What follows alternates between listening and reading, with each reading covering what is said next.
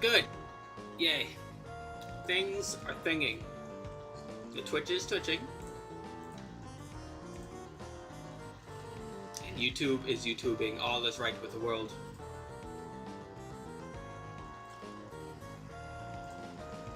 Bam. Hooray! Let me press that button.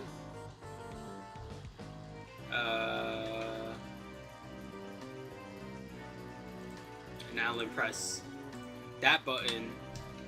And then press that button. And then let me press this button.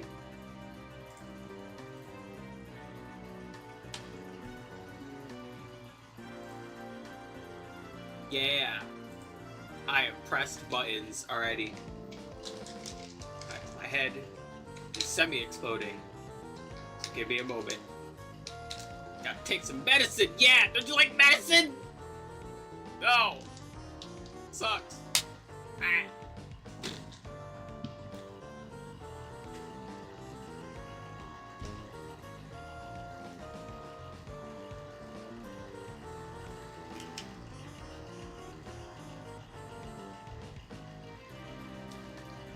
There we go. Hi, I'm new. You know what? You might be right, because for once, OBS didn't hide your chat message on stream.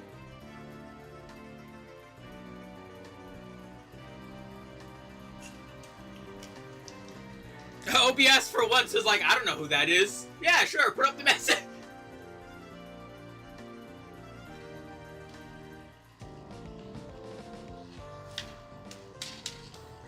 It's a Christmas miracle. I didn't have to fight OBS to show fucking worked. Hi, RB. Oh Lord.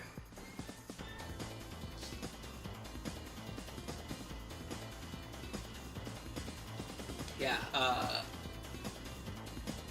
head is semi-exploding, as you might guess by the past couple of days. Yeah, my head has been hurting. But hey, I fixed the pre-sequel. So, you know, we get to talk about Borderlands again. Yay! So let's do that.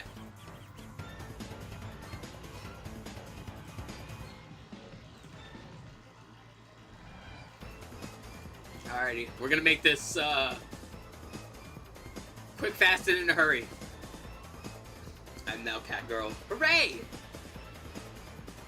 What's so quick, fast, and in a hurry? Oh, we're doing the same thing we did for Athena. We're going over all of the gear present in Borderlands the pre-sequel that is named.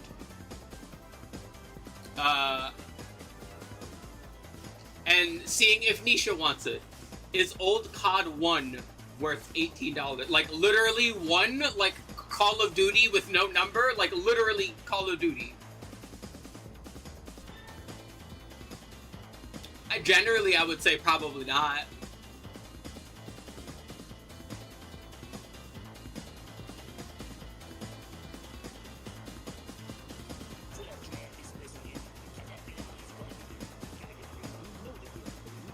OG 1 and 2 released on PS.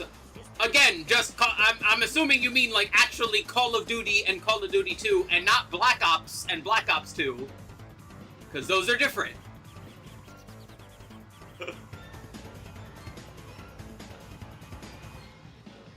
Because if you're talking about Black Ops 1 and Black Ops 2, then yes, I would very highly recommend those. Those are some of the best games in the series. I still think to this day Black Ops 2 is the best game in the series and one of the best games of all time.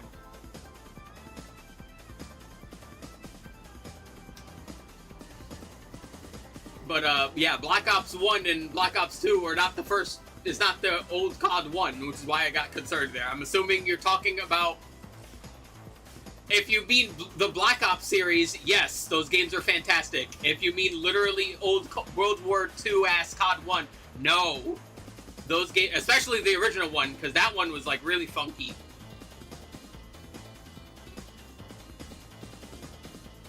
Generally, no, okay, literally the OG, okay, thank you, that clarifies. In that case, no. Generally, like, those older Call of Duty games are a bit funky to play nowadays. They don't have the same feel that we have nowadays since Modern Warfare, aka Call of Duty 4. Which, I mean, if you want to try out Call of Duty before it got, like, the blueprint, then sure, go ahead. But if you want to do it just for the sake of doing, like, if you want to do it just to do it, then go ahead. But otherwise, no, not really. I wouldn't recommend it. They were very good for their time, but they haven't really aged all that well in comparison to the rest of the series.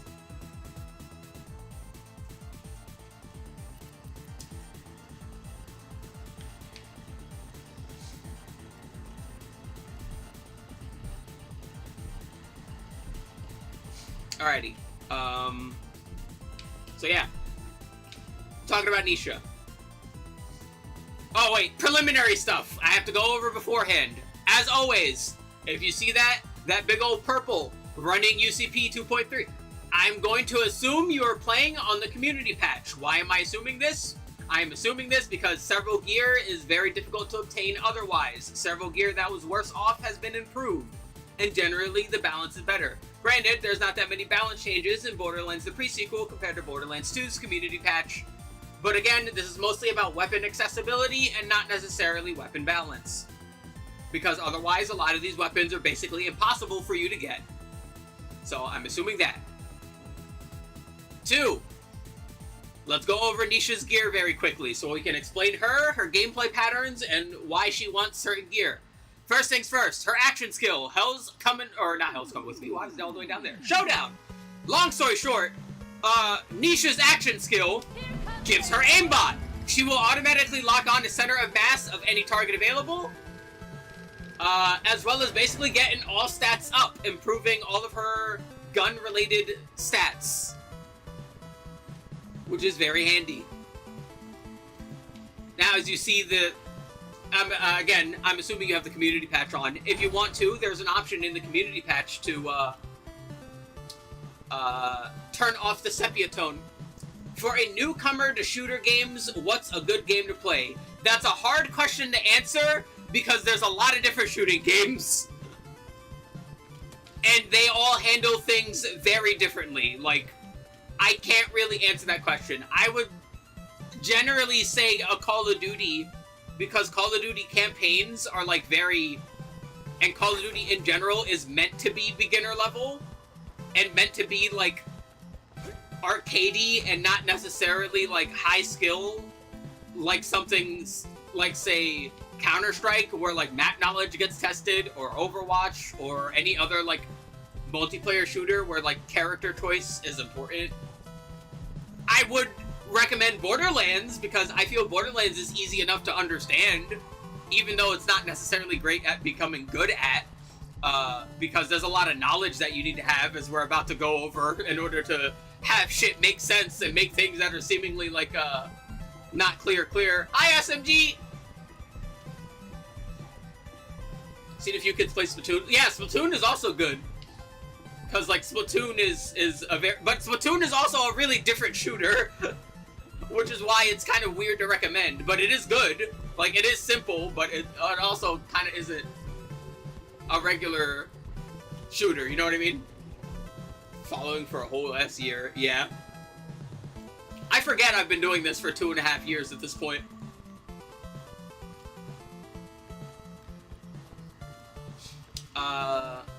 One other important thing about Showdown, because this is a shooter, you can of course aim down sights.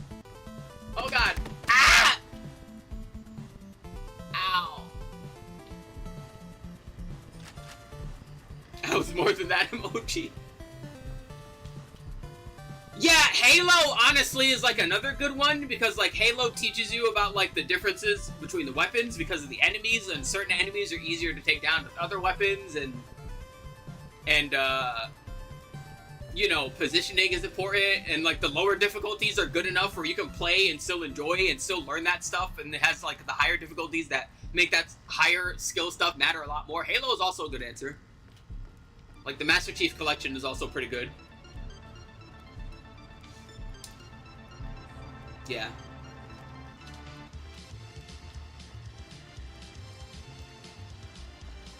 The good thing about like shooters is that like they translate well generally, as opposed to something like fighting games, like the fundamental skills of shooters, even though shooters have like very different mechanics, transfer a lot better than the fundamental skills of other games generally, which is why if you play one, it's generally easier to start playing the other ones.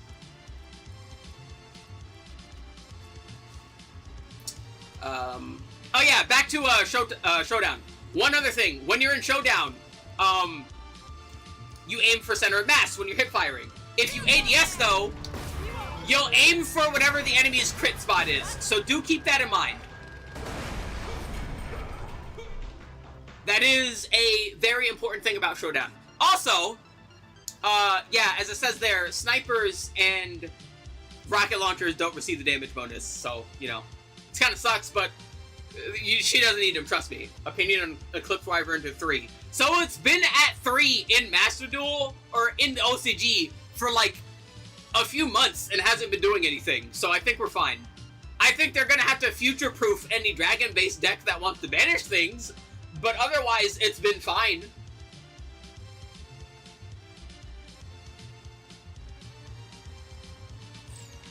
Like, I thought Eclipse Wyvern sounded scary, but like the results basically kind of prove that, yeah, no, it's fine. And I can't really deny the results that are being put in front of my face, you know?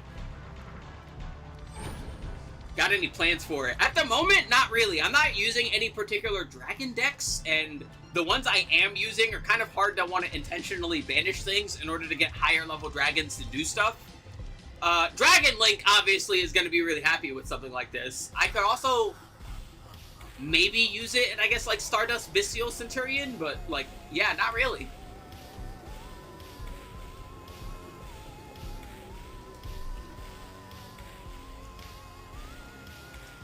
Alrighty, really quickly, I am also in the middle of cooking dinner, so I am going to check the food. Branded Fusion to 1 is more of a hit to Draco Tail. Yes, they're doing it to hit, like, branded variants and not necessarily pure branded, because pure branded is not as reliant on branded fusion anymore thanks to the new cards.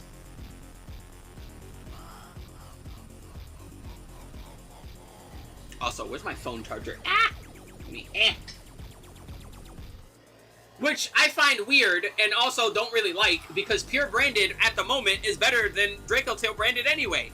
And I really hate when they do that.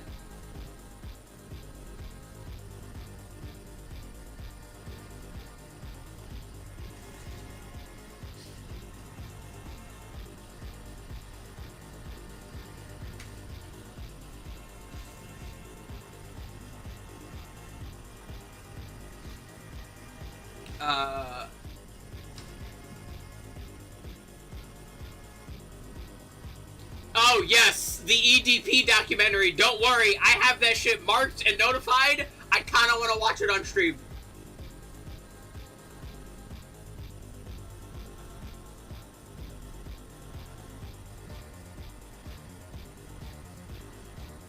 Yeah, that shit was... I was like, ain't no way. It turns out there is a way. That is going to be silly. Yeah, alright, give me a quick moment. Let me double check the food. I will be right back.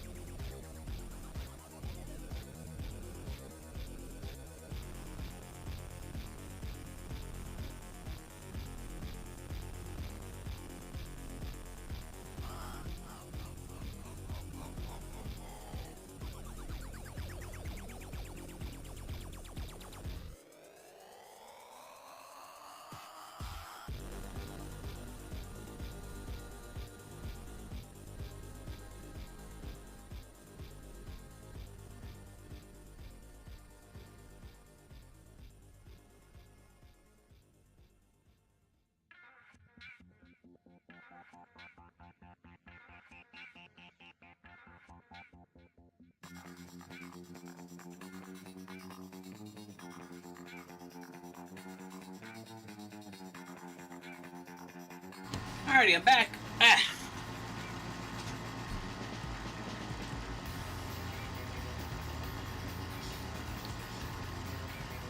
Yeah, I saw the Charlie video talking about the documentary. That's why I knew the documentary was a thing. Anyway. So yeah, let's go over Nisha's skills. You know what would be a good idea? Actually, hold on. Let me open up Loot Lemon on the side to see if there's any funkiness with some of the skills, because this is Borderlands and that happens sometimes. Ah! Oh god. Ah!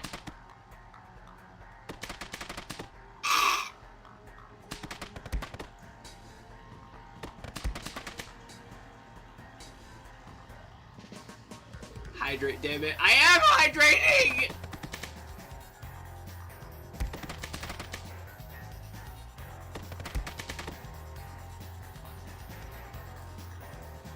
Alrighty.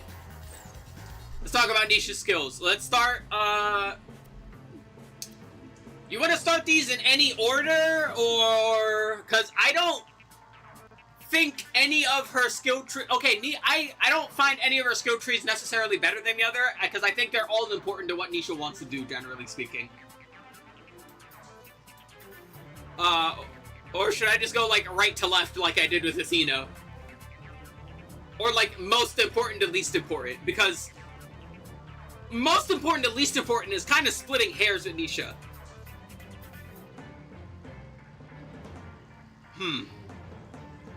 You know what? Okay, I'll start with the red tree.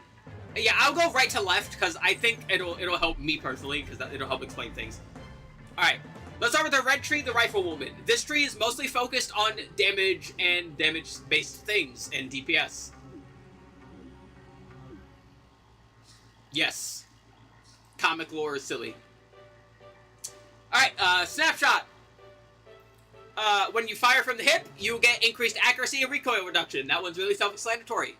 I don't need to explain it. You're more accurate when hip firing. You're going to be doing that a lot with Nisha. Bonafide Grit is a kill skill that gives you extra critical hit damage and health regeneration. Kill skills in Borderlands, the pre-sequel, last for roughly 7.5 seconds. So do keep that in mind. But yeah, that one's self-explanatory. You do more damage and you get some health back. Nap for a second shift. Wish me luck. Yeah, let's go!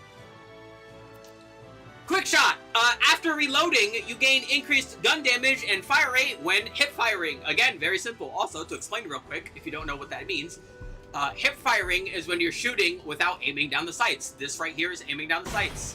So if I hit this guy right here, you see that does 4,000, right? Now if we reload, that skill activates. Now it's doing 6,000 or 60,000. Bam. That's hip firing. Unchained is a very interesting skill for a character like Nisha. If you shoot an enemy, you'll gain a stack of fire rate. And you can get up to 21 stacks.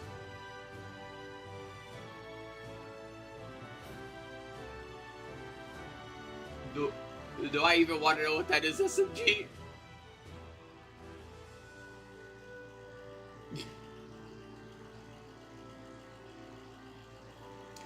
But yeah, if you shoot an enemy, you'll gain a stack and gain fire rate. This is one of, unironically, like, the best skills in Borderlands ever, and it's really weird that it's on Nisha of all characters. So yeah, right now, I'm using the Excalibastard, which is a very slow-firing weapon. You probably wouldn't be able to tell, because,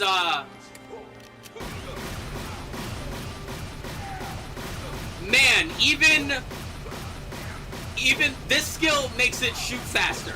A lot faster. It is a large percentage boost to fire rate for basically nothing. Even if you only put 1 point into this skill, like, a 21% boost to fire rate for 1 point basically is not bad, but more points just makes it excessive. But Nisha is a weird character for this skill. We'll go over why later. Some people might be putting the pieces together. Fistful of Bullets just increases your magazine size with all guns by 3. Just straight up, all guns just get +3 to whatever their ammo total is. Why are all your Twitch clips by me except for one? Well, because I don't really ask people to like clip things. I don't really ask my audience to do anything. I just want them to come in and enjoy.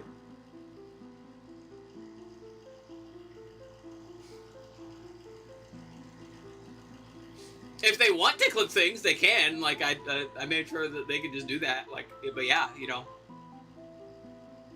I'm not out here asking for my audience to do anything other than be here and watch and enjoy the stream.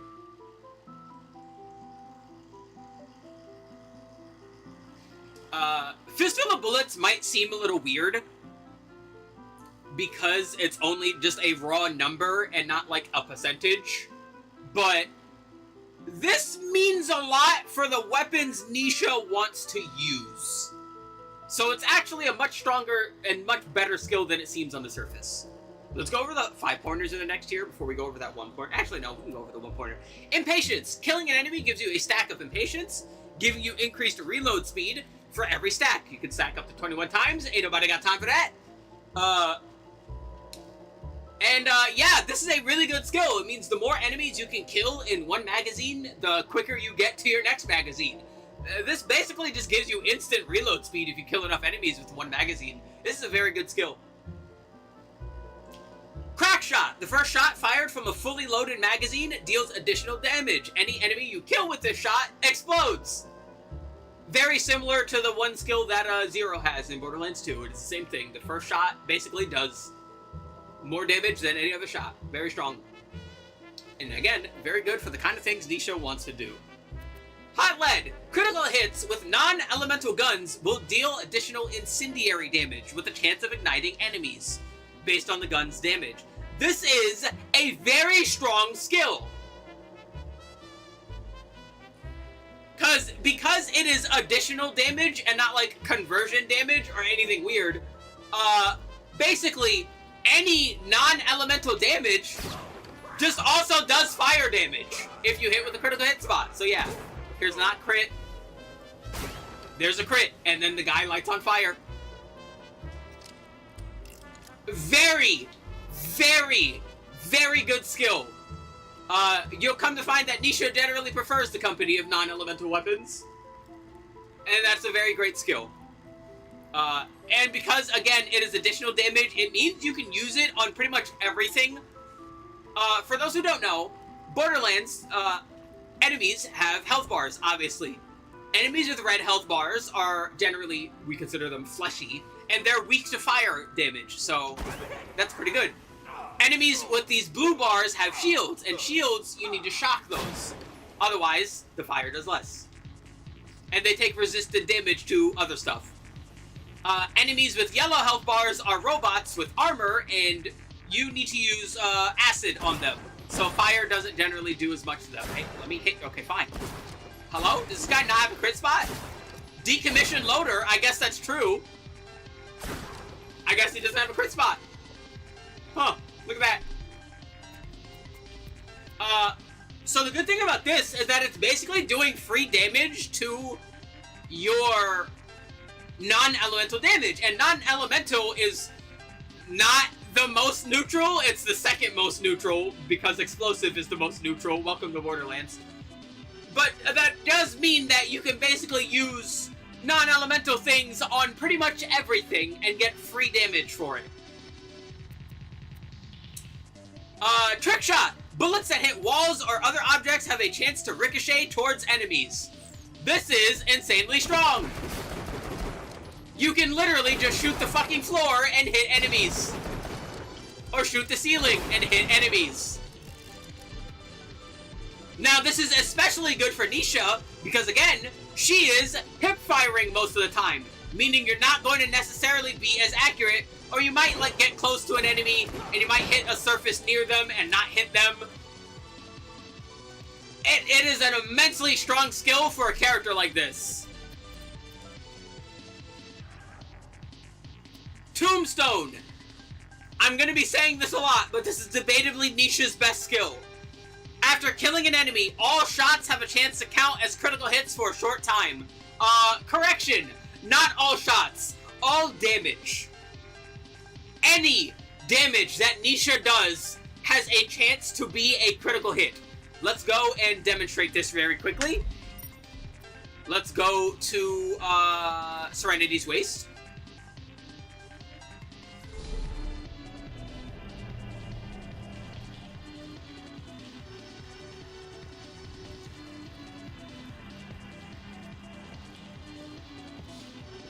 Hi, Janie. Ah! What the fuck did I just get stuck on? Alrighty, so. Take a landing. They're right there. There's a Kragon. Fight me. Alright, here's another one. So yeah, here we go. Kragon's critical hit spots are inside their mouths. That guy's dead now. And if you notice, that purple critical hit symbol will pop up. That means Tombstone worked, and you got a critical hit without actually hitting their real critical hit spot.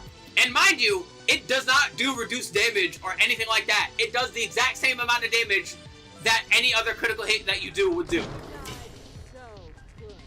It is an insanely strong skill. But again, it does not just count for... it does not just count for shots. Any damage that she does can also critical hit. So that includes melee, like that. That includes grenades, like that. That includes, unfortunately, blowing up barrels. You can critical hit yourself if you hit a barrel. It kind of sucks. Let's go back to deck 13.5. That was a... But yes, any damage Nisha does while that skill is active can critical hit anything. That will be very important for the weapons that I'm going to talk about. So do keep that in mind.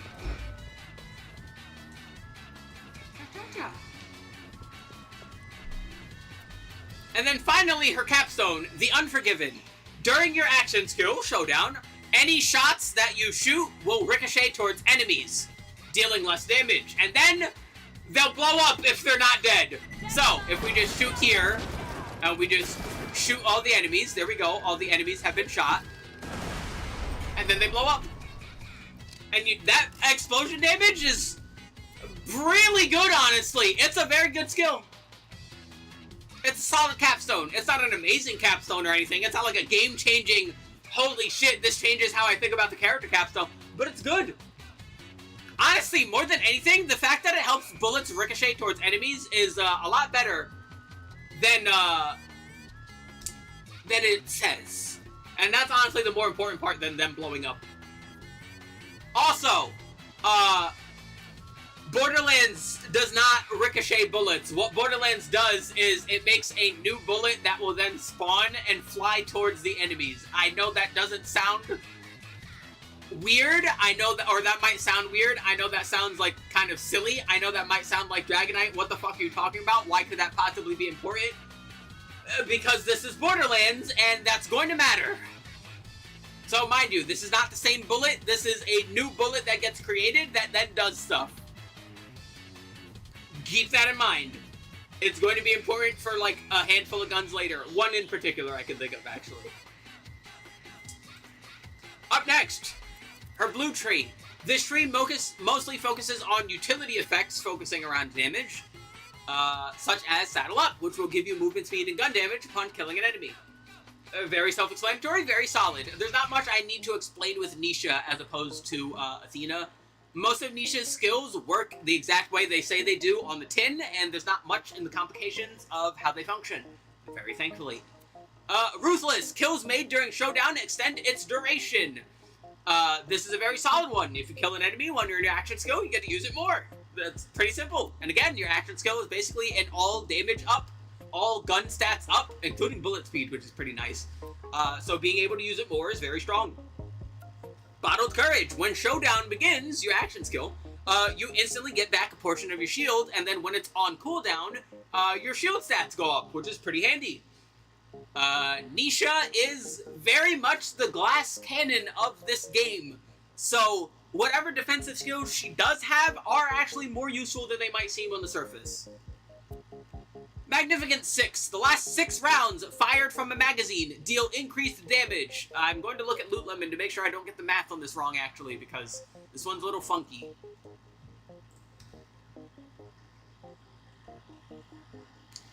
Let's see here.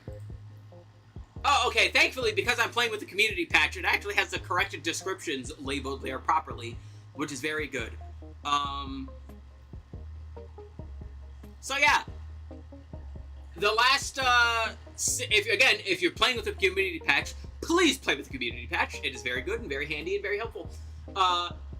So yeah, the last 6 rounds in your magazine will deal whatever the listed damage there is. And again, I'm assuming you're playing with the community patch, so you can actually see the proper damage numbers, which is very good. Now, mind you, if you're using a weapon that has less than 6 rounds, then it'll just always use that damage. So you're just always getting that damage bonus without actually having to think about it, which is very nice. So that means any guns that have 6 rounds or less will still get that full benefit for all of their shots, which is pretty handy.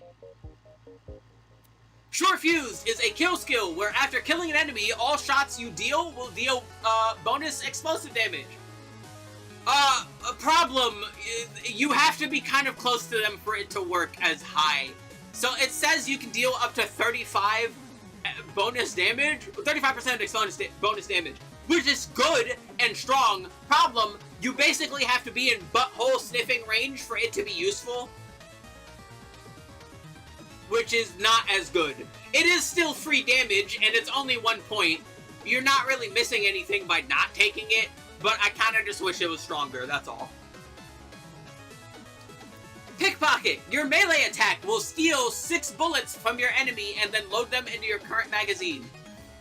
Does not work with rocket launchers, and if you're playing with the community patch, it will give you 10% extra ammo in your carrying capacity. That is your reserve ammunition, which is pretty handy. This is not as good as it seems, which is unfortunate, because it's very funky. Nisha, aside from being a glass cannon, her biggest problem is ammo efficiency. She can do a lot of damage. She can shoot a lot of shots. She will run out of ammo if you're not playing with the proper weapons. And this is not Borderlands 3. There's no cut-purse launch pad in order to get ammunition back for more ammo-hungry weapons. Nothing like that really exists. You can maybe take the Moxie Slammer that gives you ammo regen, but even then, that only helps a little bit, and that means that every hour on the hour, you have to go back to Concordia and just slam down another fucking ammo drink. Nisha's biggest issue is absolutely ammo efficiency, and unfortunately, the skills in her tree that are meant to help with that are not really all that good at it. Gunslinger. While in Showdown, you will constantly regenerate ammo for their current weapon. Let me go look at Loot Lemon so I can see the actual numbers for that. Let's see.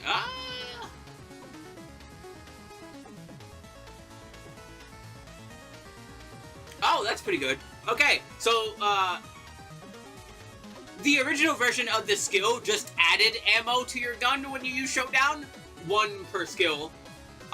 No, turns out Loot Lemon just makes it an ammo regeneration skill, making this skill substantially better than it is in the base game, and is an actually good skill, which is very nice, because yeah, in the base, in the regular game, it's not that great. Alright, give me a quick moment, I will double check the food, because it smells good. Ah!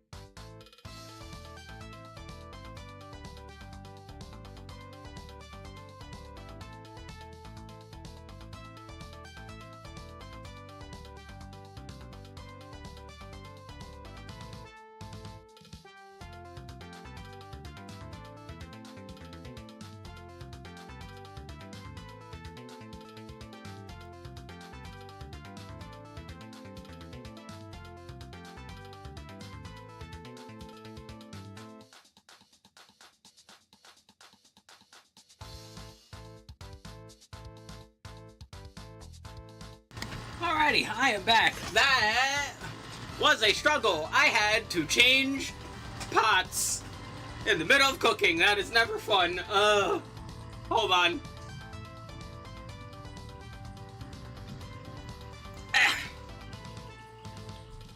Poof. Alrighty.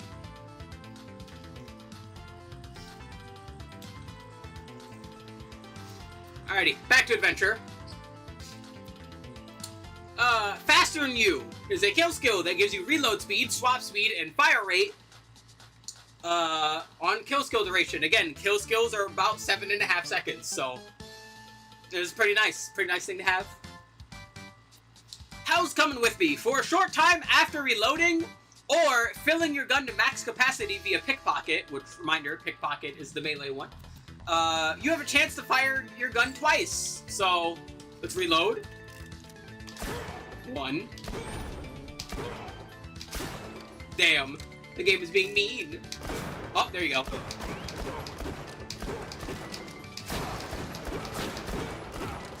Yeah.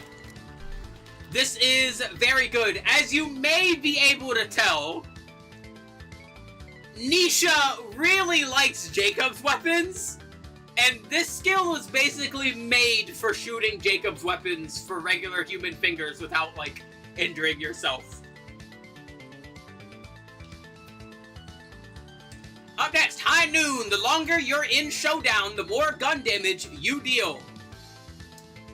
It ends when Showdown ends. Now, hold on. I'm going to double check the wording here on Loot Lemon, just to make sure this works.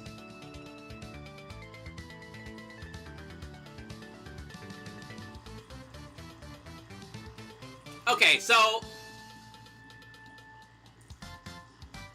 does this work the same, or...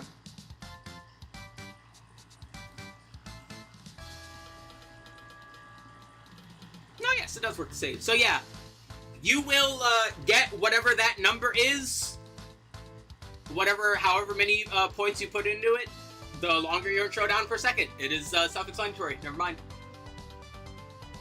I always get concerned when Borderlands uses the word bonus when describing something, because Borderlands describing something with the word bonus usually means one thing, and it's always a good idea to double check just in case.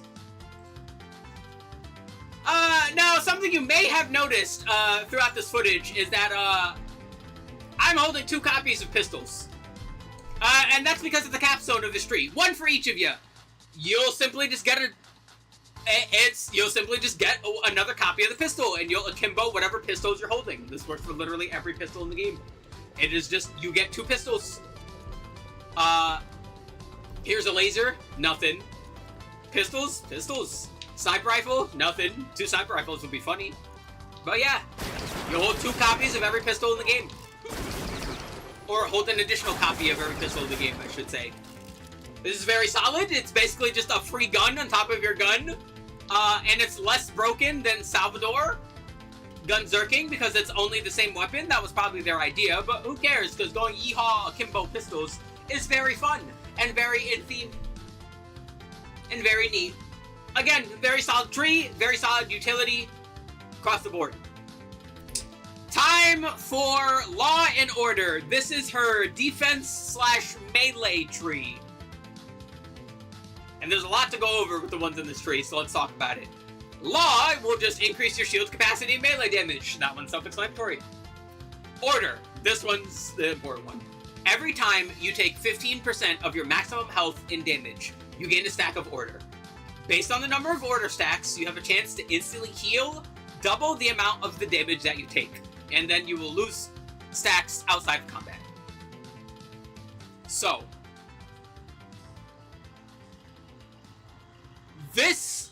okay, you might notice the problem with Nisha's survivability already off rip.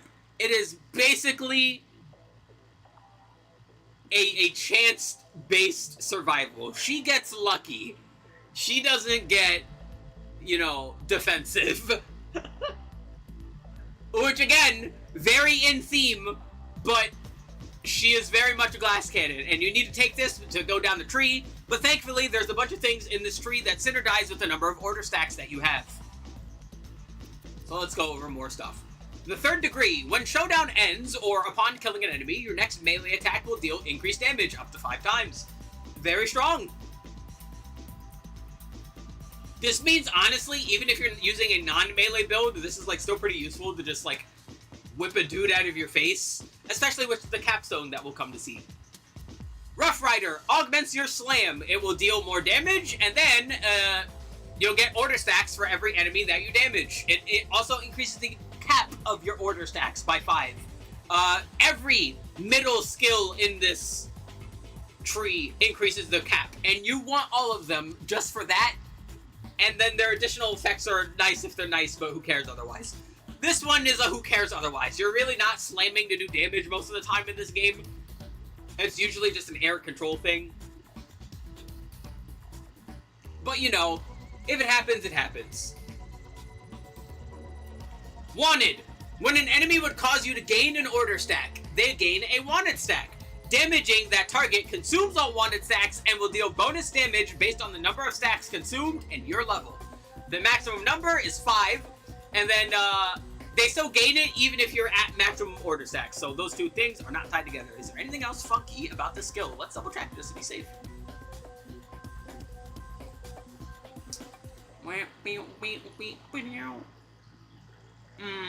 No. I wish Loot Lemon had the, like, math on the amount of bonus damage they would take per stack of wanted. They unfortunately do not. I would have appreciated that. Oh, yeah. This is a fine skill if you don't want to take the other one. You need to take... You're probably taking Rough Rider for the order stacks and picking one of these two, so... Make your do. Discipline. Upon reaching 10 order stacks, your shields are instantly recharged. And when at 10 or more, you gain increased stats, melee damage, gun damage, and shield retard delay. And of course, increase your order stack cap. And, yeah, you'll also get more of those stats per order stack. Which, again, is a really important reason to max out on order stacks. Very solid skill. Blood of the Guilty. If you or an ally kill an enemy, you gain a stack of order and have 5% of your health restored. That's right, she basically just has... on-kill health healing. Very solid.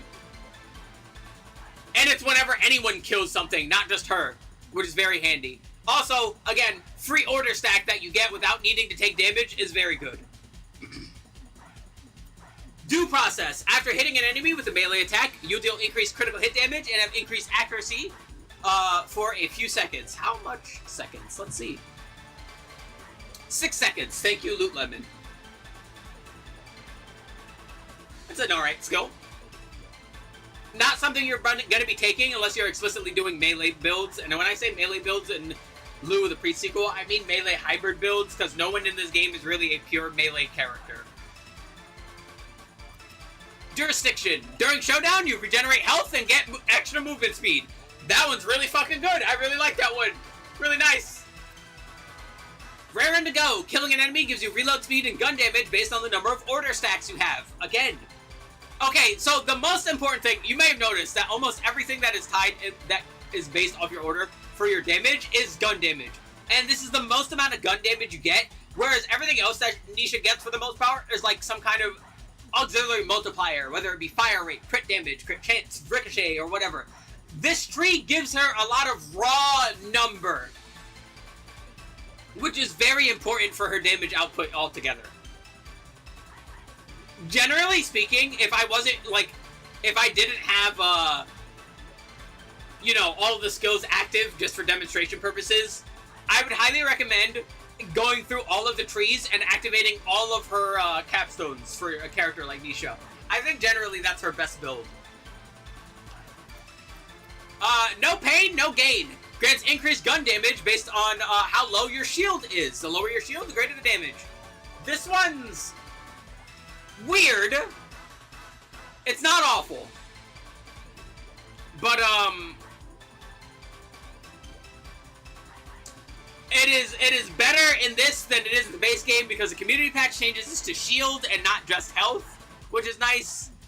Because if it was just health like it is in the base game, it's not really a great skill. But it working on health and not shield is substantially better. Or shield and not health. Bleh, brain. So yeah, it's honestly a better skill than it would be otherwise. Thunder Crackdown is a melee override that causes your melee to do this. Shoot out a cone of electricity that does extra damage based on the number of order stacks that you have, and as well as increasing your order stack cap even more. This is a really fucking strong attack. You will one-shot guys with this attack. Easily. It's fairly strong. Nisha, in general, actually, her melee attack is slower than a lot of other characters, but it's a whip, so you can actually hit people from farther ranges than a lot of other characters can. Can I hit anyone here? Let's try. Well, I can hit him with that. Yeah, Nisha has the biggest melee range out of all the characters in this game, so do keep that in mind.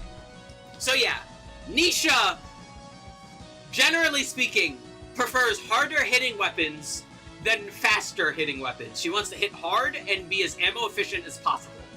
That does not mean she's incapable of using spray and pray weapons. It just means that she is going to probably use them generally less, or use them for their more utility effects rather than outright damage, because she is an ammo-hungry hog because of all of her fire rate and increases, and not that good of ammo efficiency, as opposed to someone like Athena and Jack. So do keep that in mind. With all of that being said, now that we've gone over her skills, and now that you generally understand that she wants to... Oh yeah, the other important thing, her play pattern. Nisha wants to kill whatever the weakest enemy in the room is as quickly as possible, then gain all of her kill skills in order to decimate the entirety of the rest of the room. Because nothing is going to survive the rest of that onslaught afterwards. So you will kill whatever the squishy is, and then just go nuts. That is Nisha's general play pattern. Kill whatever's the weakling, and then murder whatever else thinks it's not weak.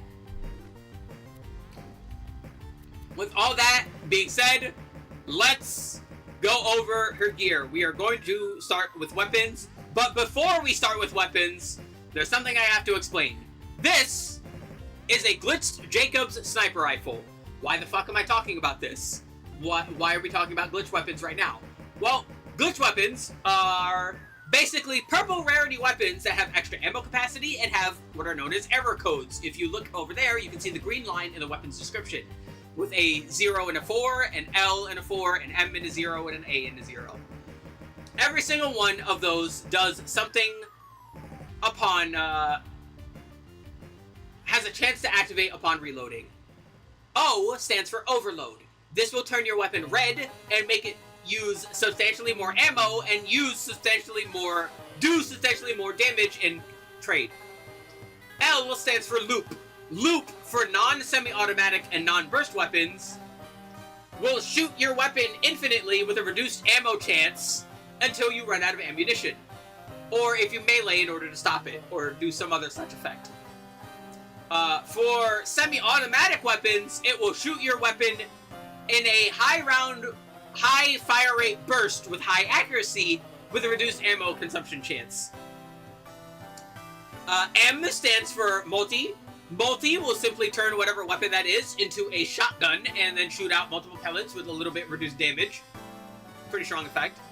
And then A stands for amplify, where every shot will drain your shield like an amp shield. So, with that, why are we talking about this?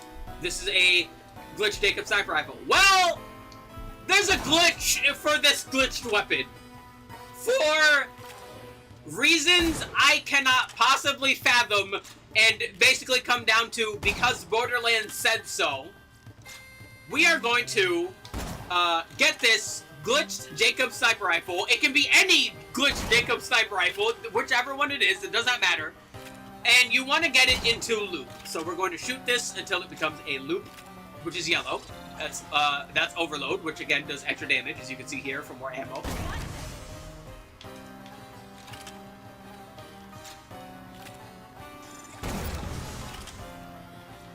Also, the loop codes do not have the same odds, as weird as that sounds. even though Overload and Loop are both at 4, they're not necessarily equal, and I wish I could find the numbers for which Loop code and what the actual odds are. But the Gearbox forums no longer exist, which is the easiest place to find that information, and I don't know if that information is still available somewhere.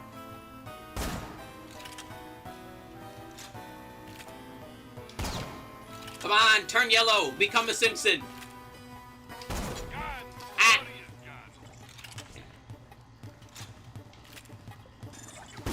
It's being mean!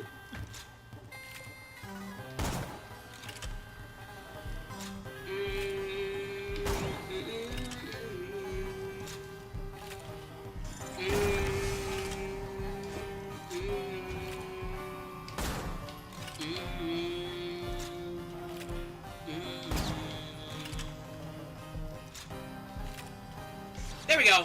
Alrighty, so for whatever reason, when you get a glitched Jacob sniper rifle into loop mode, if you just switch weapons, the loop effect will transfer over to your other weapon.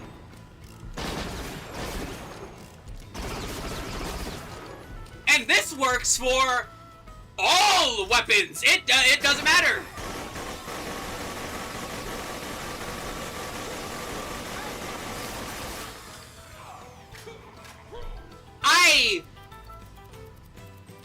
I do not know why this works this way.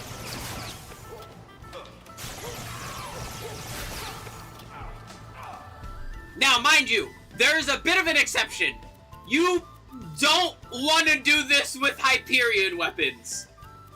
The reason being is Hyperion weapons have their reverse recoil, where they start off with very inaccurate recoil, and then get more accurate the more they fire. This does not behave properly with this effect. As you can see. However, you are playing Nisha. You can still go into Showdown and shoot an enemy as accurately as you possibly can.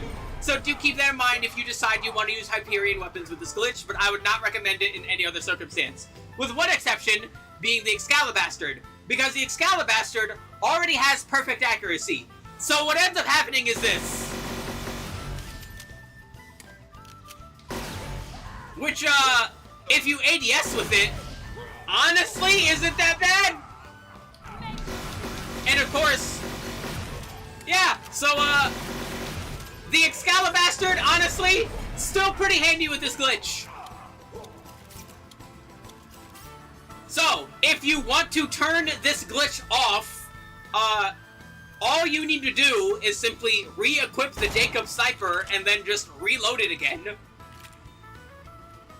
And then your weapons will go back to behaving like normal. Now, why did I bring that up?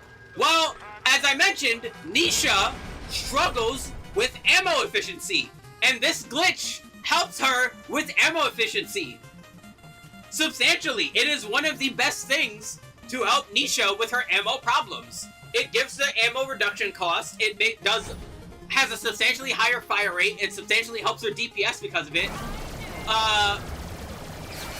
If you're, generally speaking, Nisha wants to go with the more ammo efficient weapons, and that helps. However, if you want to go with more spray and pray weapons and more fully automatic weapons, and want to use a skill like Unchained, I would suggest you keep this glitch in mind and just not use Hyperion weapons, or, you know, just keep it in mind in general. Because it is a very, very, very, very, very strong glitch to use on Nisha. I mentioned that during the Athena guide. I don't think Athena really needs it because she has her skills that help with her ammo efficiency. I think it is pretty handy on Jack, even though he has skills that help with ammo efficiency. Because, generally speaking, Jack is just one of those weird characters that ends up having something that he can utilize this effect with, which is pretty nice. Everyone else in the game, in general, can use this effect really goddamn well. Everyone can use some ammo efficiency, even though they're not as ammo hungry as Nisha is, and I think it helps out a lot. So do keep that in mind. So, let's go over the weapons now. Alright, first things first, the Hammer Buster. The Hammer Buster is a legendary Jacobs assault rifle. And it is a really honestly self-explanatory one. It's just a really good Jacobs assault rifle. It also has an additional effect where, boing, shots don't just stop when they hit the enemy they hit. Because of course not. This is Borderlands. Why would they do that? That's going to be a running theme for this. Hammer Buster shots fire piercing bullets natively. So,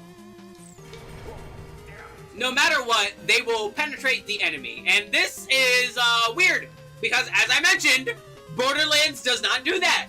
The bullet that pierces the enemy is not the bullet that pierces the enemy. What happens instead is a cloned bullet gets created and keeps firing through that enemy.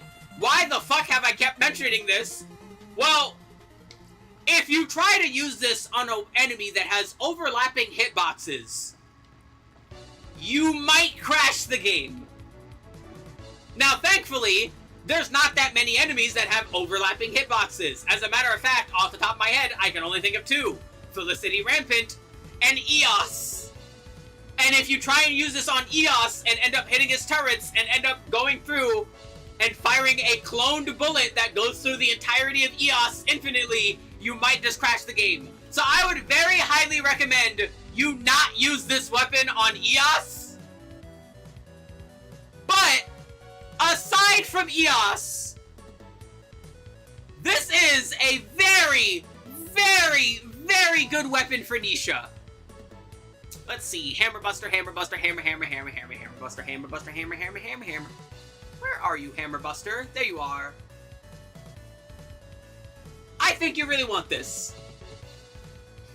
Now, an addendum.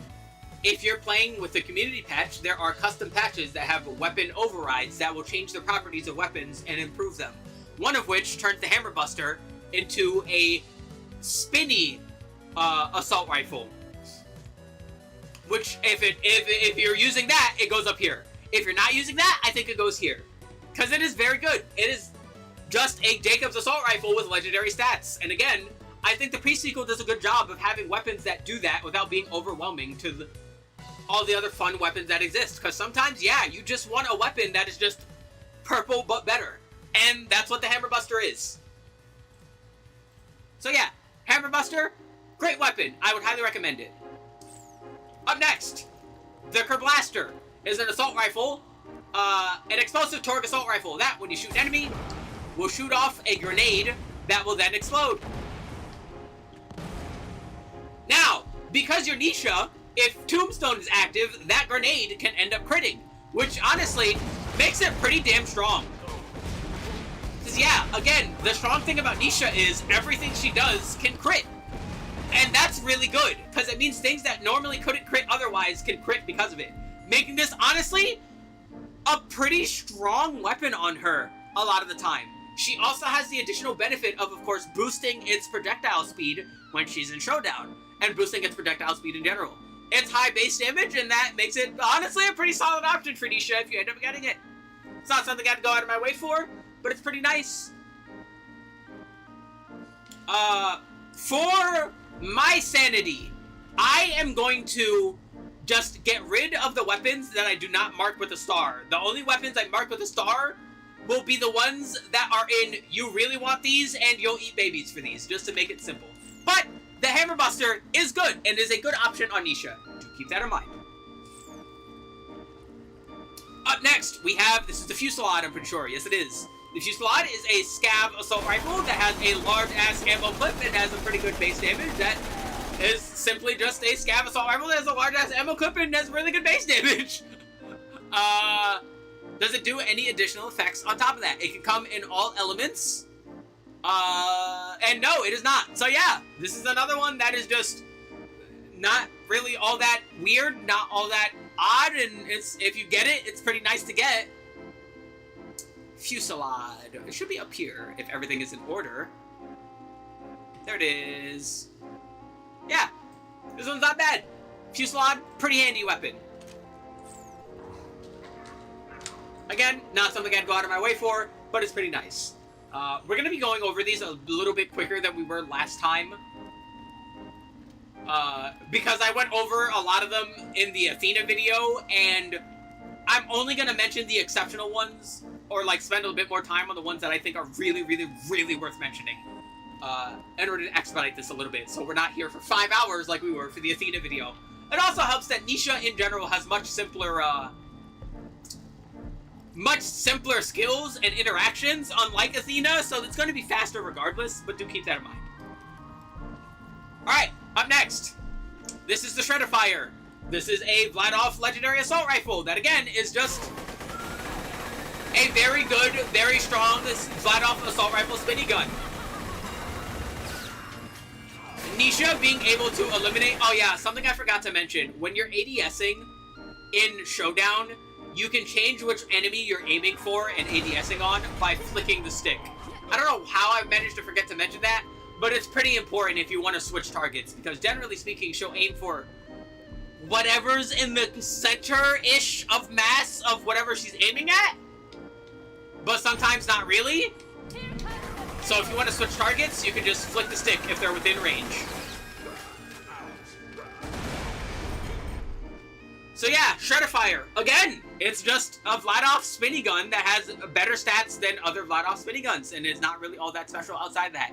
It technically has an increasing fire rate, but that's like a spinny gun thing and not necessarily this weapon in particular thing. That's why I'm not going to mention it any other time it pops up, unless there's something weird if that happens. But yeah, the Shredder Fire is also a solid weapon. It also comes in all elements and is nice to have if you get it. Not something I had to go out of my way for. It's good. Shredder Fire, Shredder Fire, Shredder Fire. Big ass, purple ass gun. Where are you? There's Old Painful, there's the ice cream. There you are. Yeah, it's good.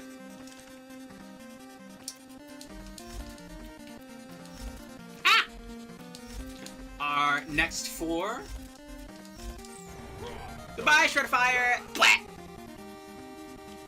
This is the Major Tom. This is a dull assault rifle. Which, like all dull assault rifles, when you aim down sights, you will burst fire. But let's talk about this weapon's unique quality before we do that. This weapon does not shoot out a singular bullet.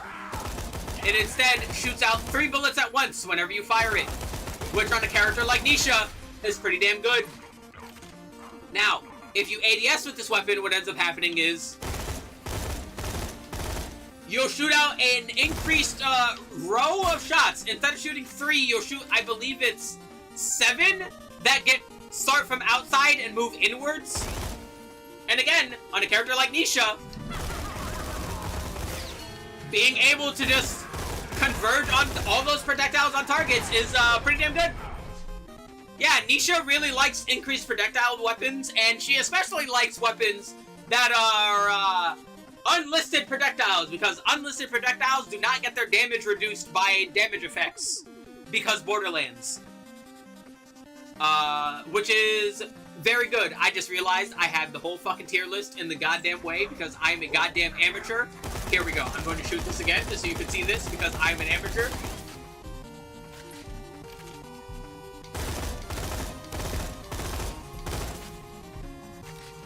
There we go. And then, if you're in Showdown,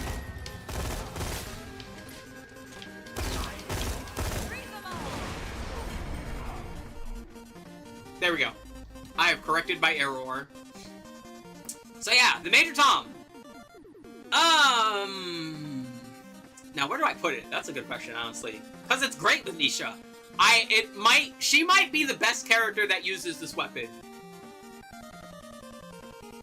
But the thing is, I don't, in general, feel like it's such an exceptional weapon outside of using it on her. But she is the best one to use it, so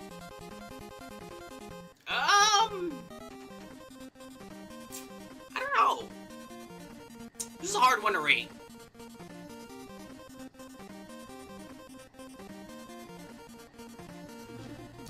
Yeah, I think she's the best one to use it, but I still don't think I would put it up here. I don't think I would. Up next, this is the Ice Scream. This is a blue rarity Vlad assault rifle that has a very good ammo size, and more importantly than anything, is one of the earlier ways you can get convenient freeze. Now, Nisha really likes cryo because of all of her critical hit bonuses and critical hit damage in general. So Nisha really likes any weapon that makes applying freeze to enemies really good. And the Ice Scream is one of the weapons that can do that. It's not the best weapon that can do that, but it is one that Nisha very much appreciates. And at the point you get it in the game, it's one that you might keep for basically the entirety of the game. So yeah, solid weapon. I don't think there's gonna be that many weapons in the lower tiers for Nisha. Nisha basically is, aside from Timothy, like the gun character. It's kind of hard to have a bad gun on her, as we'll come to see. Up next, the Old Painful. The Old Painful is a blue rarity Vlad assault rifle that shoots lasers.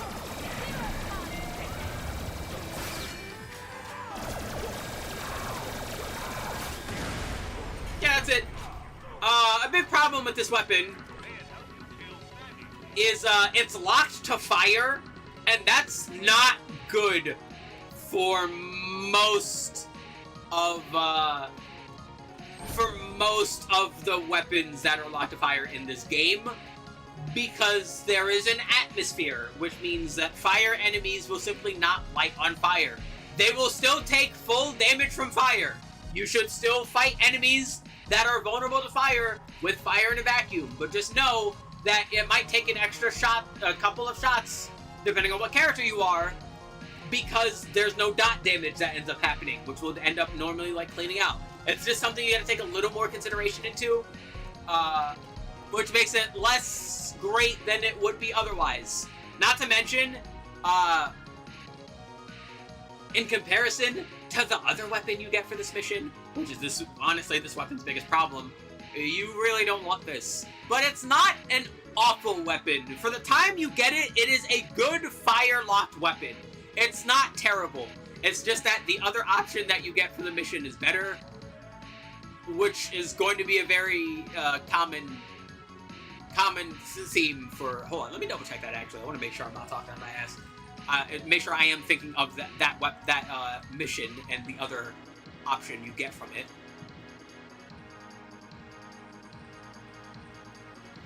Oh no, see, I misspoke. The reason I was thinking that was because, again, the community patch applies this, lets you get weapons outside of when you would normally get them, including this one.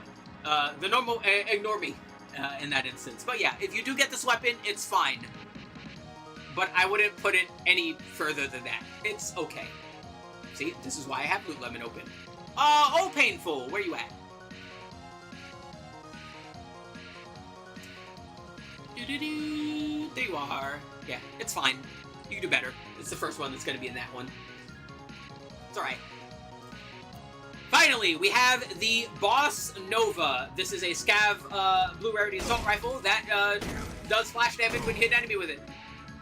Because it uses the explosive assault rifle barrel, it cannot crit normally, but you are Nisha and don't care about that. So, you can crit with this when you get a kill. Once again, I have to say, I think Nisha is probably the best user of this weapon, but I just don't think, in general, it is a good weapon. Also, the bullets penetrate enemies without dealing damage, but they will just do damage to that enemy, and then they'll deal splash damage on contact with the surface. It's weird. It's a weird weapon. It is element locked. You cannot get it in non-elemental or explosive. You can get it in every other element, though. This is another one that's just odd. again, I think Nisha is probably the best user of this weapon, aside from maybe Jack. Jack being the other gun character.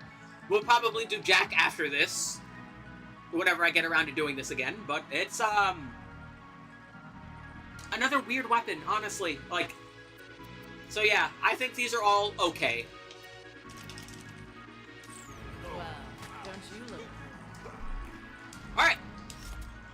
Our final 2 assault rifles. We have the Hail, a Vladov assault rifle that, when you shoot, shoots off a projectile in arcing. However, when the projectile is traveling, it has a chance to drop an additional projectile, essentially duplicating damage along its flight path.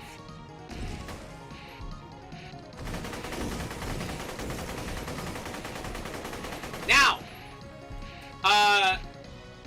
most characters can use this gun pretty damn well.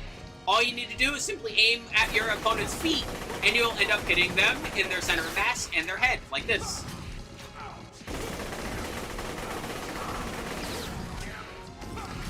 Problem. You're Nisha. Yeah, if you're in Showdown, she can't do that. So, if you're not using this weapon in Showdown, and you aim at enemies' feet, it's honestly pretty fine. However, this is one of the few weapons that explicitly has an anti-synergy with Nisha, and I feel like putting it in You Could Do Better is even doing it too much for that. I just don't think this is a weapon you want for her because of that, considering the benefits of Showdown. If you're not doing that, it's fine. But why would you not want to do that becomes the question, really. Our final assault rifle is the Crybaby. This is a scav assault rifle that, as you can see, is shooting off a split of projectiles. Which, again, Nisha appreciates quite a bit.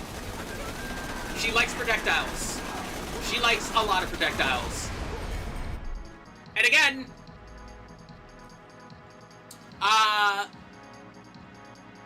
this weapon can come in all elements, which is, or not all elements, it can only come in raw, corrosive, and cryo for some reason. Now, it has different variants, which is important. This one is the Bloody Crybaby, where if you kill an enemy, you'll get extra gun damage for 8 seconds. Basically a kill skill attached to the gun. The other one is the Wiggly one that makes the bullets all wiggly, which is very funny. You'll know which one you have because the Bloody Crybaby only shoots as the one that will have a projectile multiplier of 3, while the Wiggly one will have a projectile multiplier of 1. Otherwise, again, I think Nisha is debatably the best user of this weapon, but it's not something I would go out of my way for. But she is the best user of this weapon, so you could do better. I still think you could do better, Fitz.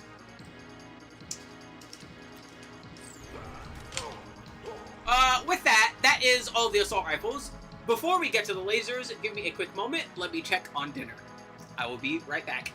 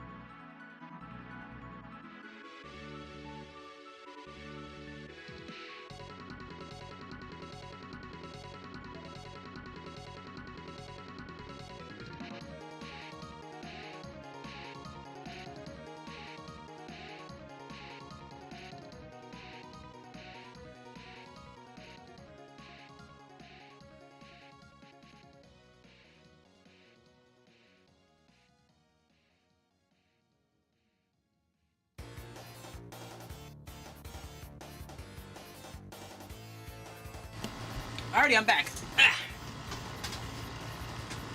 Alrighty, back to adventure. Poof! Alrighty, up next, lasers! We get to talk about lasers! We love lasers! Lasers are fun! We're starting off with the Heartful Splodger. This is a unique dull glitch rarity laser with loop 4 and multi 4. So again, you can shoot it, and then after reloading, you have a chance to activate the glitch effect. There's loop.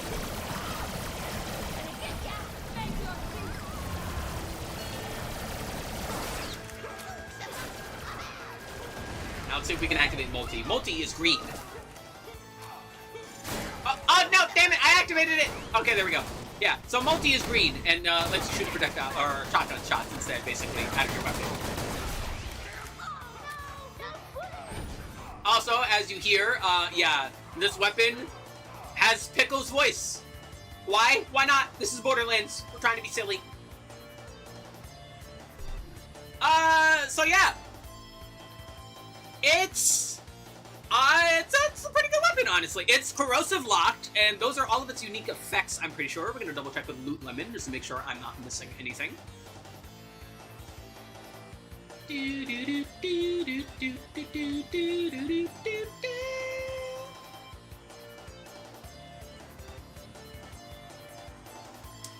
Let's see.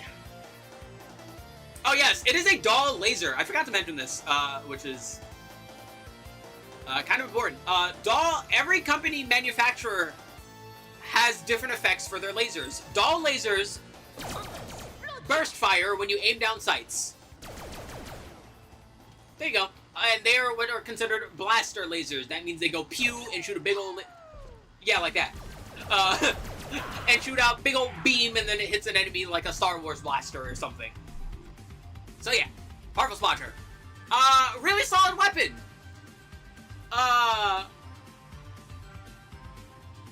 Yeah, it's just a pretty good corrosive locked laser. I have really no complaints about it. It's just a good weapon.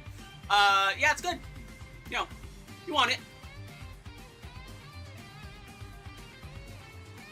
Up next, the Laser Discer.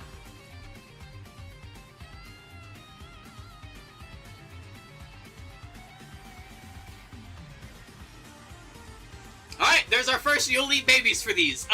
This weapon is fucking stupid on Nisha. Alright, first things first, let's hope my game doesn't crash. Alright, perfect, it's working properly. If you're wondering why the fuck I said that,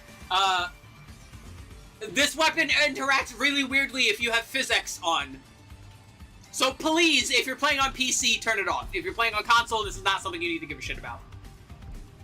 So, the Laser Discer is a TDR laser that instead of doing what normal TDR lasers do, which is shoot shotgun shots, they're shotgun lasers, it shoots a disc that does high amounts of explosive damage. It will also deal bonus damage to enemies that are in the air, because it is based off of a weapon from Tribes Ascend, or Star Siege Tribes, I forget which one of the Tribes games. Hi, Hi-Res. But TDR lasers have an additional effect. Just like all the other TDR weapons, they get thrown on reload, and this one does a Tesla effect. Now, an important thing about that.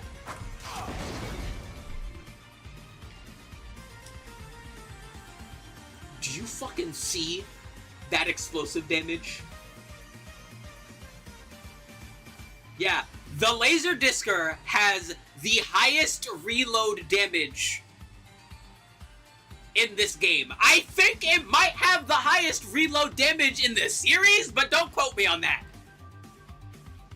It is insanely strong.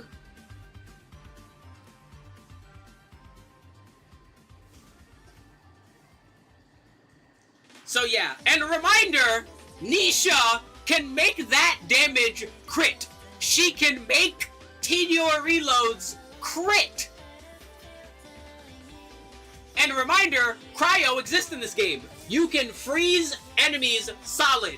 You can freeze an enemy and then throw this fucking thing at them and watch as they die. You will not struggle to kill anything. by throwing this thing at it. And even if you're not using it for the TDO reload, it does so much damage just on a per shot basis anyway. This weapon is incredible and is like one of the few weapons that's great on literally everyone in the game. This weapon is fantastic and is one of the best weapons in this game and debatably in the series. The laser discer is incredible. Also, Nisha has an additional benefit because of Fistful of Bullets. TDO reloads do more damage because TDO reloads deal extra damage based on the amount of unused ammunition in your magazine. So yeah, laser discer, fantastic, an absolute keeper. The Min Min lighter, on the other hand,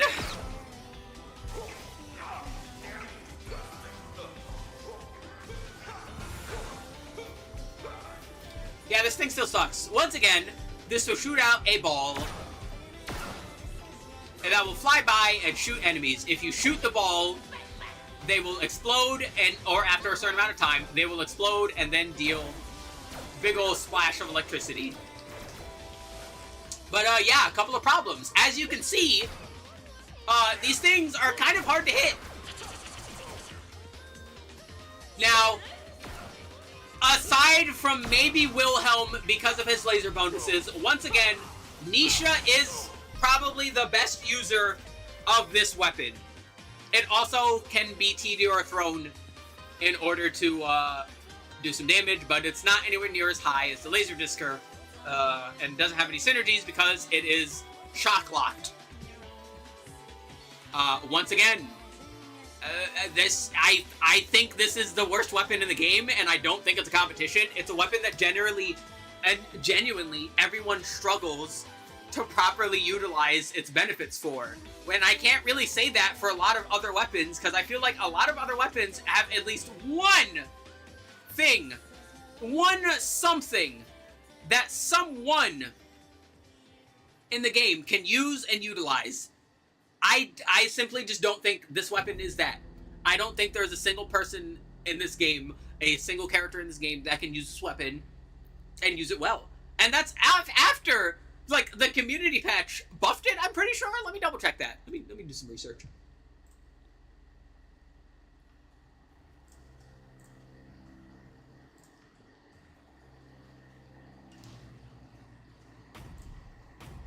Let me see here. Let me pull up community patch notes.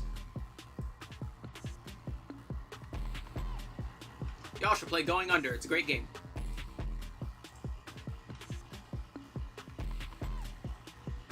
I'm really sad Going Under 2 is not going to happen. I will always be sad about that. Yeah, changelog. Bam. Let's see. Yeah, the Min Min lighter in the community patch will now always shoot 3 projectiles, because it didn't before, for some fucking reason. And they removed the fire rate penalty on it. Because, yeah, it also used to do that, too, for some fucking reason. I don't know why. Like, this gun was already bad.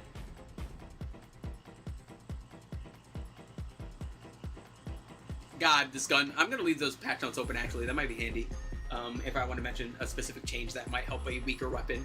Again, the community patch for the pre-sequel does not have as many because the pre-sequel's balance is just is a lot better than 2's. Slag not existing and having to balance around the fact that slag doesn't exist meant they had to make a lot more of the weapons just viable right off rip, which helps. So yeah, but yeah, Min Min lighter still sucks. Gorilla Dick, don't use it ever. The Cat of Nine Tails is a dull assault rifle, which, like other dull assault rifles, will burst fire if you ADS. This one has the unique effect of, if you hit a surface, you will split off a circular area of 9 shots towards your enemies, which, as you can see, if you're Nisha, who has an effect to reflect projectiles towards enemies, is pretty damn good. I think aside from Athena, she's probably the best user of this weapon. So yeah, Cat of Nine Tails. Not bad. You might want one.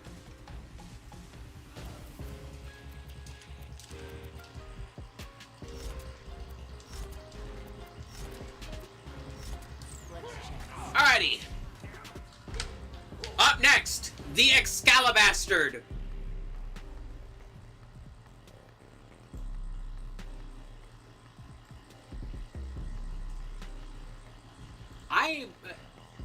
Okay, this game has, like, a lot of good weapons. The Excalibastard, genuinely, unironically, might be this game's best weapon, and might be, like, I am dead ass when I say this. This might sound fucking ridiculous. A top 10 weapon in the series.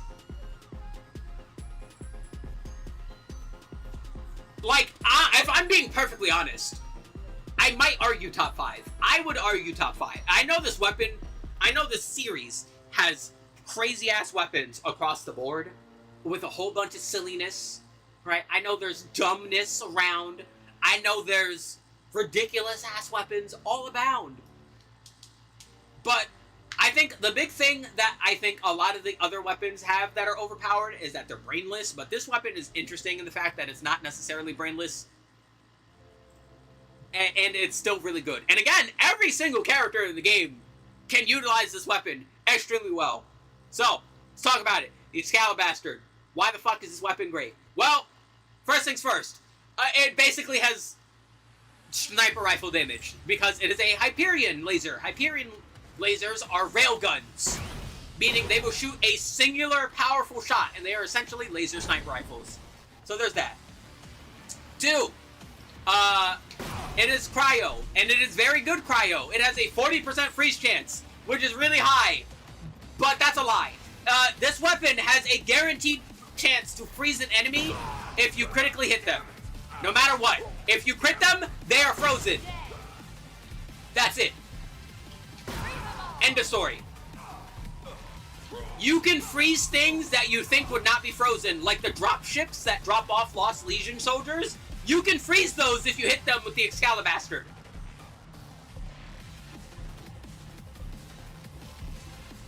But we're not done yet. This weapon also has an additional benefit, which I don't think we can see here, because, actually, no, we might be able to. If you melee a frozen enemy, they will do an ice singularity. You might have noticed that that guy took ice damage.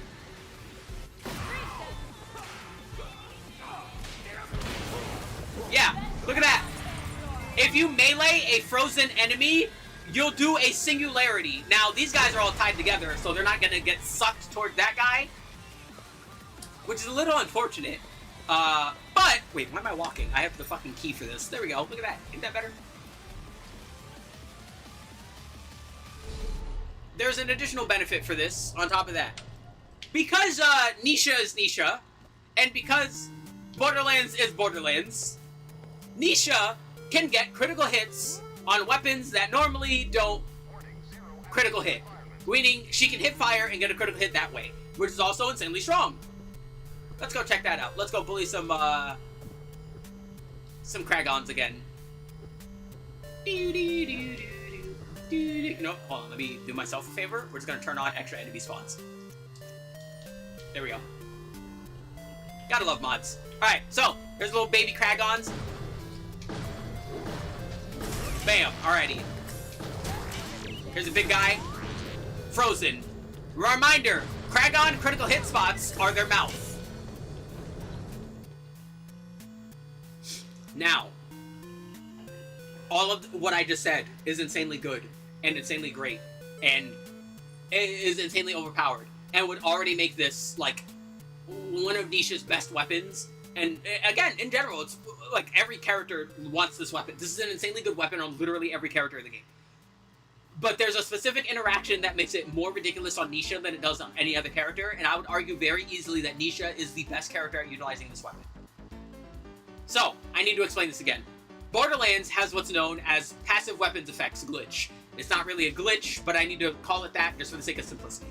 Basically, if you're holding a weapon, the passive properties of that weapon start when you hold it, and apply to everything that you do while you're holding it. One example, if you use, let's say, a weapon with a slow projectile speed, and then switch to a weapon that has a higher critical hit damage multiplier, that projectile will get boosted when you switch weapons. This has a very interesting effect on Nisha. Because, as I mentioned, Borderlands is weird, and any damage you do will work for passive weapons effects. Meaning, if you're holding the Excalibastard, and you throw out an AoE grenade,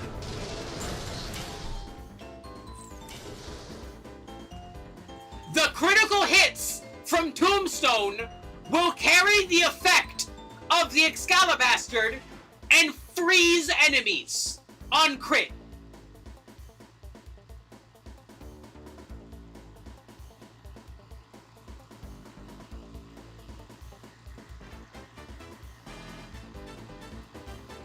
I really hope I don't have to explain why this interaction is absolutely fucking busted and overpowered as all hell.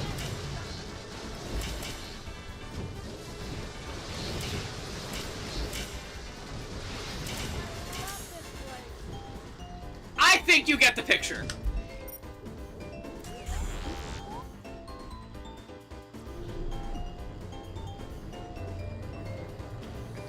So yeah, the Excalibastard is debatably Nisha's best weapon. There's one other weapon that is a very clear, like, nah, square up, fight me for number one weapon. We'll get to it later when we get to the pistols, because of course it's a pistol. Why else are you expecting it to be anything else?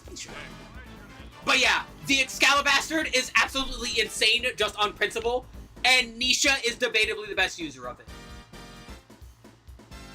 This is already an insanely good, insanely strong weapon, and she makes it even better somehow. This weapon is ridiculous on her. So let me make sure I double check everything is like working here. Yeah, we're good. Yeah, we are good. Okay, just wanted to make sure.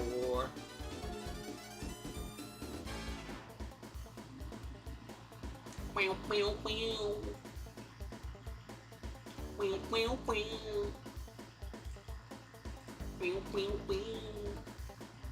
Yeah, Excalibastard, extremely strong. Extremely strong weapon. Let me do myself a favor and just pull up the information for the next couple of weapons to make this easy for me. Alright, up next is the Absolute... No, not the Absolute Zero. Yes, the Absolute Zero!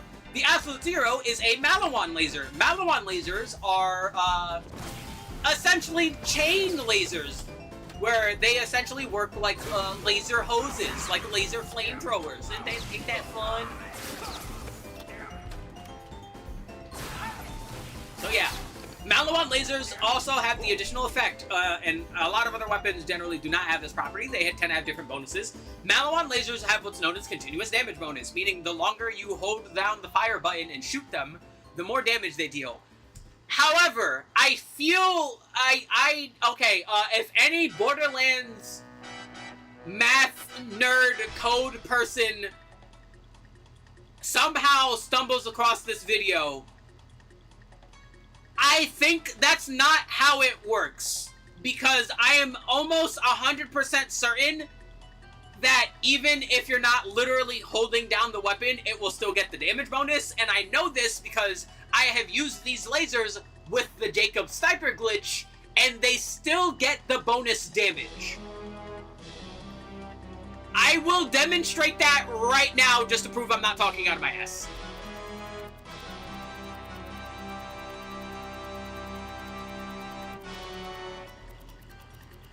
So, we got the Muck on right, or left, yeah. Alright, so, yeah, so really quick, if we just hold the button, you'll notice the hold on, let's like, use Showdown just to make it easy so he's not like moving. But yeah, you can see the ramping damage just constantly go up and up and up and up and up and up and up, which I think honestly means that it doesn't even work the way it normally says it works.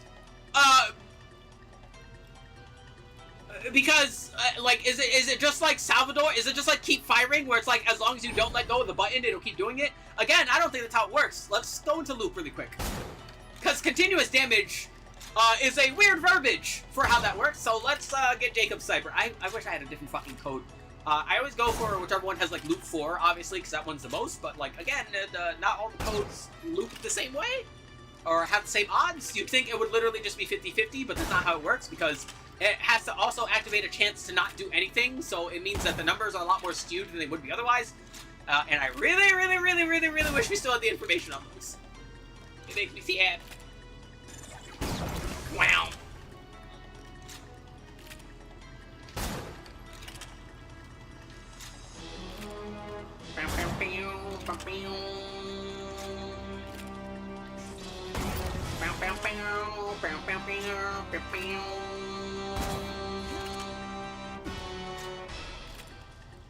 Okay, we're in loop.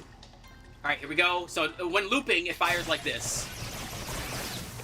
Very good. But obviously, with the Jacob Sniper glitch, you can't just hold down the fire button anymore, right? So...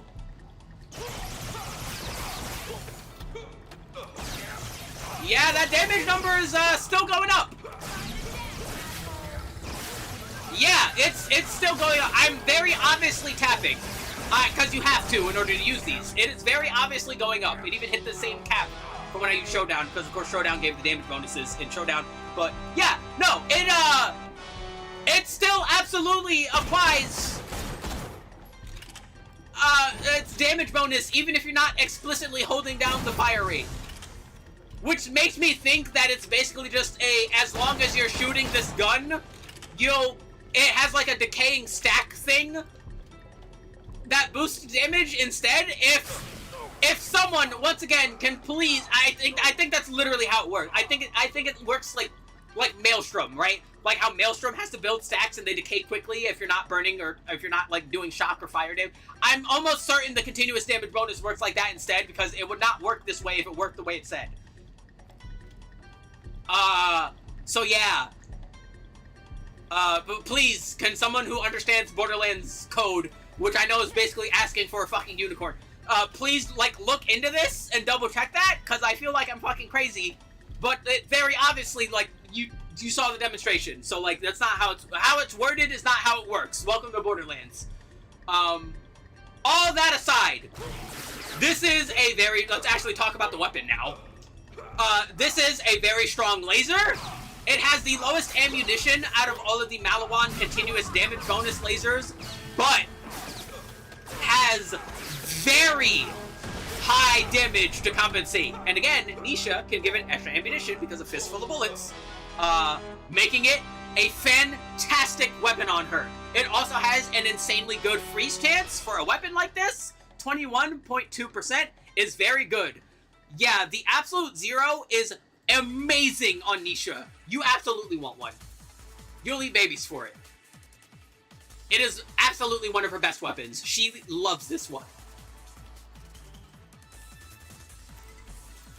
Up next, the Longest Yard is another Hyperion Railgun laser, which again means it goes pew.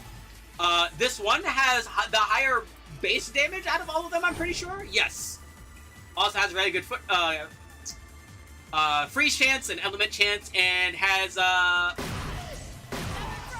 very, very, very high ammunition size. If you're going to use any laser as a sniper, it is this one. This is the sniper laser. It is very good. But, yeah, it's just a solid weapon. Like, honestly, that's all I can say. It's just really good. It's just good. Like, that's it. It also has an additional bonus of dealing extra damage while you're in the air, up to 50% for some fucking reason. It's not listed, but, let's see. So, on the ground, deal that much. Jumping, yeah, that's a 50% bonus. I don't know why! Thank you for telling me that, Loot Lemon, because I don't think I would have noticed that otherwise. Holy shit, this is why Loot Lemon is amazing. So yeah, Longest Yard is pretty good. It's pretty good, I got no complaints. Let's put it, where are you at?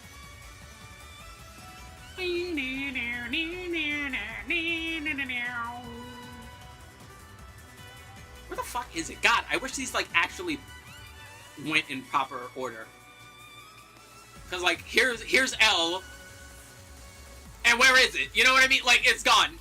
There it is. It's over here with all the other stuff. God, I hate that fucking tier list maker just, like, shuffles the shit. I have everything in alphabetical order in my files to make sure that, like, it's as clean as and neatly organized as possible. And somehow, some fucking way, this shit still, like, shifts everywhere. Anyway, you really want it. I think it is better than the weapons below it. And it's not up here, but it is better than the weapons below it. It is a very good weapon.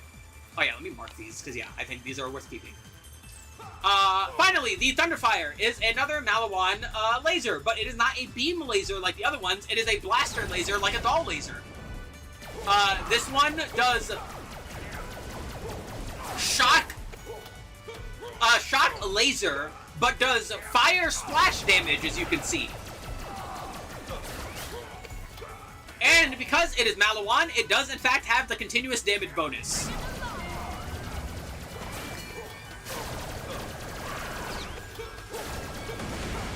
And, yeah, the the Thunderfire is...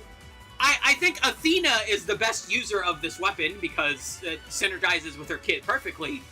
But I think Nisha really likes this weapon too. This is like a really solid, like, mobbing option if you don't want to go full in on non-elemental. It's really good. It's just a really good fucking gun. Like, the Thunderfire is like one of my personal favorite weapons. But I think it's just good. It's just good. It's really good. Like, the only character who really doesn't want to use this is, like, Aurelia, because she doesn't want to use fire. That's it. Everyone else likes this weapon. It's a really solid weapon. It's especially funny on Jack. The Jack video is going to be very interesting. I'll probably do the Jack video, like, in the middle of next month. Actually, matter of fact, hold on. Let me double check something. What are we, check the calendar. Let's see, what are we doing? I gotta do another stream tomorrow. The Thursday, and then the 1st. Okay, so the 1st, we're probably gonna do another viewer dual stream on the 1st. We're probably doing, like I said, we'll probably do those once a month, because of how fun they are. So yeah. I also changed my hair. Someone said make my hair Neapolitan colors. I will do that. But yeah, Thunderfire is great. It is a great weapon. Like, all these lasers have been, pretty damn good so far. So, up next, we have that one, and then that one. Alright. So, the ZX-1 is a... This is Doll, right? Yeah, Doll. Is a Doll, blaster laser that shoots out its laser shots. However, it has an additional effect.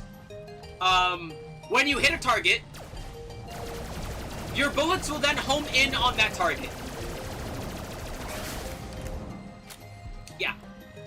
Now, most characters don't like this. This weapon is already fire-locked and creates issues. But Nisha, of course, with the ability to make anything crit, even when it's not supposed to, can generally deal with this weapon being a weirdo. Oh yeah, also the beam penetrates targets, but like, it's a non-care in the grand scheme of things. Let's see, here's one, and then that one, and then that one, and then that one. Let me pull these all up.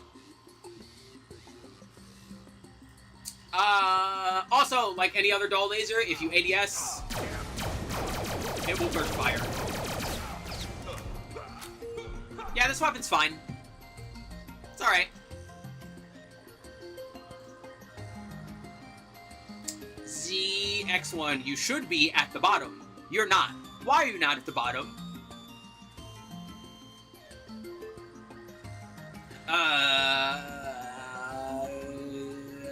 So many guns. Lost in the sea of weaponry. There it is. Yeah, you could do better. This gun's not amazing. Alright, let me check on the food really quick. I will be right back.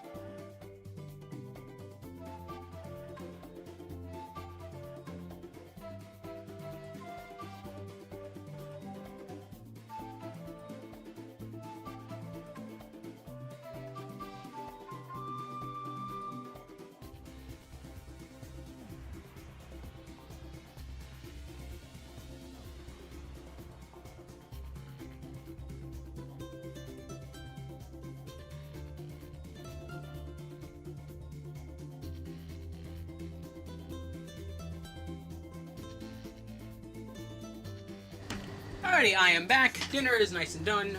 No more dinner trips needed. Hooray. Yeah. Why is that doing that? Hold on. Okay. Alrighty. Back to adventure.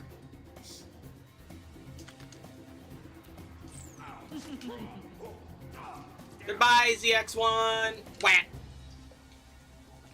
Up next, the Old Rosie. The Old Rosie is a purple rarity unique weapon, which is kind of different. Malawan Beam Laser. Its advantage is it has the biggest ammunition of all the beam lasers, making it very easy to maintain that continuous damage bonus in comparison to other ones. On top of the fact that it has the highest continuous damage bonus of all of the Malawan lasers. The good thing about this weapon is you get it at the end of the game for free. It is literally the reward for beating the game. It comes in all elements, which is pretty handy, and it's just a solid weapon on everyone, and it's honestly a pretty solid end of game reward. So yeah, it being unavoidable, it being useful, it coming in all elements, there's not really any complaints with the Old Rosie. It's really good. That's also very simple. Like, there's nothing to explain. There's no weirdness about it. No, what you see is what you get. Our next weapon, on the other hand. Okay, so this is the E-Gun. This is another Malawan beam laser that does continuous damage bonus. But you might notice, even though it's Malawan, it doesn't have a element. Well, this weapon is weird, and even though it is non-elemental, it is actually elemental, because as you can see, if it was really non-elemental, this guy would be on fire right now. Fire damage would be happening because of hot lead. That is not what's happening. This gun is, in fact, not non-elemental. It's coated in, like, what I like to call ghost fire. It does do extra damage to fleshy enemies. It will deal extra damage to flesh enemies. Which is why I call it ghost fire. Like, it does extra damage to dudes. And it does less damage against shields and less damage against armor. It is a weird weapon. Also, because it has no optic, you have increased movement speed while aiming, and by increased, I mean no reduction, like the other ones have, because that's how Borderlands handles it. You might notice that every every gun that has no optic does not have a movement speed penalty while ADSing. So yeah, this gun is, I like to call it ghost fire, because it kills ghosts, and you use it in that one mission where you kill the ghost.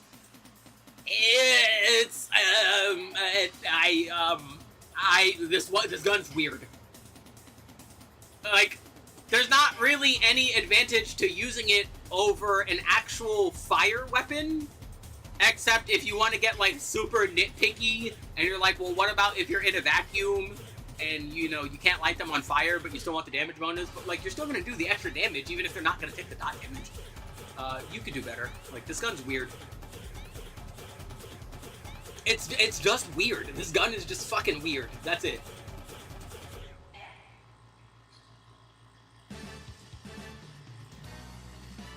Alright, and our next weapon, Toby's Bright Spadroon. This is another Malawan continuous laser that does extra damage based on how much longer it fires. It also has a very short range. Yeah, I can't hit that guy.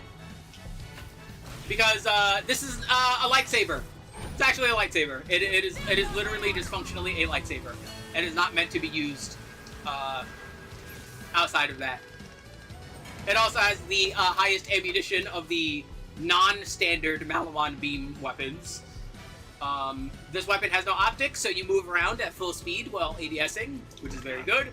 And also, you have a 15% chance to reflect projectiles back at enemies, because it's a lightsaber, so you get to shoot them back. Which is kind of neat.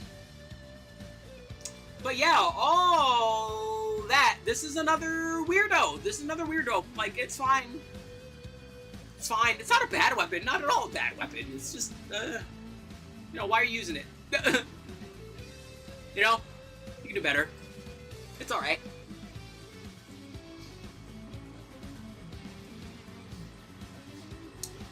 Alrighty. Let's see, how many do we have left? Yeah, there's a lot of lasers. This was the first game with lasers. These lasers are cool.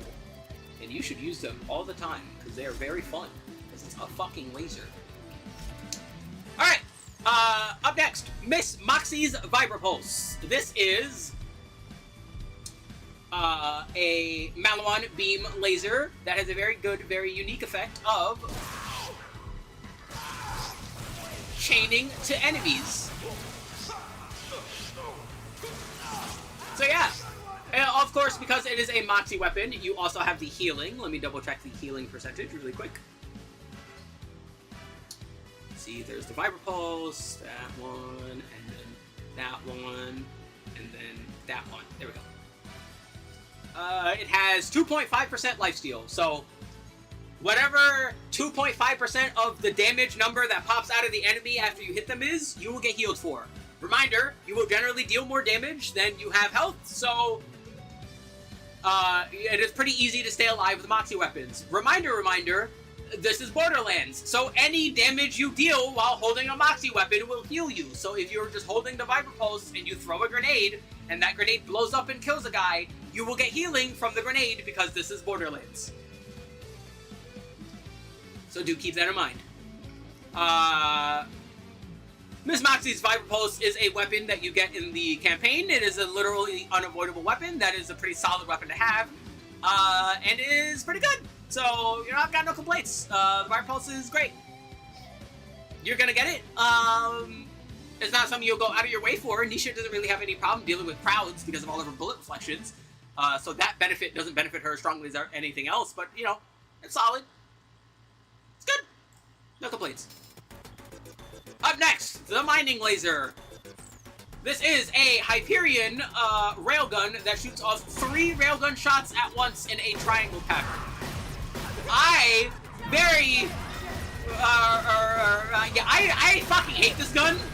I really don't like this gun. I find this gun to be extremely ammo efficient and I had a problem with it for the longest time. However, because of the community patch, the ammo efficiency is substantially reduced, making this a much better weapon in the community patch than it is in the base game.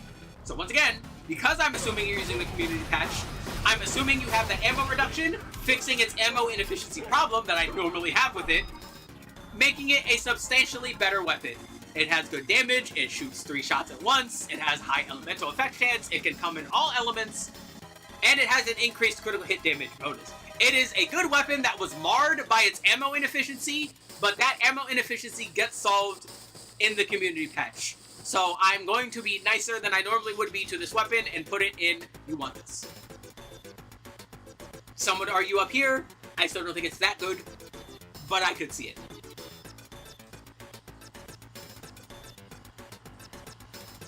Up next! Tannis' Laser of Enlightenment. This is another Malawan continuous beam laser, except it's not a beam, it's a fucking flamethrower.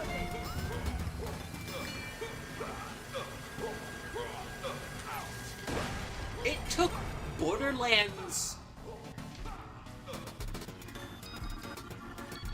2.5 games, because this weapon only came out in the DLC, so 2.5 games really, for them to finally make a flamethrower. And honestly, this weapon's not bad. Like, for what it is, it's a pretty solid weapon. You know, it's kind of hard to beat a flamethrower. It's fine, though. Again, this weapon's main issue is the other thing you get for the mission that you get it for is a lot better than this. But this isn't awful. It's not awful, but it's also not really special aside from the fact that it's a flamethrower. You know. So if you want to use a flamethrower, yeah, go ahead. Otherwise, Where are you at? There you at. You can do better. Alright. The final final weapon in, is this the final laser? No, we got a few more. Alright, the next laser is Laszlo's Freeze Easy. Which, as you might guess by the name, is another Malawan continuous beam that has increased damage, but this one has very, very low damage compared to all of the other ones that we've seen, because it's not its main function. Its main function is that 31.7% freeze chance. Yeah, this weapon is very, very, very good at freezing enemies. That is its main job for you, as far as you're concerned, is to freeze enemies as quickly as possible. And in that regard, it's pretty damn good at it. It has good enough ammo capacity for it, good fire rate for it, good freeze chance. If you want an enemy frozen, this is a damn good gun for it. That's all you're using this gun for. Do keep that in mind. You are not using this weapon for anything else. You want a guy frozen? You will use this weapon. They will be frozen. Now, I don't think it's the best freezing weapon for Nisha, but it's good. It is a good one.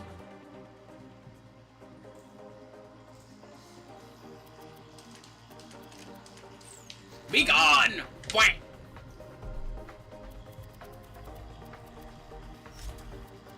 Alrighty, and our next couple of lasers. These are the last lasers, so let's go over it. First we have the Vondergraffen. This is a Tediore beam laser. Yeah, it's not a shotgun. I kind of wish it was. It would probably be a little bit better if it was.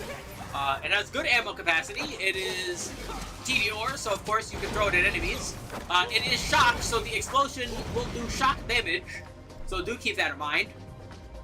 And it is just a very early shock weapon that you get potentially from deadlift. There's not really anything special about it otherwise. Oh, I stand corrected. It apparently does 30% extra damage to airborne targets for some reason. Again, this is not really a weapon you're going to be using for too long outside of the beginning of the game, though. And dealing extra damage to airborne targets isn't really worth all that much for a weapon like this, where it's, where'd it go? For a weapon whose, there it is. Damage is already quite low. You could do better. Up next, Minax Atonement. Minax Atonement is another Malawan continuous damage laser. However, this one is a blaster and not a beam. And you might notice that this one does not have an element listed. Well, that is because every shot randomly switches between fire, shock, and corrosive.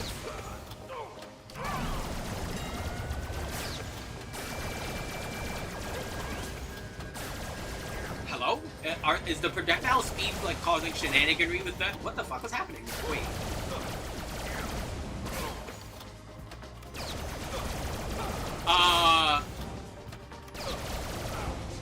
Okay, if there's another Borderlands nerd somewhere around, can you please tell me what the fuck is happening here? What if I step back? Oh! Is he getting pushed into the fucking... I think he is, because I was throwing the Tediore thing at him, so he was getting pushed back a bit. That upsets me, but that makes sense. Okay, he's literally just merged with the wall. He's, like, getting in there. What the fuck?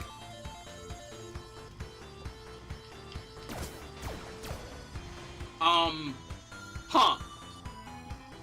Okay. Weirdness of that aside. Yeah, this gun is, pretty solid on Nisha. It has a normally slow fire rate, but she's someone who can... Ouchie! But she's someone who can fix that pretty easily. Yeah, as you can see, the shots do splash damage. And you're Nisha. And nothing will hurt you quite like you will hurt you. So do be ready for that.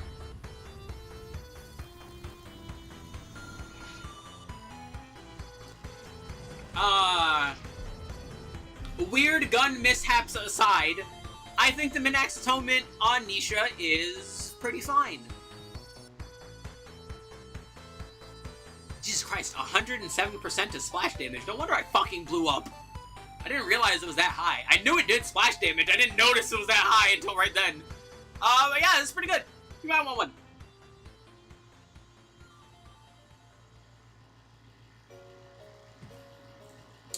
And then our final laser is the Fire Starter. Yeah, this is another dull blaster laser that, of course, ADSs and shoots out beams and goes all beamy, and then shoots lasers. This is a very early game weapon that you can get, and is one of the earliest ways you get access to fire damage, but similar problem. The other weapon you get from the quest is generally a lot better, and you don't want this one. But this weapon is not bad. It's fine. It is just fun. And that's okay sometimes, you know? It happens. That looks like it could cause some hurt. I don't particularly agree, Nisha. I don't think it's going to be causing all that much hurt. So yeah, the Fire Starter is fine. It is just a early game fire weapon that you're probably not going to use for most of the rest of the game. There's nothing really unique about it. It's not particularly strong, but it's also not particularly weak. It's just okay. Alright, before we get to our next suite of weapons, which is pistols, let me save quit. So we can reset this room and hopefully cause some less explosions. Alrighty. I got concerned for a moment.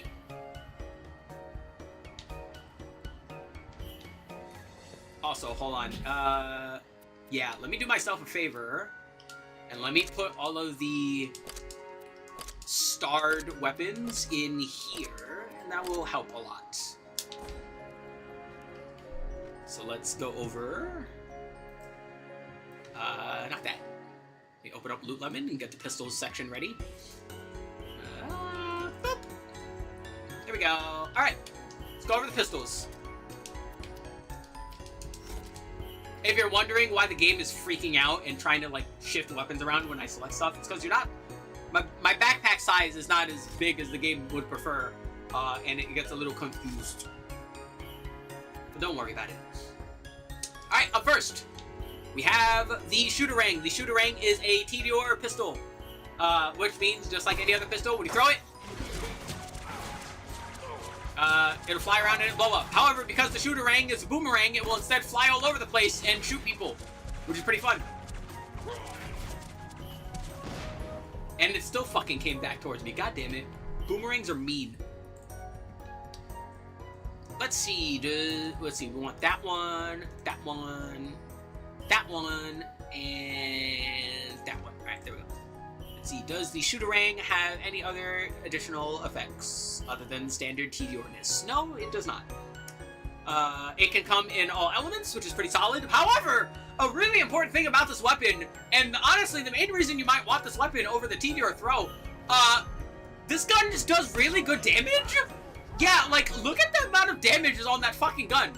Like, it is a very high damage pistol, surprisingly, for some reason.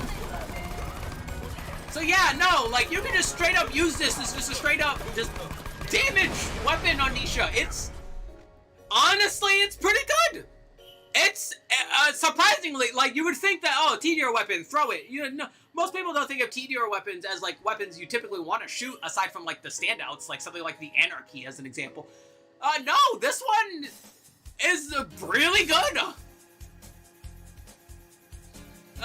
Shooterang, Shooterang, Shooterang, Shooterang, Shooterang. Where you at, Shooterang? What the fuck is it?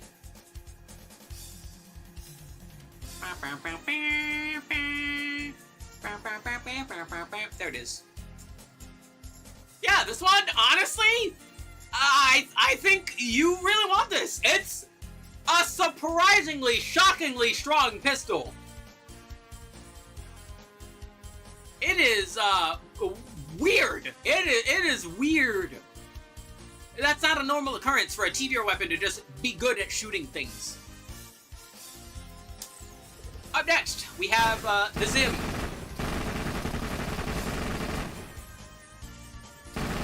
So, the Zim is a scav pistol that has decent base damage and large-ass ammunition size. The Zim is locked to cryo, which is pretty good. It's, you know, a good weapon to be locked to. You know, could be worse. However, if I remember correctly, this weapon is basically the pre-sequel version of the Gub from Borderlands 2. Yes. But yeah, what you see otherwise is what you get. It is a very standard weapon. It is simply just a stronger than average scab pistol with a standard scab benefits of high mag size and high damage, lowish accuracy, and slowish projectiles too. This one is slower projectiles. But yeah, it's alright. It's just alright though. It's not bad.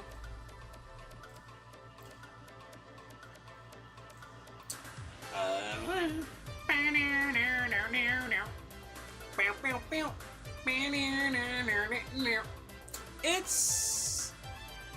I don't want to put it in you could do better because you're Nisha, you can use pistols a lot better than everyone else. Like, even the worst pistol is still, like, great with her because just doubling your pistol is gonna be good. Like, but it's not as good as the things up there is the thing, right?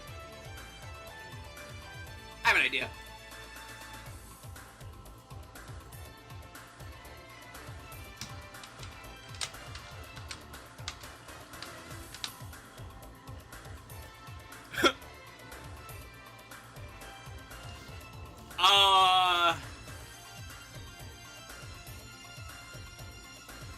Here, we'll switch these up a little bit.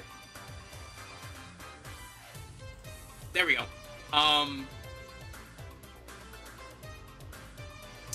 Yeah, I don't find this weapon to be, like, better than the things above it, but it being a pistol means you could probably... You just use it better than other characters, because Nisha really likes using pistols. Again, yeah, having two pistols in your hand kind of just makes even the worst pistol substantially better than it would be on someone else. So, yeah. It goes there. It goes into pistol tier.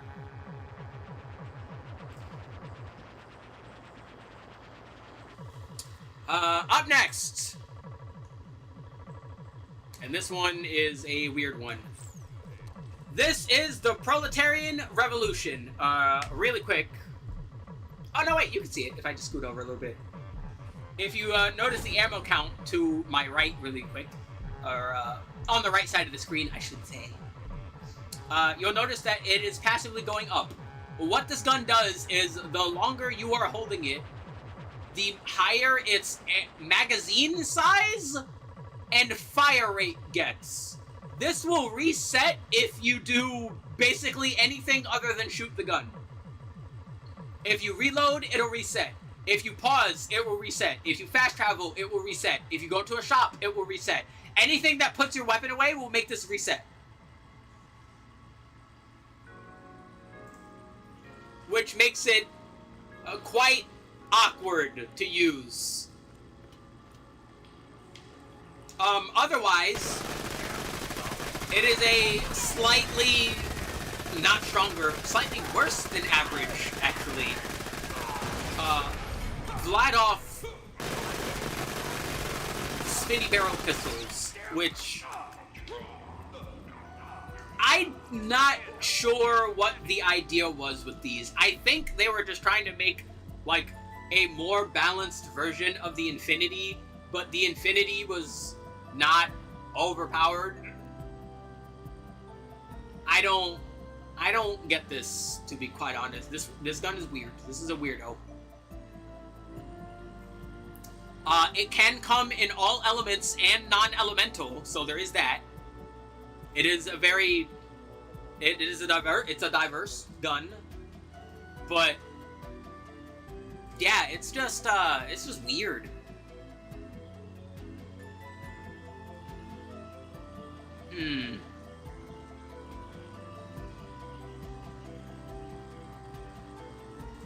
Yeah, it's weird. Once again, because Nisha, it's better than everything below it that's not a pistol. So, pistol tier it is. Like, she'll still use it better than everyone else, but it's just a weird weapon. If you're playing with a weapon mod conversion pack, I would highly recommend you find one that replaces this with the Infinity and just use that instead.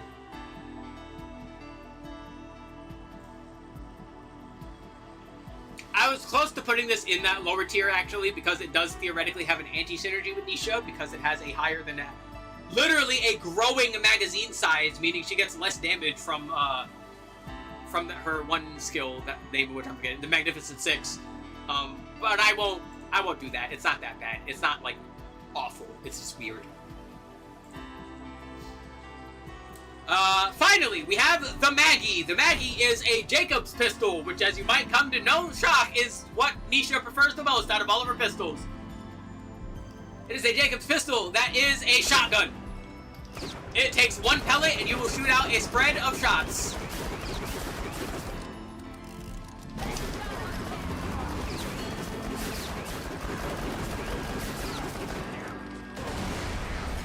Yeah, that one's really self-explanatory. I don't think I need to explain this. The Maggie was already one of the best weapons in Borderlands 2.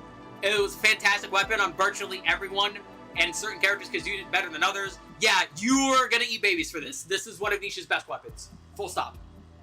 Absolutely. Zero hesitation. It's great.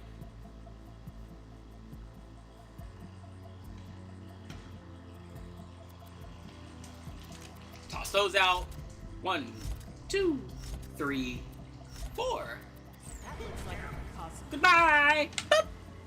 Alright, up next, we have the Blowfly. The Blowfly is a doll, legendary pistol. Like all doll weapons, if you ADS, it will then burst fire. This is just the pre-sequel version of the Hornet. So, it has the same advantages and disadvantages of the Hornet.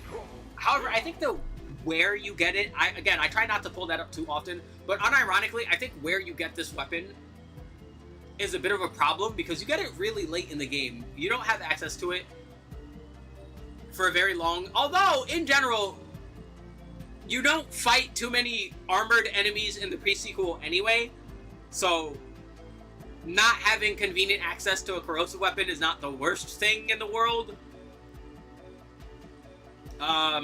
Oh yes, it also does splash damage. Again, it's the Hornet. Oh yeah, they also wiggle a little. Look at that.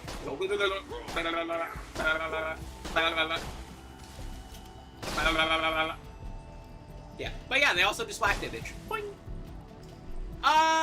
Yeah. So it's a pistol. Yeah, it's a pistol. You can use it. Up next, Logan's Gun. Logan's Gun is a Hyperion pistol. Hyperion weapons, of course, have the reverse accuracy. This one is no different. However, as you can see, this one shoots exploding bullets and does not normally deal critical hit damage. Nisha can make it do critical hit damage because Nisha is Nisha.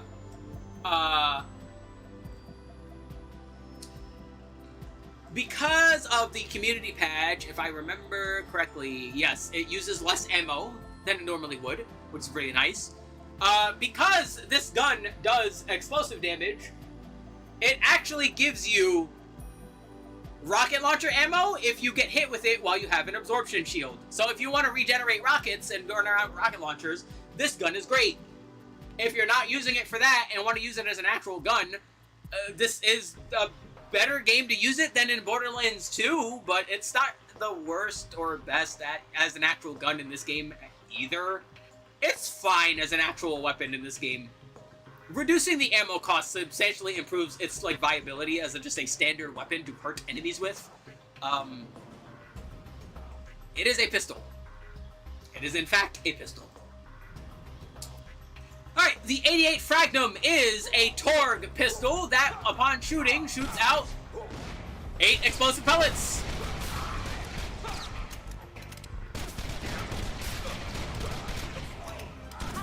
Now, this weapon is by no means the Unkempt Herald, but this weapon is honestly pretty good in this game. It has lower than average damage for a lot of the pistols, but compensates with the amount of shots it shoots. And again, cryo exists, so being able to freeze enemies and deal massive amounts of damage, all getting multiplied on them because they're frozen, because they're shooting out so many projectiles, is very strong. This weapon is pretty solid. all things considered. Is it as good as the Unkempt Herald? Hell no. Not even remotely, because that weapon, unironically, might be considered like best weapon in the series. But it's not bad, and it is actually quite good. So I think you want this. I think it's good.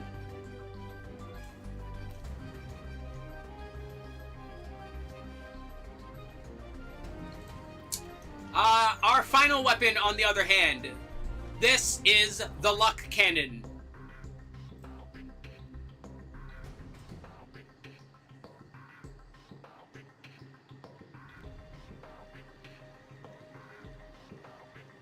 Where you at? There you are.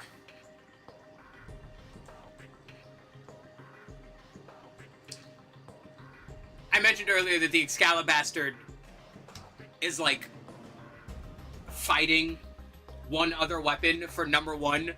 This is the weapon. As a matter of fact, we're gonna scoot these over a little bit because those two are like fighting for her best weapon.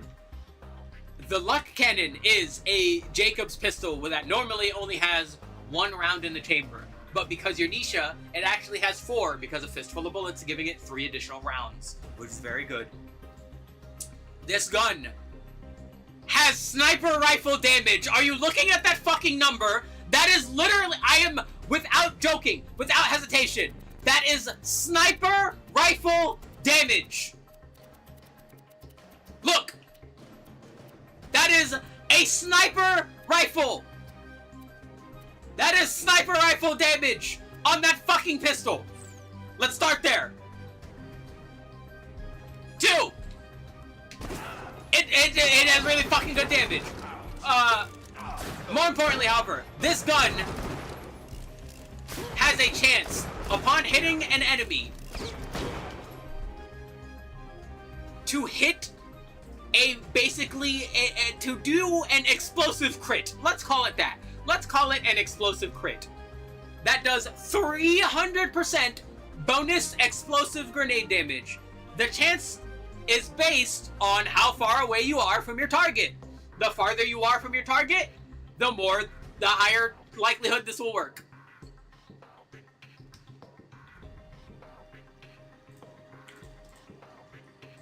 This weapon was made for Nisha.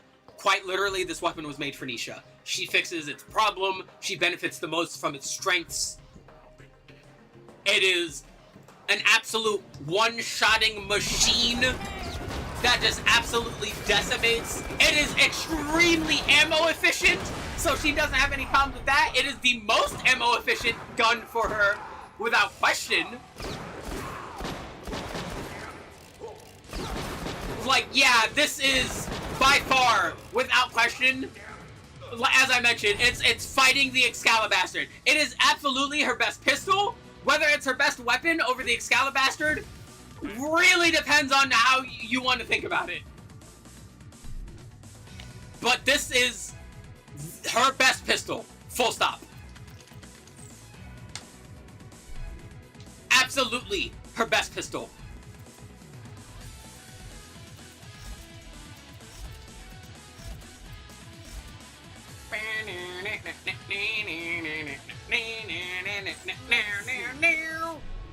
Alright, up next we have the Probe. The Probe is a Malawan pistol. It is a Moxie weapon, meaning it gives you healing. And since we only have other of the blue pistols here, I can open all these up in a thing and not have to fear exploding. The Probe has substantially lower than average damage, even especially for Malawan weapons, which typically have pretty good damage. It does not... Its main unique effect is the fact that it has the highest lifesteal out of all of the Moxie weapons available to you in this game. It comes in all elements and does not come in non-elemental or explosive because it is a Malawan weapon. Hold on, let me turn the light on. It's getting a little dark in here. Here we go. It's about to rain soon. Looks like it. Hopefully my fucking window won't start crying again. Alright. But yeah, it is a otherwise very simple pistol. It has the most, as I mentioned, lifesteal out of the Maki weapons at 5%. Now, unlike Borderlands 2 with the Grog nozzle or even the Ruby, you're not as health concerned in this game, even with a character like Nisha. I mentioned she is the game's class canon, but she has ways to deal with that in more synergistic methods rather than relying on this for lifesteal. I don't think it's an awful weapon on her. It is certainly, if you want a lifesteal weapon explicitly just for lifesteal, then by all means, yes, the probe is fine, but I'm gonna be real, I don't think anyone needs that in this game. At all. It still gets the pistol buff, however, so I will be nice to it. Up next, the Party Popper. The Party Popper is a scav blue rarity pistol. It has a very silly effect that's very funny. It shoots confetti. This is basically a pistol shotgun that shoots confetti. Now, as you might tell, it has very bad range. You will basically have to be in barrel stuffing range to be able to hit anything with this thing. But if you do that, whatever the fuck you hit with it is gonna die. This thing does insane damage. Like, I am not sure why the fuck this thing does so much damage. I guess they were really like, hey, yeah, here, welcome to the party, blah, and then you just explode. It's really good. You want this. I think you want this. It is a very funny option. It's pretty good. Up next, the Deadly Smasher. The Smasher is another shotgun Jacob's pistol. However, this one is a unique reward for one of the fucking, like, I think it's a pre-order bonus. I don't remember. Let me double check that. This is why we have Loot Laman. It is a Borderlands 2 royalty reward. If you have a Borderlands 2 save, you will start with this at level 1, which honestly is a pretty good weapon to start with at the beginning of the game. You're not normally going to get this in a higher level otherwise, but if you do, there's its numbers, you can see that. It's just a worse Maggie. It's basically just a Maggie but blue. Which is fine, right? It's a beginner weapon. It's not meant to be used for the rest of the game. You're not normally going to get one in, like, other methods, but it's fine if you do. If you're playing with the community patch, you might end up getting it in, like, a grind or something. It's alright. No, could be worse. Could be worse. Up next, the Hard Reboot is a Malawan shock pistol that does massive amounts of splash damage and does not do, like, normal bullet damage. It only does splash damage. If you look here, we are hitting behind. It is hitting the thing. It is not splashing and hitting that guy. It is because this is not an actual bullet. Look. No, wait. The fuck? That hit him. Dude, something is up with this fucking firing range. What the hell is going on? I'm at the fucking cursed firing range. What the hell is this? Oh well. Either way, this weapon is a convenient crest reward for the point you get it. It is locked to shock.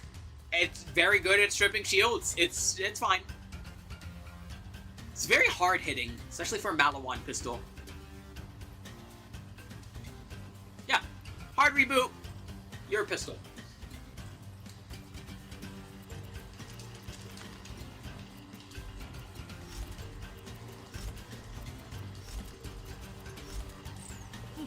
Goodbye! Quack! Up next is Gwen's Other Head. Gwen's Other Head is a dual pistol, meaning just like all dual pistols, it will shoot semi-automatically when not ADSing, and when ADSing, it will burn fire. Gwen's Other Head has the unique benefit of shooting a singular shot forward and then another shot to the side.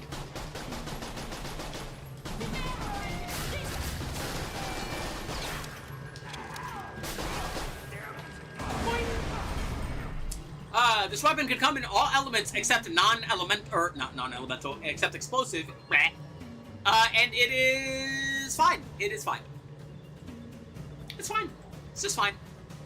It has higher than average crit damage, actually. 75% additional crit damage pre-add. It's very funny. But yeah, it's alright. It's, again, its main advantage is it's a nice weapon for when you can get it, which is at the Titan Industrial Facility. Yeah, it's a pistol. Up next, Zarbadon's Cyber Eagle. This is a Shock Jacob's weapon. Yeah, an Elemental Jacob's weapon. And yeah, it is exactly what I just said. It is a Shock Jacob's weapon, Shock Jacob's pistol. It is pretty honestly good. Like, I've got no complaints with this. It has 100% accuracy. It is literally 100% accurate. It literally is just perfectly accurate from the hip. No matter what. Like, it don't move. Which is pretty nice. Once again, this is another weapon that's fine for the point you get it at. This is a decent crest reward, and it makes it a pretty convenient shock weapon to have when you get it. It doesn't do anything else special, but it's just a solid shock option when you get it. Cyber Eagle, right there, yeah. See, I hate this, because I don't know if things are in the proper order or not, so I keep going lower than I think I should.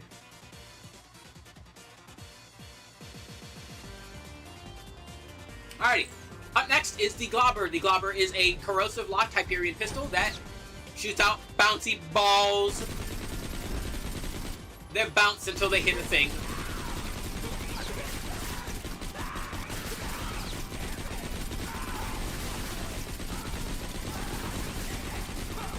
Blast him. He deserves it. Yeah. Other than that, this is, again, another decent quest item that you get for when you get it, if you decide to take this and not the other thing that you get for this quest, which is probably what you're going to take instead. Because if I remember correctly, yeah, oh yeah, you're usually going to take the other thing. You will probably farm off of the enemy that spawns from this quest, though, so there's that. You care more about the other things about the quest rather than the actual gun itself. Hello, Shuffle. Alright, so, yeah, the Globber is fine. It's fine. You know, it's not a pistol.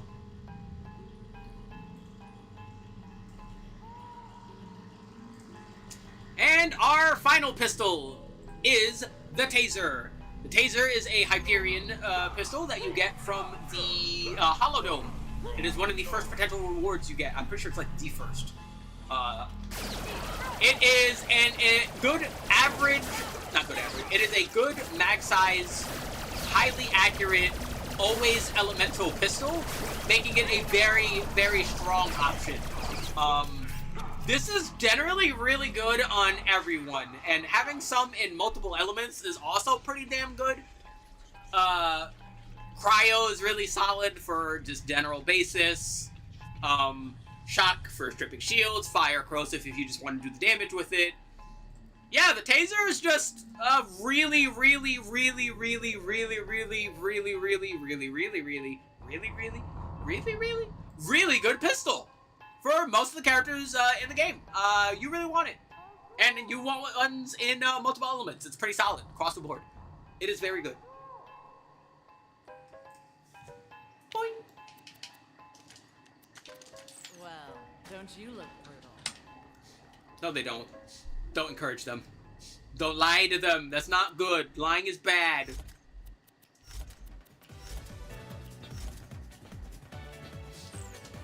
Alright, and just like before...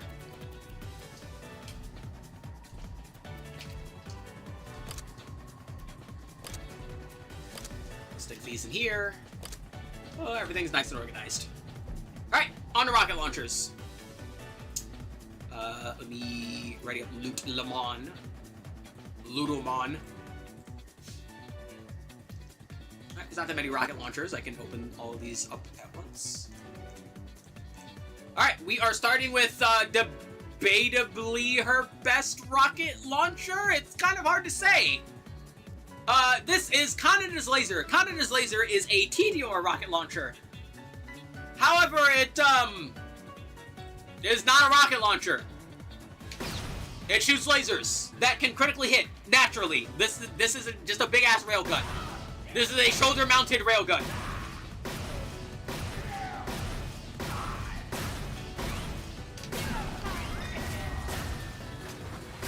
Yeah, and just like all Meteor weapons, you can Meteor throw it and reload it in order to do massive amounts of damage. However, unlike a lot of other Meteor rocket launchers, this one drains a lot of your ammunition on throw.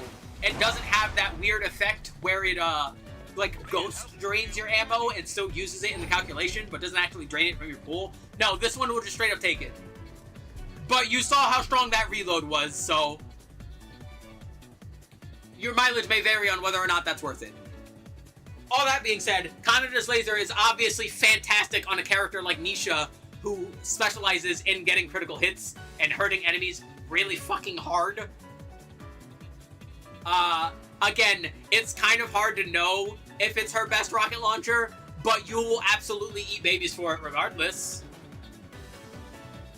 You will get no complaints from me for that one. It's really good. Up next, I think that is the Berrigan. Yes, it is. The Berrigan is a Vladov rocket launcher. Now, the Vladov legendary rocket launchers do not have the ammo reduction like they do in Borderlands 2. This one shoots one shot and is a 6-round burst rocket launcher.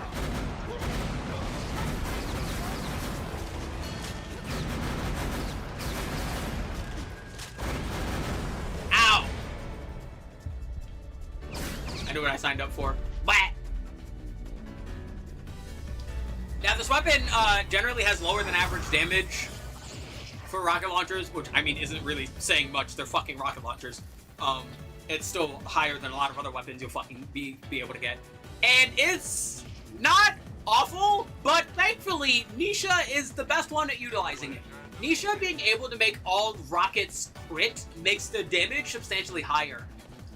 This one being the most ammo efficient on technicality, because it's just one rocket for 6, is also pretty damn good on Nisha. I generally wouldn't recommend this weapon on a lot of the characters in the game, but on Nisha, it's honestly a really good option. She fixes its general downsides of damage a lot more than other people, and it is a solid option. I would recommend one in Explosive and use it to shred frozen enemies. Up next, we have the Nukem. The Nukem is a Torg rocket launcher that has the single highest per hit damage of rocket launchers. It also shoots a heavy arcing projectile rather than a standard rocket. And then nukes. Now, of course, being able to make that crit is going to make guys cry, but it has an additional effect. Torg rocket launchers secretly have a damage multiplier to their explosive damage. That's why they do so much damage. Now, that's going to be important when we get to the shotguns.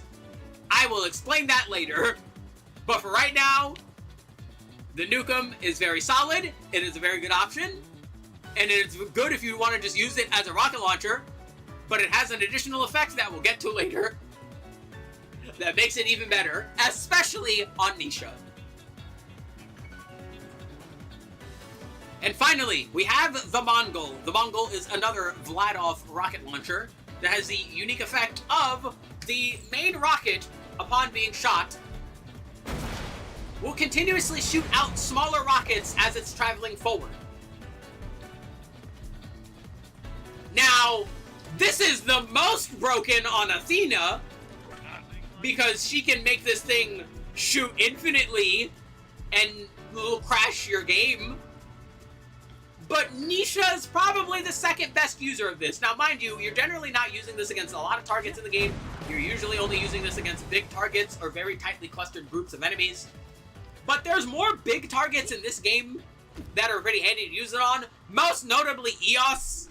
Like, yeah, this is really good at dealing with EOS. No, this is Borderlands the pre-sequel. So this weapon is pretty solid on Nisha, I would say. It's pretty good.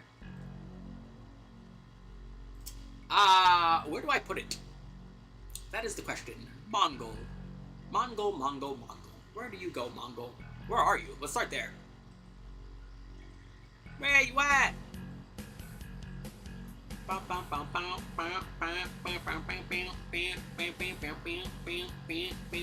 There you are. The Mongol, you want it. I don't think it's as amazing as the rocket launchers above it, so I'm not going to put it there. But yeah, it's pretty good on Nisha.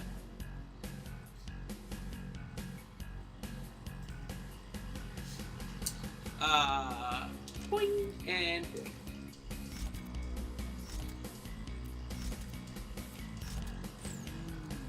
Goodbye! Boop. Alright, up next!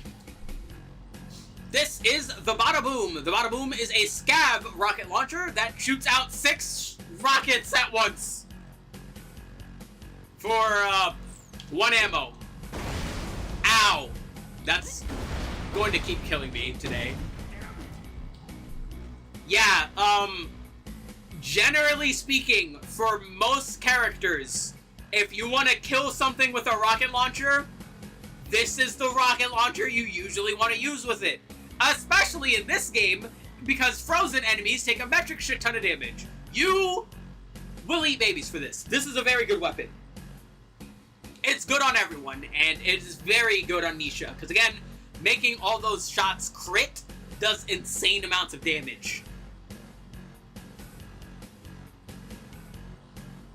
It is a very great weapon overall, and is just absolutely fantastic on Nisha. Yeah, let me get some not die juice. Oh wait, there is no not die juice in here. There's no, oh wait, I gotta go all the way to the fucking Nina station if I, fuck it, I'll live. Is that guy getting pushed back again? Yeah, he is. We'll reset again in a moment. This is the Cryophobia. The Cryophobia shoots a shot that continuously deals splash damage as it flies along in its path. As you can see, the radius for the splash damage is actually rather large, making this quite a good option if you want to try and freeze a group of enemies. But not the best option, and the main reason I say that is because it's a rocket launcher. It has very high freeze chance, it has good freeze damage, it has good per shot damage, honestly, but you're not usually wanting to use your most precious, lowest ammo count for freezing enemies. It's not bad at it at all, but it's just not great. There's better ways to freeze enemies is all. That's it. But it's not awful. It's not awful. If you could absolutely do worse. So here it goes.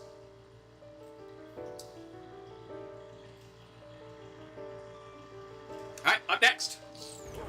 This is the Thingy. The Thingy is another scav rocket launcher locked to corrosive that, upon hitting an enemy, will shoot off corrosive grenades that will then home in onto other enemies.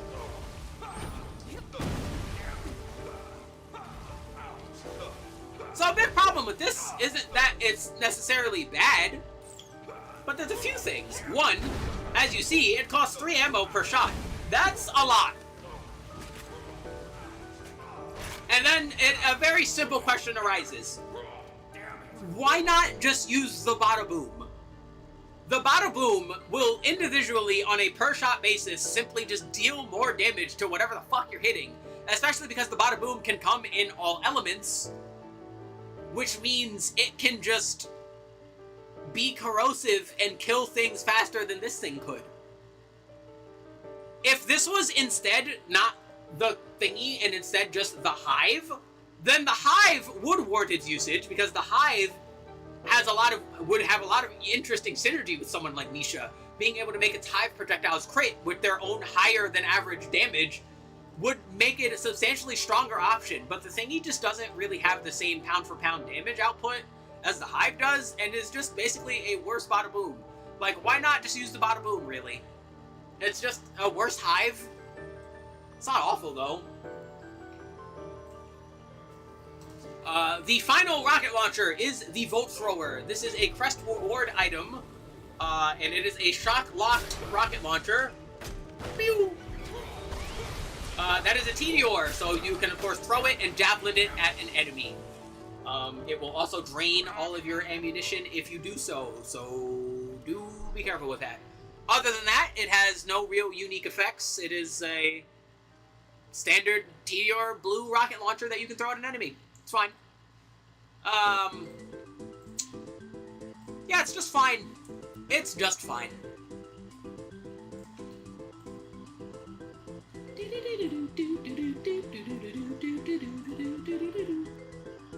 Roll Volt Thrower. You're fine. You can do better. And that is all the rocket launchers. Well, don't you look brutal. So, let's get on to pistols, or not pistols, shotguns. We have already done pistols. Although, we're not gonna put away the Nukem just yet. We're gonna keep that. And we'll talk about it soon. Alright, shotguns. This right here is the Flayer. The Flayer is a Jacobs shotgun. Legendary Jacob shotgun. It has a very, very, very, very, very simple effect. It doesn't have any effects. It is just literally a higher than average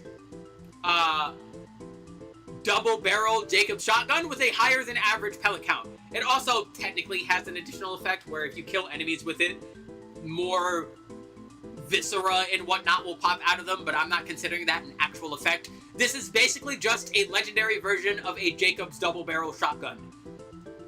Statistical strengths and all. Which is the most important part, because again, it is just a very good Jacob shotgun. It is just, again, Nisha is just someone that likes having strong Jacobs weapons, and this one benefits her extremely well. I've neglected mentioning it since I brought it up from before, but if you use the Jacobs glitch sniper glitch, these weapons will be even stronger, so do keep that in mind. But again, I'm not going to bring that up too much, but just know that for a lot of the weapons that we've seen so far, it will very highly benefit Nisha. This one is especially no exception. Yeah, you will eat babies for this. This it's not really a surprise. Like, this is another weapon that was, like, basically practically made for Nisha.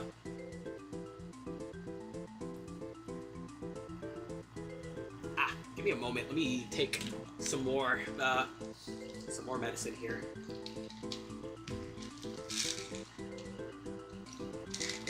Ow. I probably have to, like, adjust my sleep schedule a little bit, which means staying up, which means I gotta be up for stream tomorrow. I will be very tired.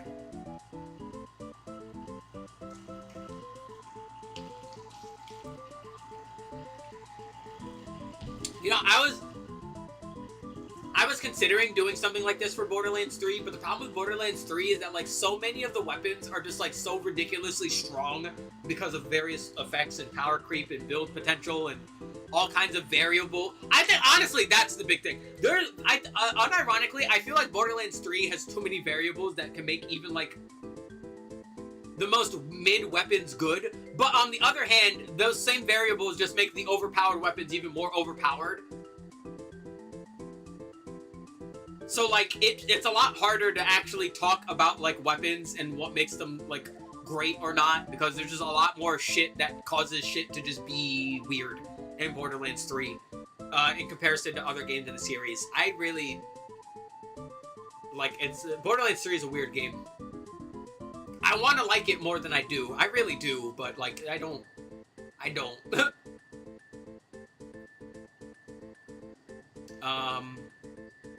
But yeah. Boop. Bam. Our next shotgun is Sledge's Shoddy. Sledge's Shoddy is a classic. It is a Borderlands classic that is available in every single game in the series. Sledge's Shotgun is a 2-round burst shotgun that has extremely high knockback. Yeah, you will literally send dudes flying when you hit them with this gun. It can come in all elements, including non-elemental, which is honestly pretty damn good, especially on a character like Nisha. I will say, though, I did not include it this time. But if you are playing with the community patch, and you are playing with the potential for weapon replacements, changing this gun into the Roadrunner is insane. The Roadrunner is perhaps one of the strongest, like, custom weapons that still seem believable. The Roadrunner shotgun is a very strong shotgun. But, as for... Oh, no, wait, I did include it. Yeah. Oh, I still have the save here. Okay, so if this is the Roadrunner, this goes up here. If this is not the Roadrunner...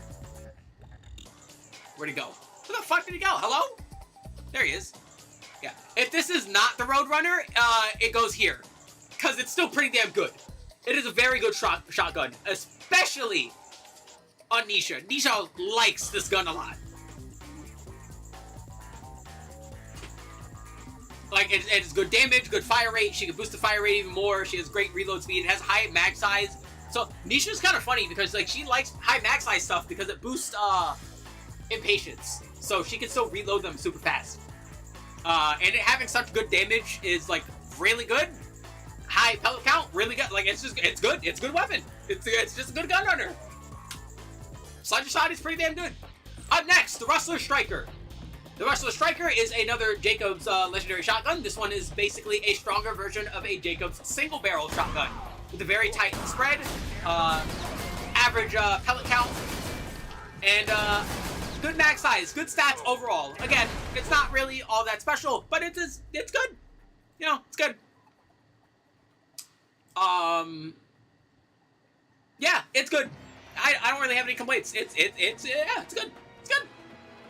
You know, especially, I think this gun suffers on everyone else, but, like, on Nisha, it's a pretty damn good option. No, I got no complaints. You want it. You can also get it pretty damn early in the game, too, so it helps out a lot for the early game. Yeah, good weapon.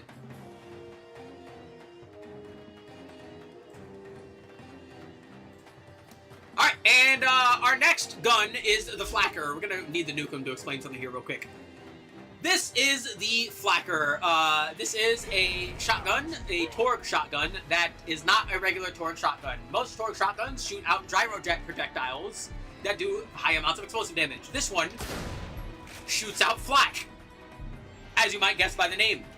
Now this flak is honestly, like, fine at dealing with grounded targets, as you can plainly see.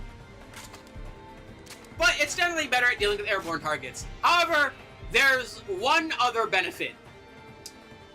Because this is Borderlands, if you shoot a Flacker shot, and then switch to the Nukem, the Flacker projectiles will get boosted by the damage of the Nukem's explosive damage multiplier.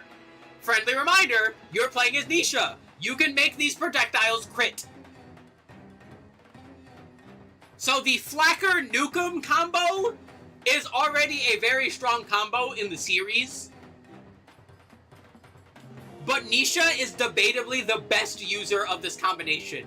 She's fighting it with Athena, because Athena can just straight up increase the explosive damage without having to multiply it by switching to the Nukem. So you can argue that Athena doesn't need the nuker part of the combo at all. Which, again, is why I think that Nisha is the best user of this combination. So, once again, how this works. All you do, you shoot the Flacker, and you switch to the Nukem as fast as possible.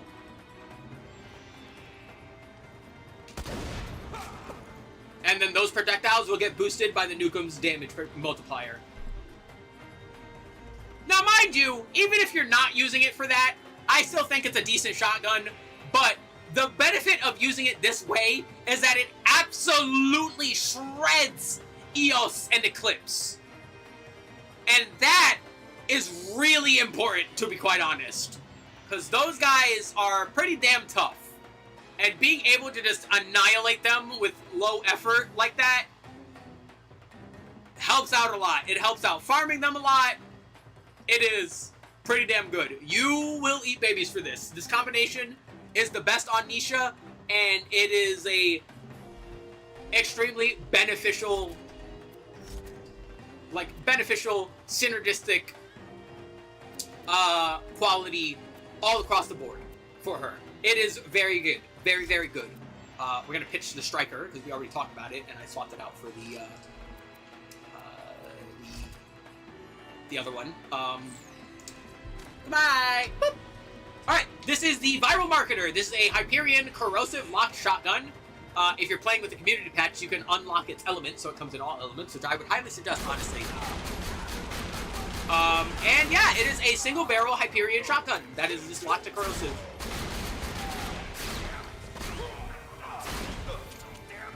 Did this have an additional effect? I actually do not remember. That is why we have Loot Lemon open. Let's see, that one. The other weapons that we have there, it is that one. And then that one. And then that one. Okay, there we go. Ooh, that was thunder. Yes, it's about to rain. Okay, yeah, the Viral Marketer just natively has bullet reflection. So, yeah, that's nice.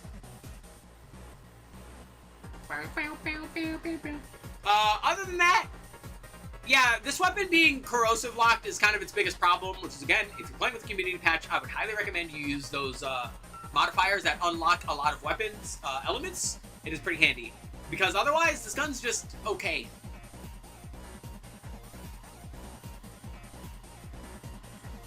Up next, we have the 2 Scoops. 2 Scoops is a cryo Jacobs shotgun. That, upon shooting it, shoots out 2 snowball projectiles. Or more, if you have more projectiles in it. Now, these projectiles say that it has an 8% freeze chance. That is a fucking lie, as anyone who's ever shot this thing will tell you. It does not feel like 8%. It feels like you will hit a guy with this once, and they will freeze every single time. This is one of the best weapons for freezing enemies solid. And that is a very, very useful thing, especially on Nisha. So,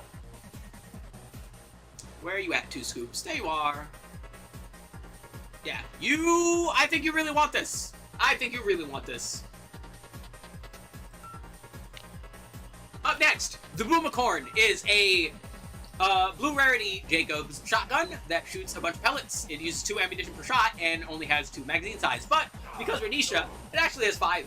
Now, the unique effect of this gun is when you shoot it, a horse will horse. And more importantly, it shoots out random elemental projectiles upon every shot. Every element, including explosives, that do splash damage. All of them. This is a weird gun. But Nisha is actually pretty damn good at utilizing it. So is Claptrap, actually. Claptrap really likes this gun, too. This gun is extra funny on Jack as well. Again, we're probably going to do Jack's weapons after this. Ooh, this guy is angry. We're probably going to do Jack's weapons after this. But yeah, like, this gun is pretty damn good on Nisha. But it does do splash damage. Very fucking high splash damage. How high? That high. Be careful.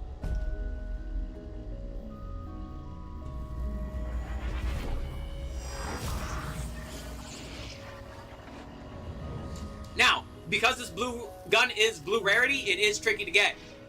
But if you do mend it together, whether you get lucky with a vendor or whether you get lucky with a grind, or if you're playing with a community patch, there is a setting to change the vendors to only sell purples or blues and up, which substantially increases the amount of legendaries that will appear and declutters a lot of the space and helps for grinding. All that is pretty damn solid, and you have a much better chance at getting this. But if you do get this, it is a pretty damn good keep. This is a really, really, really solid weapon that I basically have no complaints for. It's pretty damn good. You really want it. It's really good. And finally, we have the Wombat. The Wombat is a Torque explosive unique shotgun that does not shoot out standard shots. It instead shoots out these little minelets that will then blow up if an enemy steps on them. Or over time as that. So, you can shoot a guy with it a bunch. and then they blow up.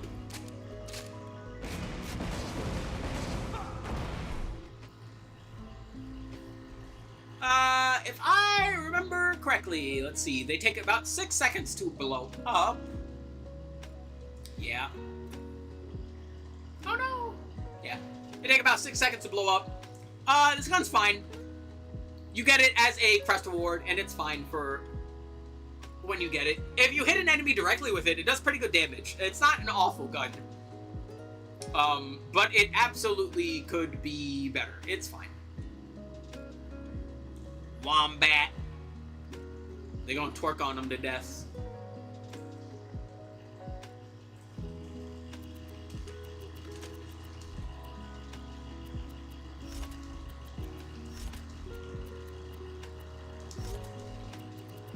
Nisha, I can't see. Your ass is in the way. There we go. See you around, mate. Alrighty. This is the Company Man. This is a Hyperion blue rarity shotgun. This is a very strong, oh wait, are we only on blues now? Oh, we are in fact only on blues. Alright, well that will help me. Let me portion all of these off. I like doing this just for convenience sake. There we go. But yeah, the Company Man. Boop. Is a blue rarity Hyperion shotgun. It is really strong. That's it. It is just a stronger than average blue rarity shotgun. Has a very good fire rate. Has a very high magazine size. It can come in all elements as well as non-elemental. And again, if you're playing with a community patch, it is substantially easier to get this because otherwise it was only available for a certain amount of time. But now it is a mission reward. I forget for what mission, but it is now a mission reward. For one of these side quests in the game. So it is substantially easier to get this weapon, which is very good because it's a very solid weapon. I've got no complaints. It is just a above average blue rarity shotgun. However, unlike someone like say, Athena, Nisha doesn't particularly have anything that benefits this over other things. It's not an amazing weapon on her. It doesn't have any amazing synergy. It's just good. It's just good.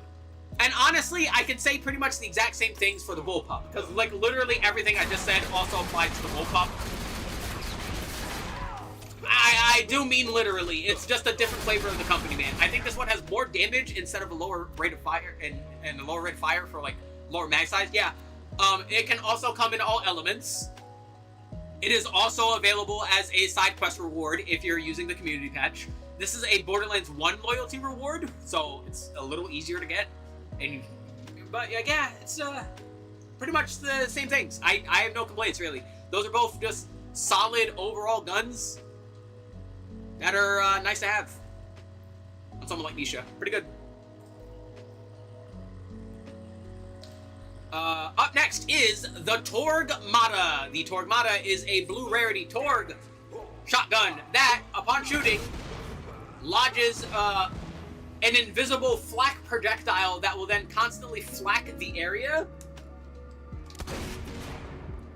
And if you hit an enemy with it, it'll just flak them instead. Yeah, this is just a really fucking good shotgun. Like, it's just good. Like, there's not really, even if we're ignoring the flak part of it, it's just a solid overall, really hard-hitting, really convenient, really consistent shotgun. The shots shoot out in a triangle pattern all the time, no matter how many projectiles you have, meaning one of those 3 projectiles is like naked actually and does not have another friend with it. Poor bastard is lonely. But aside from that, it's really damn good. It's just good. Direct hits will not deal the flak, but will instead just deal extra damage. Yeah, the Torgmata is great. And you get it really early, and it lasts for a really long amount of time in the game, too. Like, the Torgmata is a great weapon. You really want one. Up next, the Buganella. The Buganella is a scav, blue rarity shotgun, that is, aside from one particular thing, just a higher than average strength, blue rarity scav shotgun. Scav shotguns are honestly pretty good on Nisha because she can fix their accuracy problems while benefiting substantially from their higher base damages. So, Nisha really likes the Boganella a lot. It also comes in all elements except explosive. I'm not going to say that from now on. Just assume, unless I explicitly say it can come in explosive, assume explosive is not an element because Borderlands is weird like that. But it does have one unique quality. Yeah, the gun talks. If I recall correctly, a Boganella is essentially like the Australian version of a redneck. So yeah, it's just some Australian redneck lady yelling at you while you're shooting this gun. Which honestly, I don't mind. I find the talking guns in this game a lot funnier than the ones in Borderlands 2. Not to mention, I think they're just better overall. So them being actually usable weapons is quite nice. This one included. It's very solid for the time you get it. It is a very convenient option, and no matter what element you get it in, you're pretty damn happy because it's just a good weapon overall. Yeah, Boganella. It's good. You want it. Pew, pew, pew.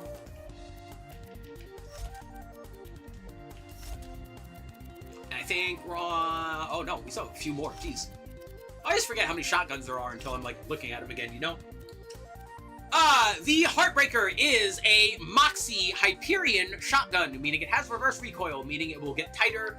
The accuracy will tighten as you shoot it. It has a 2% lifesteal. That is its Moxie lifesteal amount. It is very good and very consistent because it shoots in a heart-shaped pattern.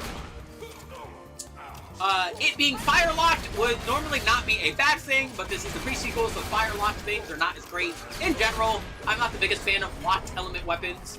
I assume most people probably aren't, but it's fine. Yeah, the Heartbreaker is fine. It is a fine weapon. Unfortunately, like, no one really supremely benefits off of it, like, say, Krieg does in Borderlands 2, but it's still a good weapon. It is still a very solid overall shotgun. The community patch makes it a reward from a quest, which is also pretty damn convenient, because getting it otherwise would be very difficult. So yeah, it's pretty good. You want one. Up next is the Jackal Cannon. The Jackal Cannon is a Torg Blue Rarity shotgun that, as you might guess by the name, is not a regular Torg shotgun. Because what this gun does instead is, instead of shooting out its rocket jets, shoots out ghost pumpkins.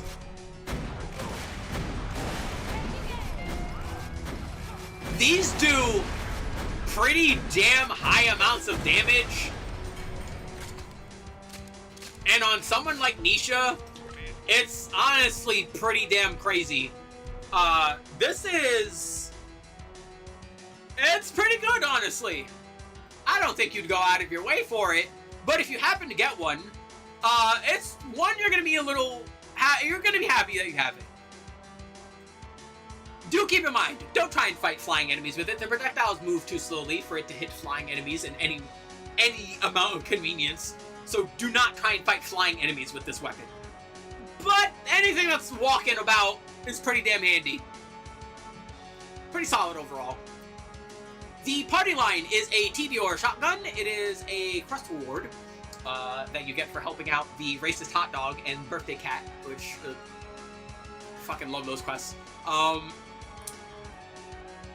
It is a TDR, so it of course has TDR reload benefits, but you generally don't want to do this with shotguns because shotgun ammo pool is not the highest. And besides, you just want to shoot this gun normally because when you do, it shoots out fireworks. Yeah, you can just hit your target, and then fireworks will happen around your target. And of course, because Nisha is Nisha, the bullet will reflect to other people. And because Borderlands is Borderlands, those reflected projectiles count as new projectiles. So they're just going to make more fireworks when they hit something. Because Borderlands is fucking silly. Here, we'll only hit the guy in the middle. We'll see the fireworks happen on the sides when the bullets hit the other guys. It's so goofy. So yeah, Party Line is another pretty solid weapon. I don't really have any complaints for it. It's just a good shotgun. You get it quite late. Like, it is like practically the last quest you'll do in the game. But it's a silly and effective enough weapon where I will be forgiving for that. It is... You want it. You know, it's pretty good. Pretty good. Good damage. The Octo is another T-Dior blue rarity shotgun. Again, has the T-Dior benefit of being a throwable weapon. However, the best thing about this one is simply how it shoots. When you shoot the Octo, it will shoot out 9 projectiles that will oscillate in a square pattern. Which, yeah, if you're good enough to bullseye a dude's crit spot with those, as you might imagine, it just absolutely shreds them.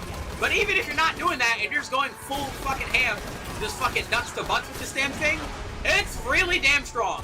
This is a pretty good shotgun on most of the characters in the game. Like, it comes in all elements, including non-elemental, meaning, you know, there's even more benefit to it potentially, depending on who you are or what you want to use it for. Yeah, the Octo is really good. Where you at?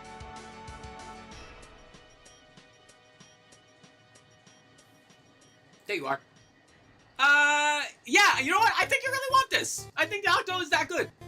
It's pretty damn useful. Alright, and our final shotguns to talk about. Boop. This is the Moonscaper. We have another Torg unique shotgun. This one is similar to the Wombat. It is just a Wombat but blue. That is it. That is what this gun does. It is the Wombat but blue rarity. So it has all the same benefits of the Wombat, and it has all the same downsides of the Wombat. Oh, I'm sorry. The fucking I'm a potato and forgot to fucking hide this again. Because I am silly. There we go. Yeah, but yeah, you shoot it, it will plant down mines in whatever you hit. That will then blow up. Just like that. So yeah, it has all the same benefits of the Wombat and all the same downsides of the Wombat. It does explode faster than the Wombat, so there's that. You can keep that in mind, I suppose. But, yeah, other than that, it's fine. It's fine. You know, you could absolutely do worse. But similar to the Wombat, this is not really a gun you're gonna go out of your way for.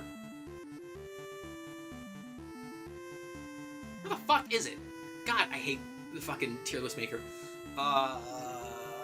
There you are. Yeah, you can do better. Just with the Wombat.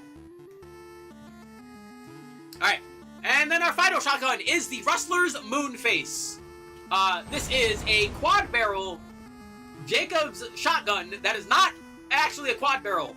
Because it shoots its shots in a smiley face pattern. Now, as silly as that is, this gun is insane because the shots are raw damage. They deal non-elemental damage, but upon contact with an enemy, will also deal explosive splash damage. Making this gun really, really good on Nisha. Nisha really likes the Moonface. It is a very good weapon on Nisha. You really want this. It's a really good weapon for her to have. And with that, that is all the shotguns. It's no surprise that someone like Nisha can utilize all the shotguns very effectively. It's just kind of the kind of character she is. Utilizing their ammo efficiency and their per shot damage a lot better than most of the other characters in the game is a very strong thing for her. So, with that, let's put these away. We don't have to talk about any weird passive weapons effects for the rest of this now. So I will not have to have stuff clogging anymore, which is pretty solid. Alright. Boop. On SMGs, this is the Cutie Killer. The Cutie Killer is a glitch rarity scav SMG that is fire locked. You will always do fire damage with it. It has Overload 4, Amplify 4. Overload means the red damage, where it creates more ammunition, but does higher base damage, and Amplify meaning it will drain your shields. Let's see which one we get. Let's keep keep doing this. Alright, so that's overload. So now we're using 3 per shot. Now, we are Nisha, so of course we can go into Showdown. And we have Unforgiven in order to boost this. But even with Unforgiven, even in overload, this thing is shooting pretty damn slow.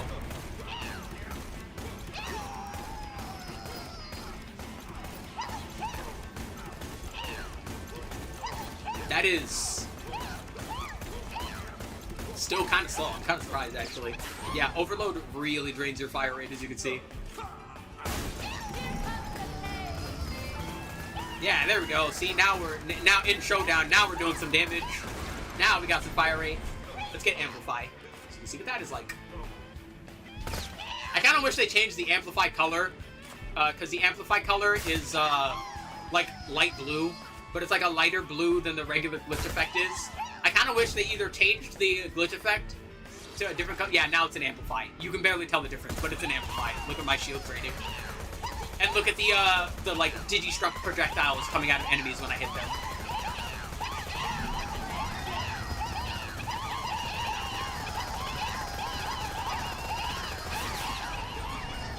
Yeah. So yeah. Other than that, does the Cutie Killer have any additional effects? Let's see. Loot Lemon. Bestow your knowledge upon me. I don't think it does, but it's always nice to double check. Nope. Yeah, that's it. So yeah, it is just a solid, fire-locked glitch SMG. It's fine.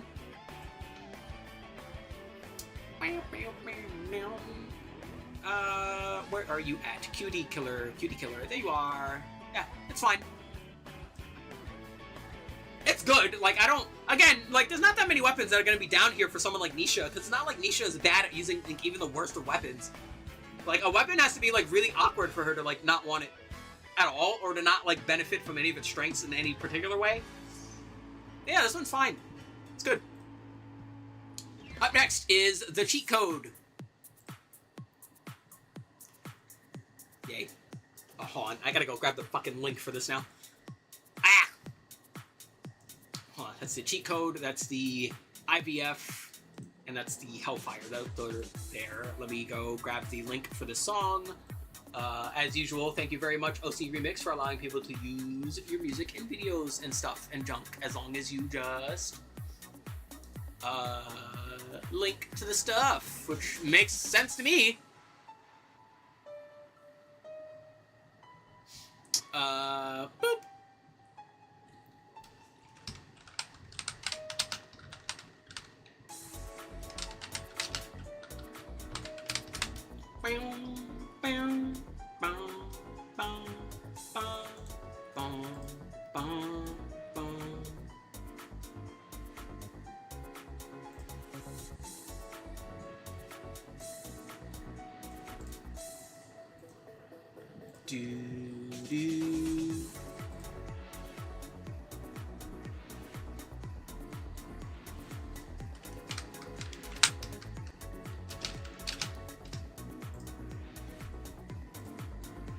And then I press the button.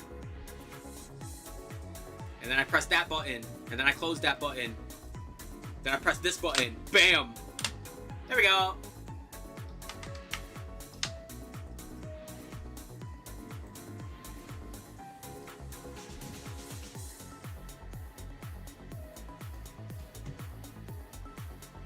Boop. Alright. So, back to the cheat code. The cheat code is a legendary Hyperion SMG. It has higher than average damage. It has a low magazine size for Hyperion SMGs, to be quite honest, but it's not the most unusual thing.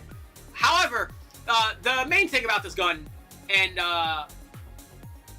the main thing that makes it really good, is its unique effect. We're going to... I need something that will, like, kill me immediately. Where is... Yeah, that. And then we're gonna take... I don't think I... Oh, no, wait, I can. I do have enough space. Okay, perfect. We're gonna take our shield off. Alright. So. Oh, the cheat code can come in all elements, including non-elemental, so do keep that in mind. So, really quick. just gonna shoot bro here so you can see the numbers. What do they mean, Mason? And then we're gonna down myself. Because the cheat code has additional stats while you were in fight for your life. Including, as you might be able to tell, a very large chance to not consume ammo.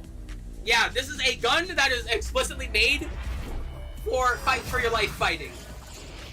Which is kind of interesting and kind of cool, not gonna lie, actually.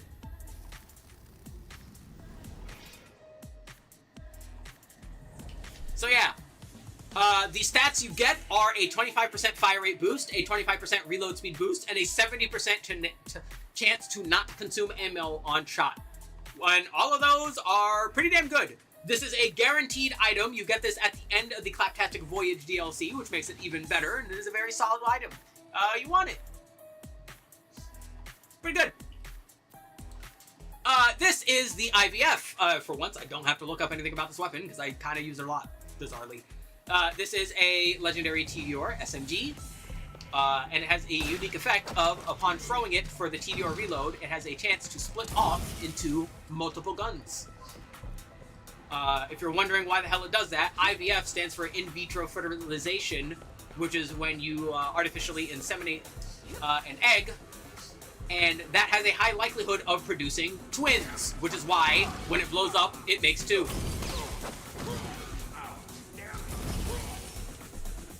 So yeah. Also, hence the red text. So yeah, this is pretty damn good. This gun can come in all elements. It is obviously an insanely good weapon for TDR chucking. Nisha is surprisingly not bad at TDR chucking. Fistful of Bullets gives you just an additional bit squidge of damage every once in a while, but more importantly, she has very high reload speed because of all of her reload speed stuff. And of course, Tombstone making TDR reloads crit means that whatever you throw the fucking thing at is probably gonna die immediately. So, it also just has good gun stats. Again, the TDR guns in this game honestly have really good just numbers. I don't know why, but I'm glad they do. It's good. It's just good. Yeah, the IVF is really good, and it's really useful against enemies who reflect projectiles. Most notably, of course, the Sentinel. This is very handy for the Sentinel. I think you really want this. The IVF is pretty damn handy. Up next, we have the Hellfire. The Hellfire is a classic Borderlands weapon available in every game of the series, and it also gets worse in every game in the series. Is it in Borderlands 4? Hold on. And is it ass in Borderlands 4? Because unironically, this is a gun that just like gets worse in every game somehow. Because they change different things about it every single time, and it like it is very silly. Bum, bum, bum, bum, bum. Yes, it is in fact in Borderlands 4. Now it's a Ripper gun, which I'm guessing is like the Bandit faction. I've not played Borderlands 4. Okay, let me explain why this gun gets worse every game. Because it will be very silly. So, in Borderlands 1, the Hellfire was one of the best weapons in the game. Because dots in Borderlands 1 do not work like they do in the rest of the games. Dots in Borderlands 1 stack. Every individual dot caused is in and of itself a dot that happens. Which is very good. That is very, very strong. And it means that even a low-level Hellfire can carry you throughout a large portion of the game. It is a very strong effect. They changed how dots work in Borderlands 2, but the Hellfire was still a solid enough option in Borderlands 2. It still had good damage, and it still had higher, like substantially higher than average dot damage, because that was its main benefit. So instead of making it with the dot effect that it used to have, they just increased its dot damage a lot, so it's the strongest dot in the game. Fair enough, makes sense, was still fine in that game. Then comes this game, and the problem with it in this game isn't even that it's bad. It still does good higher than average dot damage, and it still shoots well, and has all the Malamon benefits, and still does high splash damage. But the problem is this is the pre-sequel, meaning there's a vacuum. You're not always fighting in oxygenated areas. Meaning, again, the dot effect of this gun, which is generally the strongest part of the gun, is just simply not going to work in a lot of areas of the game. So, it really hurts it a lot in this game. And then in Borderlands 3, they made it a fucking doll weapon that's burst fire for some fucking reason. I am still confused on that. But yeah, they made it a doll weapon. I don't know why. And it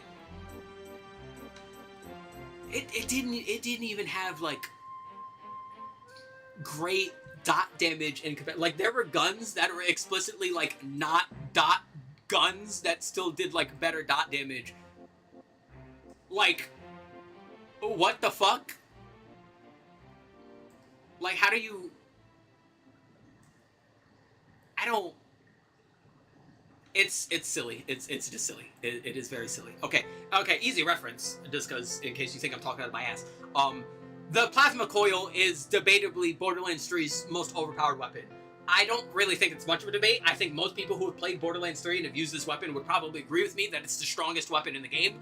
It is literally so strong that you can use a level 1 version and go through and beat the entire game with just that level 1 plasma coil. I know, I've done it. It's that fucking ridiculous.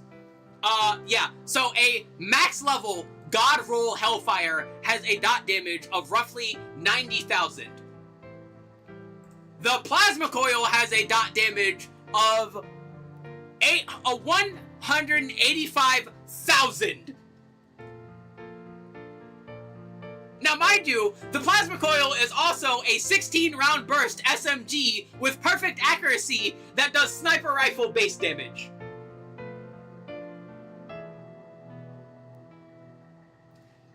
I mentioned earlier that, like, the disparity between the overpowered and underpowered weapons in Borderlands 3 is, like, fucking incredible. And I know this is literally the strongest weapon in the game that I'm comparing it to, but, like,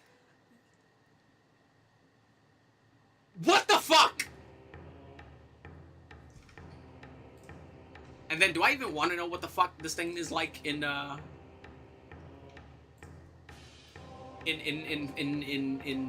4. I've never played 4, so I don't really have any perspective for 4, so, like, who knows? Yeah. It's also not in Wonderlands. Huh. Not Wonderlands. Beanies. That's fine. Wonderlands is a weird game. There's a lot of things that are not in Wonderlands. But yeah, the Hellfire, as far as its performance in Borderlands the pre-sequel, is simply hurt by the fact that vacuums exist. Like, you're just not... There's just gonna be moments where the gun's biggest strength is just not capable of functioning properly at all. It's kind of unfortunate.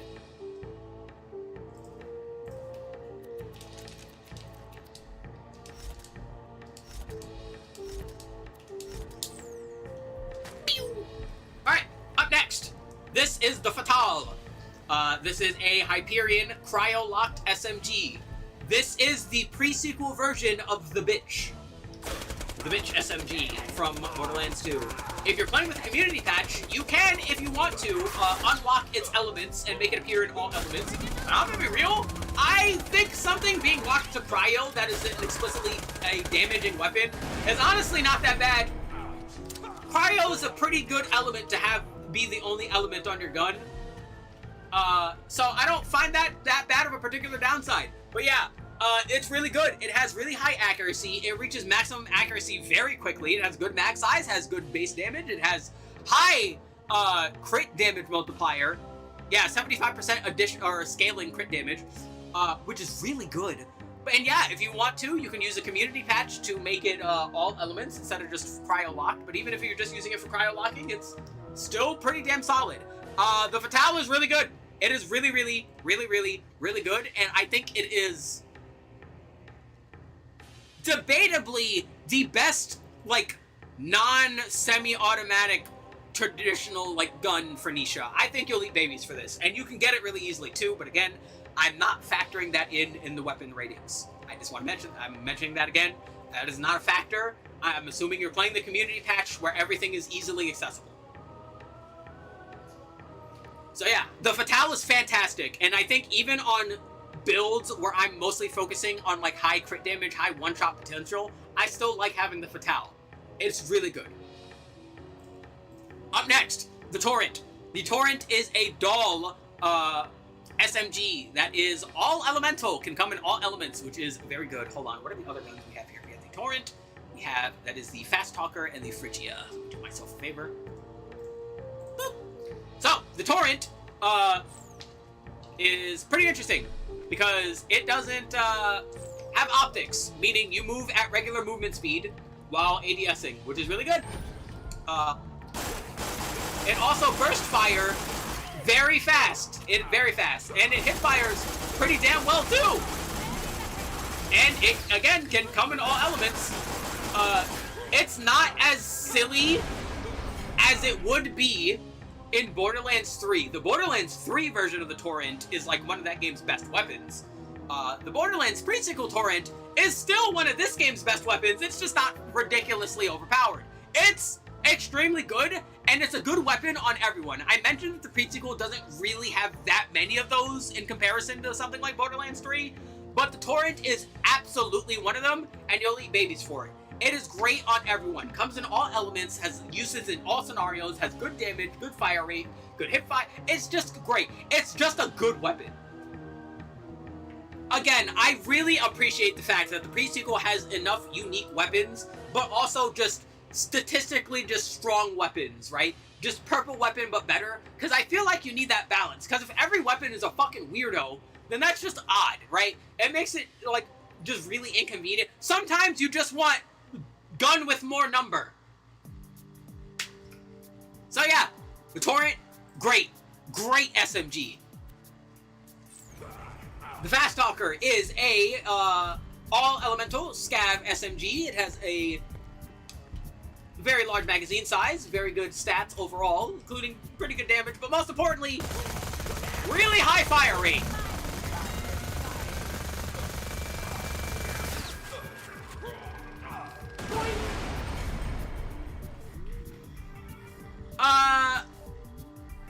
So yeah, that's it. It is a very simple weapon. This was a hard-to-get weapon because it was timed when it originally came out. But again, if you're playing on the community patch, that is no longer a problem. It is a quest reward now. Can I see which quest to give it now? Yes, I can see it here, which is nice. You can read which weapons drop what and where if you want to, which is pretty nice. So yeah. Pretty good.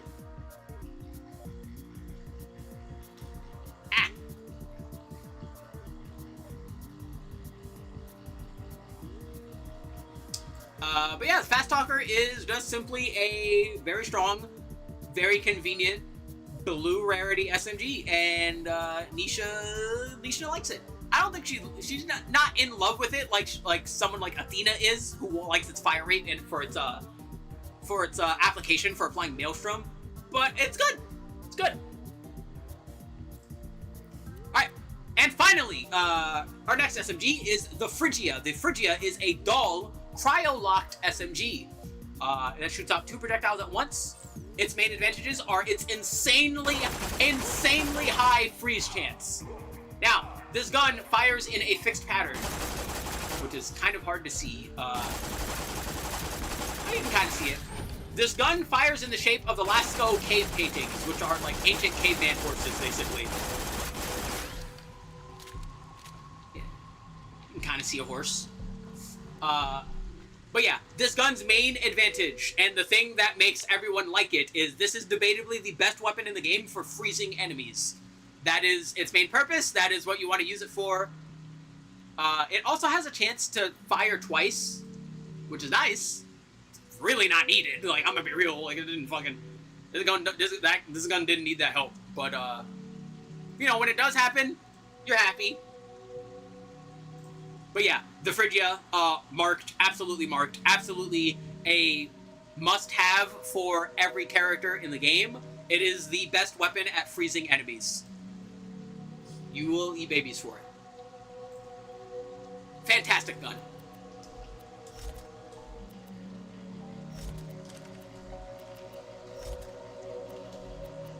Ah!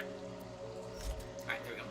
Up next, the Frostfire. The Frostfire is the pre-sequels version of the Kukulin. The Kukulin was a was a slag shock SMG in Borderlands 2 that would automatically slag you, which made it really inconvenient. It did good damage, but you know, you exploding because you fucking slag yourself is not fun. This one is Fire and Cryo, which is weird, but at least you're not freezing yourself, because that would suck.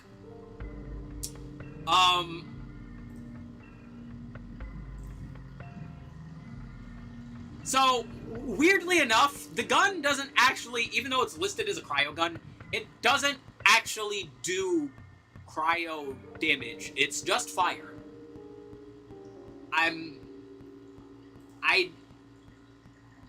Welcome to Borderlands. Like, I don't fucking understand that for a fucking second. But yeah, it's a weird. It's also, like, normally extremely difficult to get, if I remember correctly. Like, hold on, let me double look at that. How do you normally acquire this thing? It's fun to think of that. Oh no, you get it for the bestest story ever told, which is not that. I don't. Is that where you get it from? I don't fucking remember. Like, I do that quite. Like, yeah. Honestly, that kind of says it all. The fact that I forget that this is even the reward for fighting the fucking raid boss kind of says it all. Yeah, you can do better. Up next is Merrick's Mouth. This is a corrosive locked SMG, scav SMG. It is pretty interesting though, because it has a unique effect that when you hit an enemy with it, its dots have a chance to do dots of another element. So you can actually pump out some pretty serious damage by complete accident. It is by no means consistent, but it's possible. It's a really interesting weapon. I think this is fine. It is certainly a fine weapon. Oh, there goes lightning. Here comes thunder.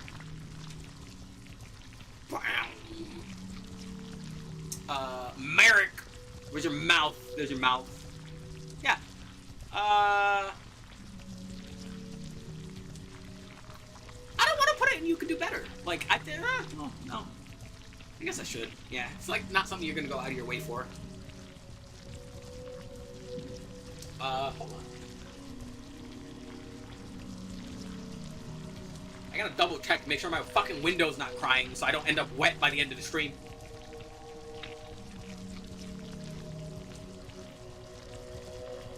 Up next is the Boxy Gun. The Boxy Gun is a TDR shock-locked SMG that its bullets have a chance to ricochet between enemies, which is pretty nice, and off of other objects. So yeah, it just has a big ol' ricocheting projectiles. It has the standard TDR SMG buff of just being a TDR SMG that is pretty good to TDR reload. Except no, it's not! Because, this gun can blow up in your face! So yeah, use at your own discretion. The gun is honestly statistically not that bad. But, you might just blow yourself up. So, I think you can do better. It's not awful. It's not for her. It can kill things very strong. It's good at killing, but you might just end up killing yourself too. So do be careful.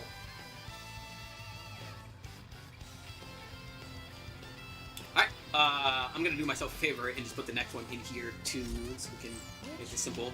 This right here is the Black Snake. This is the Hyperion Corrosive Lock SMG that shoots its shots in a split pattern, which is fucking awkward, and I hate it.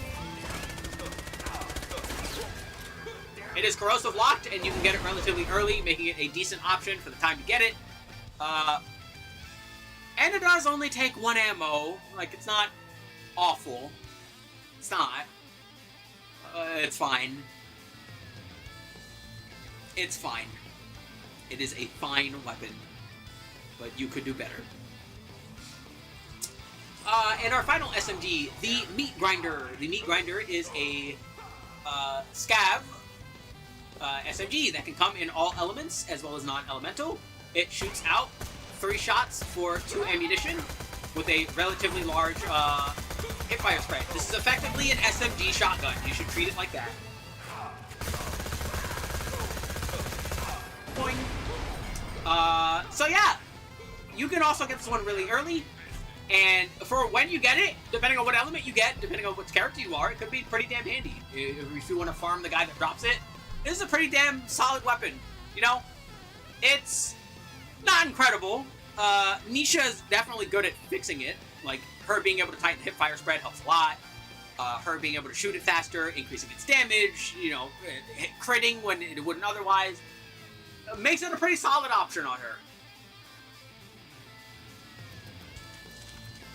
And that is all of the SMGs. Wow.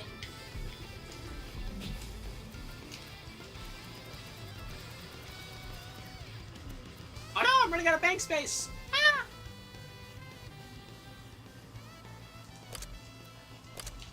See, I forget. Do one of my mods change that? Can I change that right now and have, like, nothing explode? Is that a backpack manager? No. I don't think I had a bank space manager. Or if I did, I don't remember where I put it. Nah. Damn. I'm sorry. You know what? We'll live. Because we're about to change the category here, and there's not going to be that much stuff that's going to be shown. So going down is not going to be as inconvenient. Oh yeah, also, I mentioned before. Yeah, glitch Jacob sniper rifles are very good. So if you get one, keep it. Especially, or if it has loop. If you have a loop glitch Jacob sniper rifle, keep it, because like you want that. So let's talk about all the other sniper rifles. Because yeah, Nisha is of course very good with sniper rifles as well.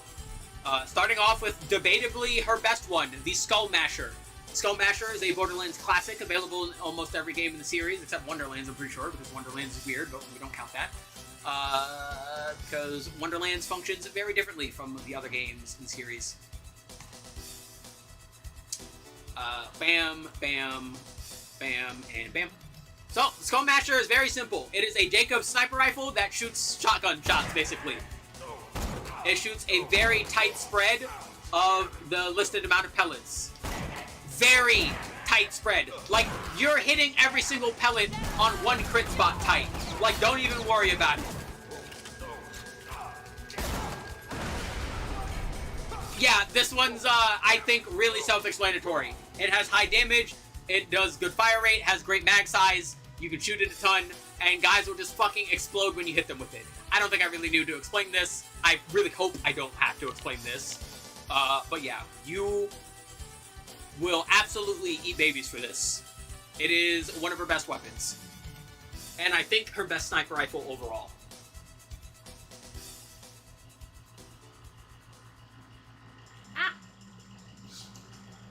Alrighty. Boing.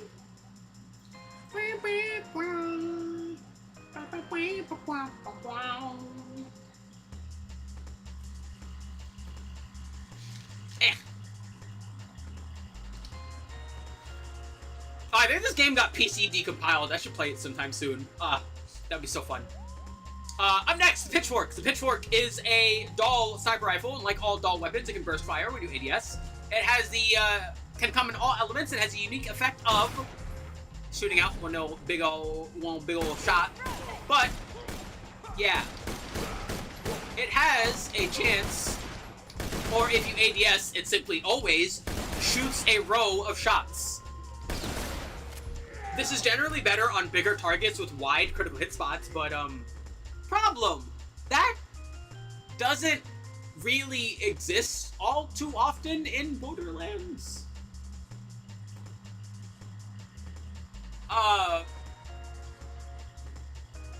Yeah, like, I think this weapon... I'm trying to think, like, what targets would this be good for? It's okay against Eos when he opens his eye. It's... I'm trying to think across the entire series now, not just,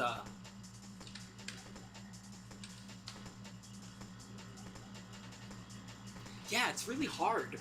Because there's just not that many enemies that are, like, big enough to warrant that kind of weapon's effects, where it would be, like, an exceptionally strong weapon. Which is weird, because it's not bad. Like, it has good damage, the 5 projectiles are really good, but, like, there's not really all that many enemies that are big enough to really warrant using that. Because the projectile spread is just a bit too wide for hitting, like, a lot of guys, like, spots. Except for, like, Eos and Eclipse and your Nisha, so you can make the other projectiles crit no matter what, which is always handy. I feel like, you know what's funny? I think this gun would have been really good in Borderlands 3, but it's not in Borderlands 3. I think the pitchfork, there's a lot of enemies in Borderlands 3 where I'm like, nah, wait, the pitchfork would have been really good in that game. Yeah. Like, a lot. Like, yeah, this shit would have been really good in Borderlands 3, but it's not in that game. Yeah, this weapon's weird, because it's a weapon that, like, should be good, but, like, there's no enemies that make it good. I feel bad putting it in You Could Do Better. Like, like, it's not awful is the problem. Like, there's gonna be other things that, yeah, no, I'm not gonna put it there. It's gonna go when you want it. Because, like, if you get it, even if you're only hit, like, one target at a time, it's still good. It still does good damage. Like, it's great. But, like, it's not amazing, and there's just not that many things that benefit from its unique effect is the problem. That's the problem. The Boshi Longnail is a Vladov sniper rifle that can come in all elements, including non-elemental, and it ignores shields. Yeah, shields do not exist in this gun. You will just do damage directly to the health bar no matter what. So, like, pop! You just hit him.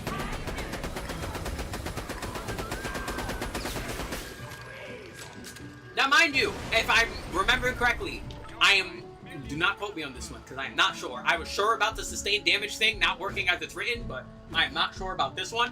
I think that they will still take the damage to the thing that is actually taking damage. So I think if this is fire elemental, and you're hitting a flesh target that has a shield, it will ignore the shield's damage nerf and just deal all that fire damage to their health instead.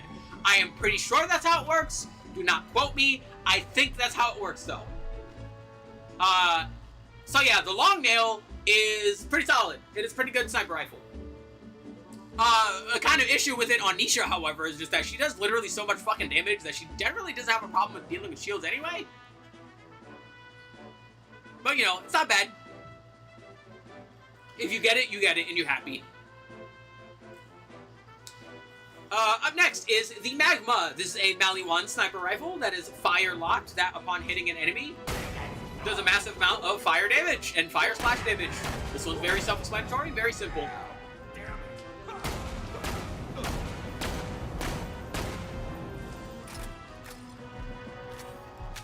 Yep. There's not much to talk about. It does what it does. It's very simple. Yeah, this one's another one where, you know, if you get it, you get it. You know, you're not upset.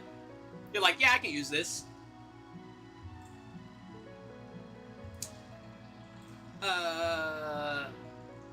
Boop, boop. 1, 2, 3, 4. All right, next. All right. This is the Invader. This is a Hyperion sniper rifle that can come in all elements, including non-elemental. Let me pull all these up to make it simple for myself. Boing, boing. And then that one is, that's the Razorback and the Frementis Edge. So you can do that too. I can just pull all these up, actually. There's not that many. Yeah. Boing, boing, boing, boing, boing. Here we go. Yeah. The Invader has average stats for a Hyperion sniper rifle. Again, it can come in all elements except explosive, of course.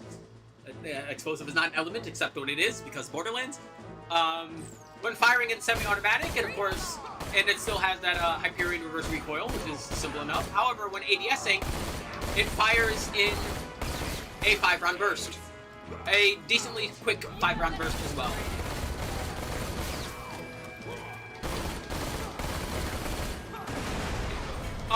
Not bad, but a bit too ammo hungry for a character like Nisha. Yeah, but you're not upset if you get one. That's going to be a common thread here for the sniper rifles. Like, the Skull Masher is just so much better than those other ones that it doesn't really compare. Up next is the Omni Cannon. This is another Hyperion sniper rifle. That comes in non-elemental only. It is raw only, and has a very, interesting effect. This gun, even though it is raw only, does explosive splash damage. And because it is raw only, it actually very highly benefits from all of Nisha's skills that benefit raw damage. It reloads pretty damn slowly, and shoots pretty slowly, but those are both things that she can fix easily, so it's not something you particularly mind. It has very good damage and very good ammo efficiency. It's not as good as the Skull Masher, but it is probably her second best sniper rifle, aside from maybe one other. But yeah, you really want it. It's pretty good. Up next, the Razorback. The Razorback is a unique Jacobs only sniper rifle. It has no optics, so you will move at full speed when ADSing. It does very high damage. It is blue, so it is bolt action, unless otherwise stated for Jacobs sniper rifles. Does extremely high amounts of damage. And yeah, that is it. It hurts. It hurts really hard. That's it.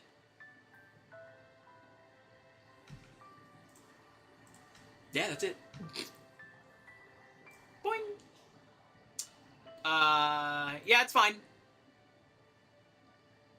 Honestly, yeah, no, it can go here. It has enough damage where, like, being up here makes sense in my brain. Up next, the Fremington's Edge. The Fremington's Edge is another Hyperion sniper rifle. It can come in all elements, including non-elemental, and has a unique effect where ADSing increases its critical hit damage. So, if you would stop burning, good sir. There we go. That was 289. We ADS 396. Very good. Now you may notice that there's one other thing about this gun. It has a very high zoom. It has the highest zoom out of all optics. So, here's the Invader. You can see that this guy's like right here. You can see the relative space of things. And then if we go to the Fremington's Edge, and yeah, we're like in there. We can't see the bullets that are up top anymore. Like, this feels a lot more claustrophobic. But otherwise, it's okay. It is, in fact, okay, you know? Boing. There you are. Yeah, it's fine. It's not worse than the other ones, though, so it can go here. You get it, you get it. 1, 2, 3. Boing. Alright, this is the Plunket. The Plunket is another Jacobs sniper rifle that is non-elemental, of course, and its unique effect is listed right there. Critical hits will not drain your magazine, but instead just drain from your reserves. Which means that you can shoot this thing for an extremely long amount of time and not have to worry about it.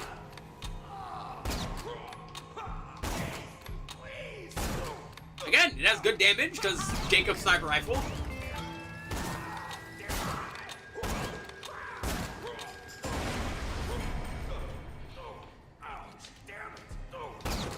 Now, of course, that does mean that every shot you fire from it will have the benefit of fully loaded, because every shot is doing. It has the potential to drain from the magazine. That also means that the last 5 can also get boosted, basically permanently, which again is pretty damn strong.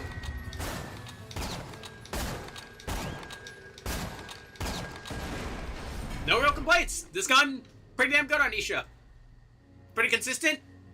You get it not at a great time because it's only a Holodome reward, but when you get it, you're honestly pretty satisfied. I think of the Jacob's Blues, I think this one is just a smidge better. Still not amazing. Like, it still doesn't beat, like, the Skull Masher. I don't think it even beats the Omni Cannon, but it's good. You're a bit happier than otherwise. I think it's a smidge better than the other ones. Up next is the Machine. The Machine is a Vladoff sniper rifle. It can come in all elements, including non-elemental, and has the unique effect of having the Malawan beam bonus, as in the longer you fire this weapon, the more damage it will deal. On a sniper rifle. Yeah, it having a very large magazine size is obviously exceptionally helpful for this, and yeah, it can absolutely shred enemies. It can come in all elements, including non-elemental, meaning if you want raw ones, just absolutely shred enemies, cryo ones, and benefit from the explosive bonuses that you're getting, so on and so forth. The Machine is fantastic and is good on a lot of the characters in the game. It is very strong. It is very, very, very, very, very, very, very, very, very, very, very strong. I only wish the game would actually fucking give it to me when I actually want it more often than not. It doesn't, so I don't get to use it too often. But you really want one. Also, it's fucking happened again. I don't have the wallop in here. I don't know how the fuck I forgot the wallop again. But we are almost done with snipers, and the next one doesn't have anything particularly interesting. So really quickly, I will pull up the wallop, and we'll talk about the wallop. Or how the actual fuck I forgot about the wallop again. But yeah, the wallop is just a standard blue Jacob's assault rifle that you get as a quest reward. It's okay. It is also not all that unique, but it is in fact a blue Jacob's assault rifle. It's fine. And then finally, we have the Wet Week. The Wet Week is a doll, right? Yeah, doll, blue rarity sniper rifle with a very weird quirk. It has the usual semi-automatic when hip firing, burst firing when ADS, but it shoots out very slow bullets. Now, you are Nisha, so of course, you can make it shoot it faster than anyone else. So there's that. But otherwise, this isn't really something you'd go out of your way for. It's fine. It is simply fine. It is a fine weapon. It could be... I think, honestly, this one goes in you could do better, because it's not anywhere near as good as the other ones that are above it. It has good damage. Like, that's its advantage. It's damage. But the soul projectile speed, even on a character like Nisha, makes it feel kind of fucking awkward sometimes, not gonna lie. And I think all the other sniper rifles that are unique are better than that. And with that, that is all of the weapons.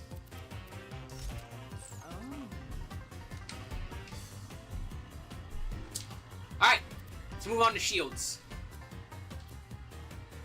Actually, no, you know what? Since they're listed this way, let's move on to class spots. You know what? Why not? Let's start with the one I've been using this entire time, the Chronicler of Elpis. Now, if you are playing with the community patch changes the Chronicler of Elpis, has an option to change the Chronicler of Elpis into unique versions for every character, rather than the standard version. This is kind of important, because the one that Nisha has, even the generic version is still really good on Nisha, honestly. She actually quite likes the standard Chronicler of Elpis. The skills are the exact same, boosting No Pain, No Gain, Faster Than You, High Noon, Tombstone, and Trick Shot, and all of which are very solid skills to have boosted. Especially anything that boosts Tombstone and Trick Shot is going to be generally your biggest damage increases. So those are super important. Now, why is the base version of the Chronicler good on Nisha? Well, the base version, rather than boosting gun damage, magazine size, and max health, boost freeze chance, cryo damage, and shield capacity. All of which are things that Nisha honestly doesn't mind having. Some of the other characters, not as much, like Athena doesn't particularly care about those unique benefits. Claptrap likes them. Everyone else is neither here nor there, generally, aside from, like, Aurelia. But Nisha really enjoys those base benefits just as much. So, honestly, even the regular Chronicler is just as good. But yes, Chronicler of Elpis, you will absolutely eat babies for these. It is one of her best class mods, by far. Also, I like how even without troubleshooting the stream, this shit is still gonna go for like 5 hours. I already know.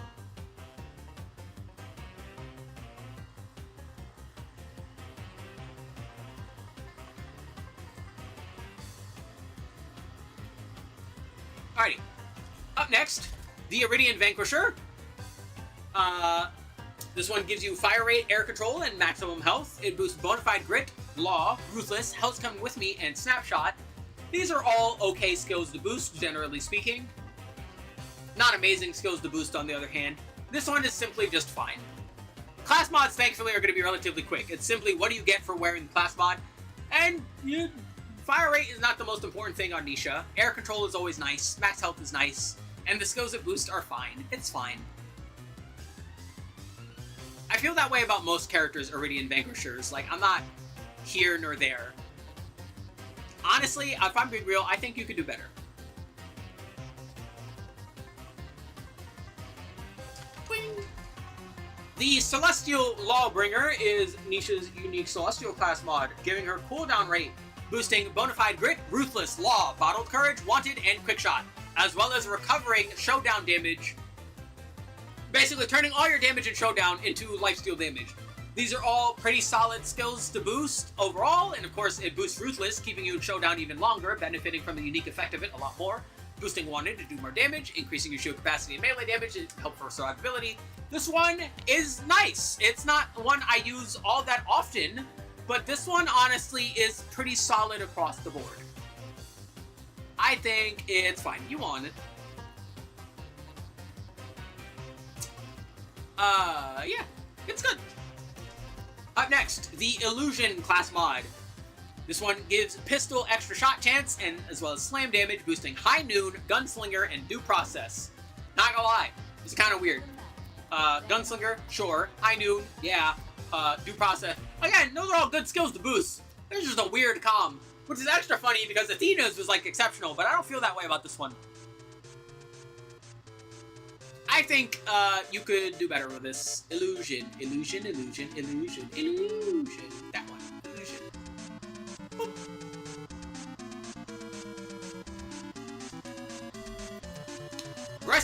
Desperado class mods. Boost your cooldown rate and pistol gun damage. Reminder, anytime something says, insert gun type here, gun damage, that is a new thing getting added to the damage formula, and that means it does substantially more than it would otherwise. It boosts Ruthless, High Noon, and Bottled Courage, all very solid skills to boost, keeping you in Showdown even longer, as well as boosting your cooldown rate so you can go into Showdown more often. This one is really good!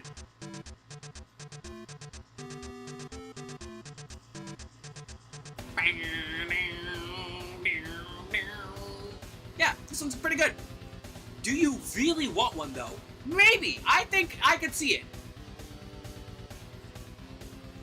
Hold on. Okay. Yeah, this one's pretty damn good. The Cowgirl class mod boosts your pistol magazine size by 43%. I believe this is a community patch effect of it giving you pistol ammo regeneration. Let me double check that. Yes, it is a community mod manager change. The original version gives you pistol max ammo. Again, I'm assuming you're playing off the community patch. I'm looking at what I'm shown and not what it normally would be. So, you get Hell's Coming With Me, Gunslinger, and Faster Than You. Again, all pretty solid skills to boost, generally speaking. Pretty nice. This one's also pretty solid. I don't think it's amazing as the Desperado, but it's good. Cowgirl. Yeah, you want one.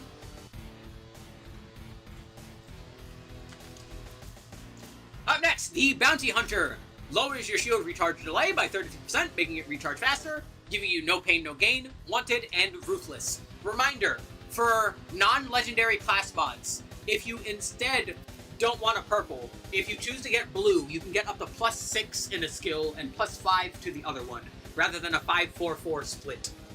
Do keep that in mind. That's why I'm not mentioning the explicit numbers behind any of these. It simply depends on what you want out of the class mod. But I prefer having the purple ones here so you can see all of the potential skills it affects.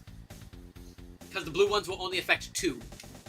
So yeah, these are all solid ones to boost. Boosting Wanted is good. Boosting No Pain No Gain is good. Boosting Ruthless is good. Keeps you in Showdown longer. It's okay.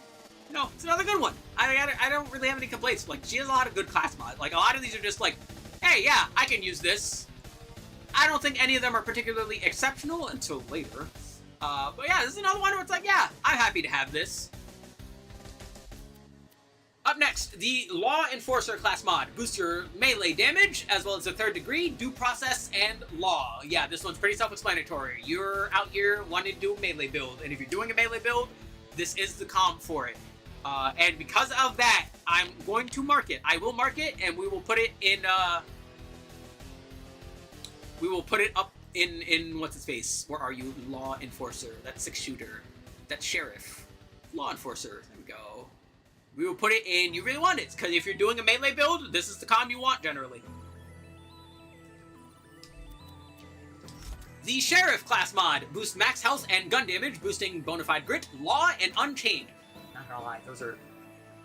Okay, I can see Bonafide Grit and Unchained, but boosting Law... you might notice that Law gets boosted a lot. It's like a filler skill that gets boosted by a lot of comms. I'm not exactly the biggest fan of that. That aside, this is a fine comm. It's not amazing, though.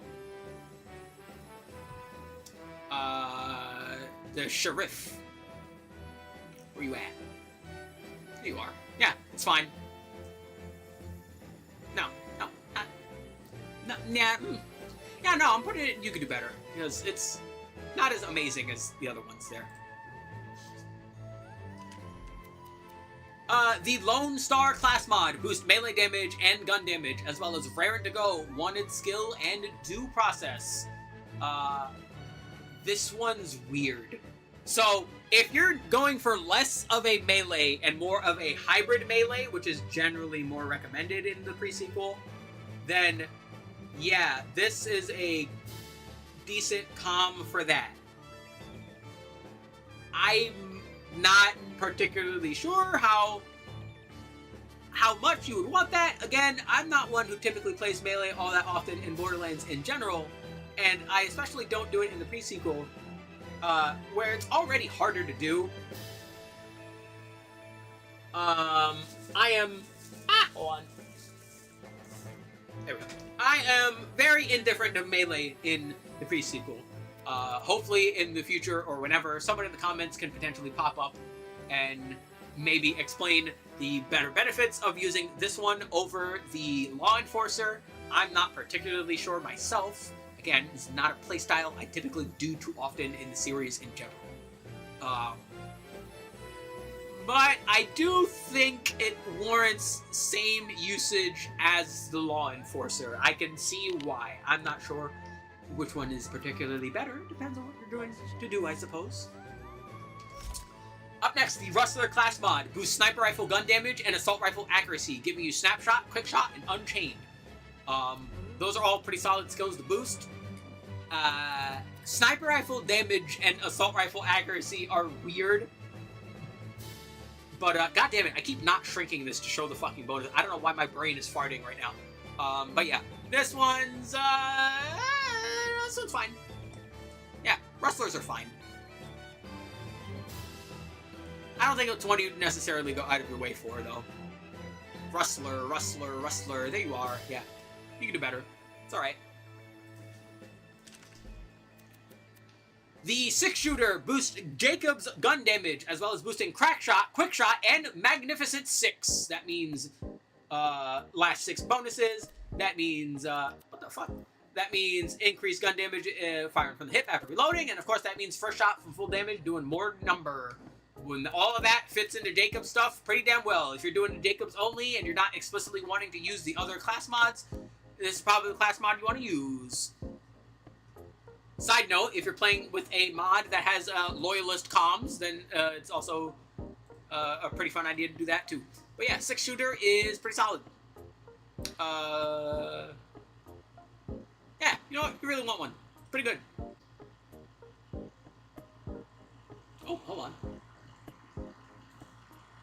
on. Banana OBS had a bit of a brain fart. I'm going to double check and make sure stream is okay.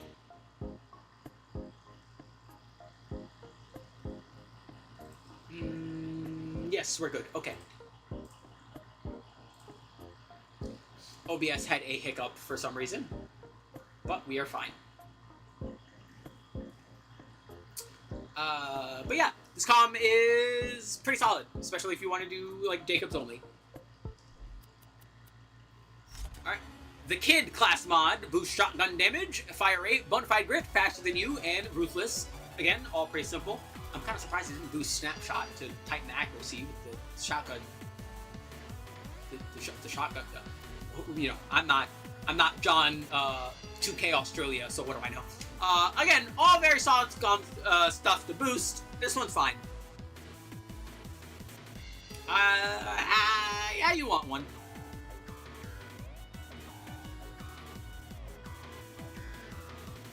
Where are you at? There you at? Oh, there goes lightning. Yeah, you want one.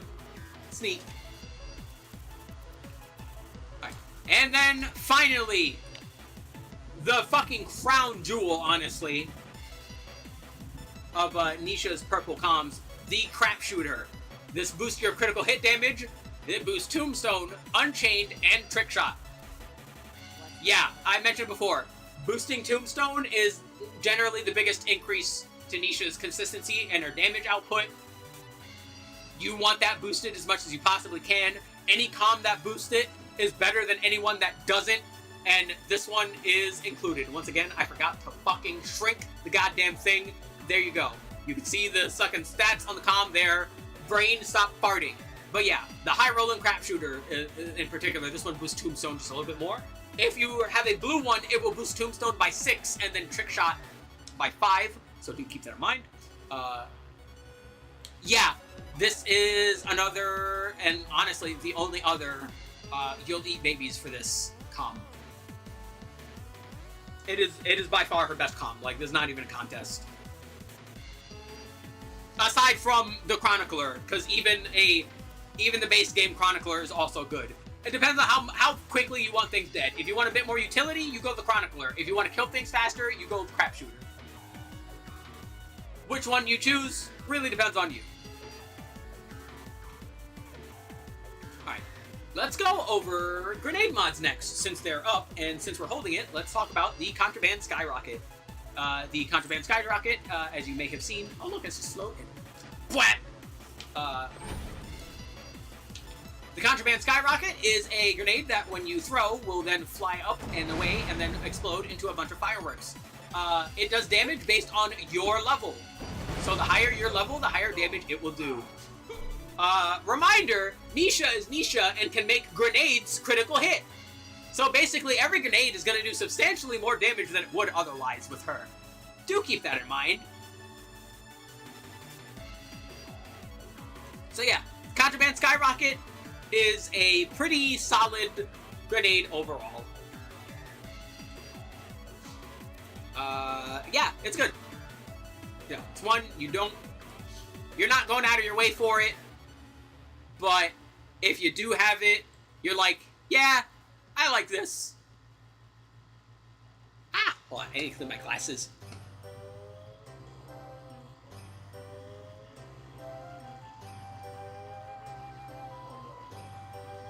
Alright, there we go. Yeah! Alright, yeah, so it's fine.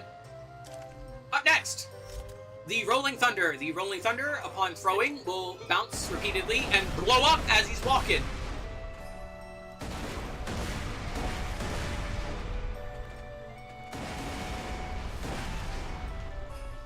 He bounces for a very long amount of time. He's very scary. I don't like him. It does do good damage though. I can't really lie. Like it hurts. He does hurt. He in fact does do number. But yeah, not the biggest fan.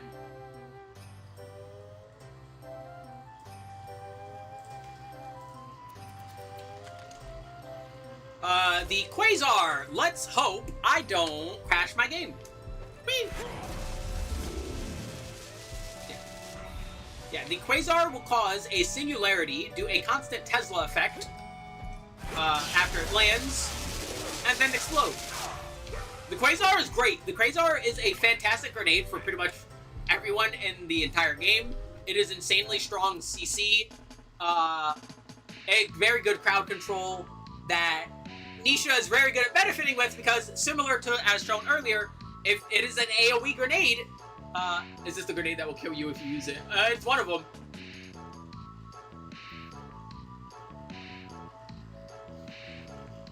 You might want to, the walking one. Yes, it is one of them. I was not, it is one of them. There's many.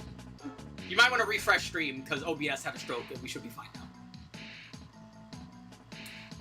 But yes, the Quasar is fantastic. The Quasar is absolutely getting starred, and the Quasar is absolutely going in You Elite Babies for this, because it is fantastic. It's fantastic on everyone, for pretty much the same reason. Even if you can't do anything silly with it, like Nisha, it's so good just for crowd control and stripping shields. It's good. Great grenade. Up next, the Pandemic.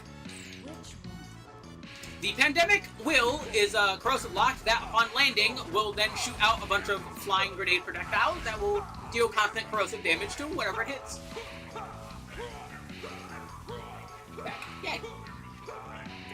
Yeah. Pandemic, if you need a corrosive damaging grenade, it is fine. It's fine. It's not amazing. It does what it does. It does exactly what it says it does. It's not amazing, but it's not underwhelming either. It is simply fine. Pandemic, where you at? You are. Yeah. It's fine.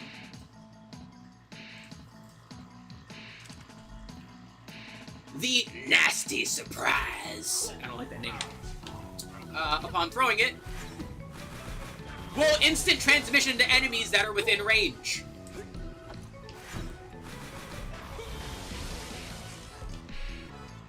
Which, believe it or not, honestly makes it a bit more awkward to use than otherwise, because if an enemy is moving, they're basically not gonna get hit by the fucking grenade, which makes it a pain in the ass. You can't lead your target with these fucking grenades. I kinda don't like it, not gonna lie. I think this is the first, like, I'm not the biggest fan of this grenade. I think this one goes in, you can do better. Yeah, I really don't like this one. Pew! Alright, the Leech is a thrown grenade that will send out its little children that will immediately lifesteal to you. Yeah, it's a transfusion grenade that just instantly heals you rather than sending out a healing projectile that has to take its time to travel to you. And that, honestly, makes it really damn good. You see the vision, but it needs something more. I don't know how you would feel. I think the thing with the Nasty Surprise is it needs to blow up faster. That's it. If it blows up immediately, then it's not a problem.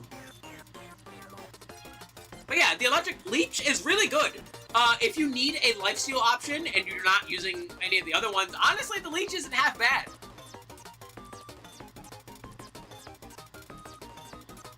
Where are you at, Leech? Actually, I'm gonna unstar it, but I do think it's good. I think it's good. Yeah, you want one. It's good. Up next, the Four Seasons. The Four Seasons is an AoE grenade that, upon landing, will cycle between various elements. So, here it is in fire. Throw another one. There it is in corrosive. Throw another one. There it is in fire. Throw another one. There it is in shock. Throw another one. There it is in cryo. So yes, each one is a random element that I'm pretty sure never repeats the element. I'm pretty sure it's a different element every time. Let me double check that. On Salute Lamon.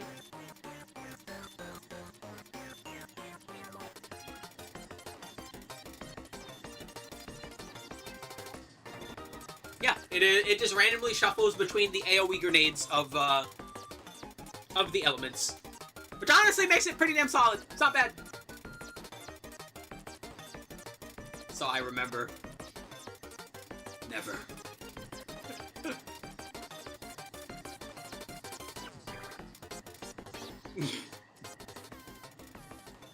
Yeah, this one's not bad. You're happy to get it.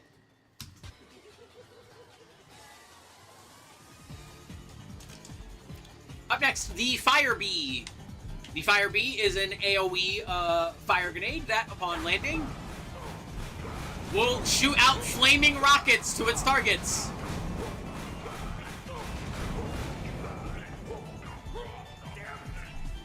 Yep. I think that's pretty self-explanatory, thankfully, and I think it is fine. It's just like the pandemic. Up next, the Bouncing Baza. This one is, that rocket one will kill you. Potentially. They usually home in on enemies, but it is a possibility.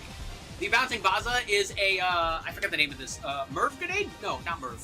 Bouncing Betty. It's a Bouncing Betty grenade that, upon landing, will constantly spit out, shot grenades outwards. Bouncing Betties are pretty good for applying constant pressure. They're not as good in this game as they are in Borderlands 2, but they're fine. The Bouncing Baza, I think, is locked to shock. Let me double check that. No, it can in fact come in all elements. Alright, that's pretty good. So if you get a cryo one, honestly, it's pretty handy. Yeah, this grenade is fine. A lot of these are just going to be like, yeah, this is alright. Again, I don't find these grenades as useful as other utility grenades as in a game like, say, Borderlands 2, because I think it's a lot easier to do the utility of those grenades by yourself, and so the utility has to be like something that you can't do by yourself, like the Quasar's CC, or one other one we'll get to later, which you saw me use earlier when I showed you how ridiculously Excalibastard is. We'll get there. But yeah, Baza's alright. Boop. The bonus package, upon landing, will blow up and then shoot out 10 child grenades. Yeah. Borderlands 2 is the one that has modes with the Madden tracker. No, that's Borderlands 3. Yeah. Good old cloning maddening tracker for Moes.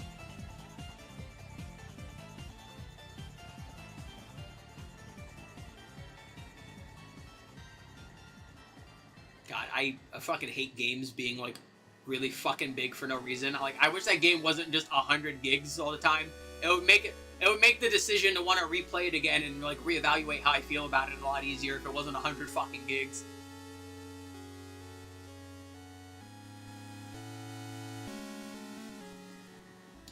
But yeah, the bonus package, it's fine. It is locked to explosive. It cannot be in any other element. It just simply blows up and then blows up more. It's alright. Oh, also, the child grenades blow up twice. So, you know, it's fine. Yeah, it's fine. It's pretty alright. The Stormfront. Yeah, we're marking this one. This one's like a fucking... This one's a no-brainer. Yeah, the Stormfront is a, AoE grenade that has a large radius that also shoots out other little AoE grenades that also have a large radius and constantly affect their target. If you don't need the CC quality of the Quasar, you're probably using the Stormfront. The Stormfront, as I mentioned in the Athena video, is one of the best grenades in the series. It is extremely synergistic for virtually everyone. It is especially synergistic on Athena and Nisha, because Nisha can utilize it with the Excalibastard to instantly freeze virtually anything.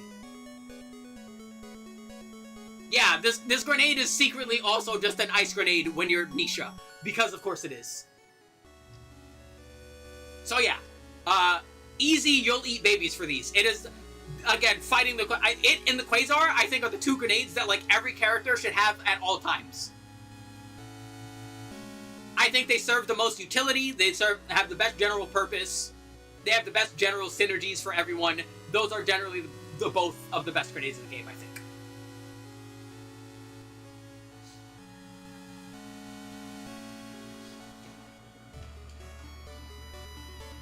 Oh, and again, I feel the need to stress this, because in case, we missed it earlier, because we started with weapons.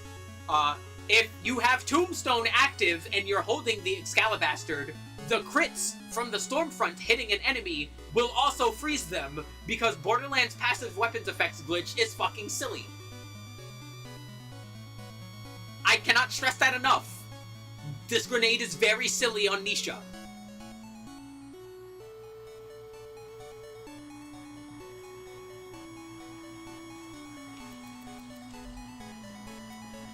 Up next, the Meganade. So, the Meganade, upon landing, is a singularity grenade that will pulse once, pulse twice, pulse 3 times, and then blow up. Now, bizarrely enough, this is better than the Quasar at CCing on a general basis, but I feel like I prefer the Quasar in 99% of scenarios versus this thing. I don't think it's bad. It can also come in all elements if you don't want one in shock, which is very handy. But yeah, I don't find the triple pulse to be as useful. As a matter of fact, I find it more disruptive than anything because it wiggles and wobbles the enemies 3 times in a row when I simply don't need that. It's not bad though, but I find it more inconvenient than just using the Quasar. So I'm gonna put it here.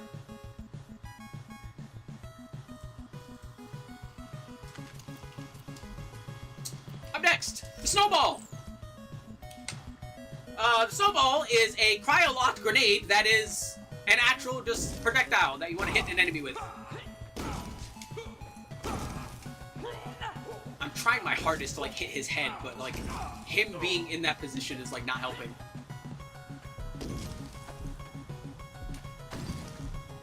Can I just not hit his head here? I guess not. Well, yeah, the Snowball has the, is basically a cryo-locked fastball from Borderlands 2, which is not the best. The best thing about the fastball was the fact that it did exorbitant amounts of damage. So you could literally run around as Axton with, like, an explosive one or an element-matching one and just, like, fucking dome dudes with, like, fucking 20 billion grenades and just constantly dome dudes with balls. You can't really do that here because it's cryo-locked, but it's not awful. But it's not amazing. It's weird. It's very much just a worse version of what it would have been. Yeah, I kind of feel bad for it. Yeah, you could do better. Mind you, because you're Nisha, you don't have to hit a crit spot if Tombstone is active, so there's that. There's always that to think about.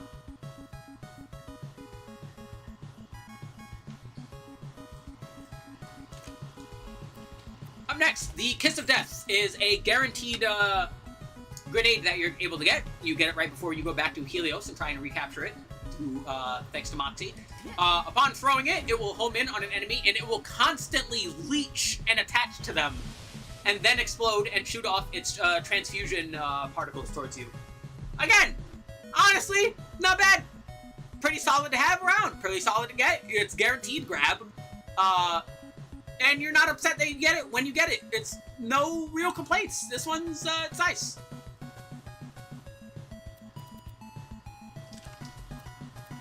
Up next, the Data Scrubber.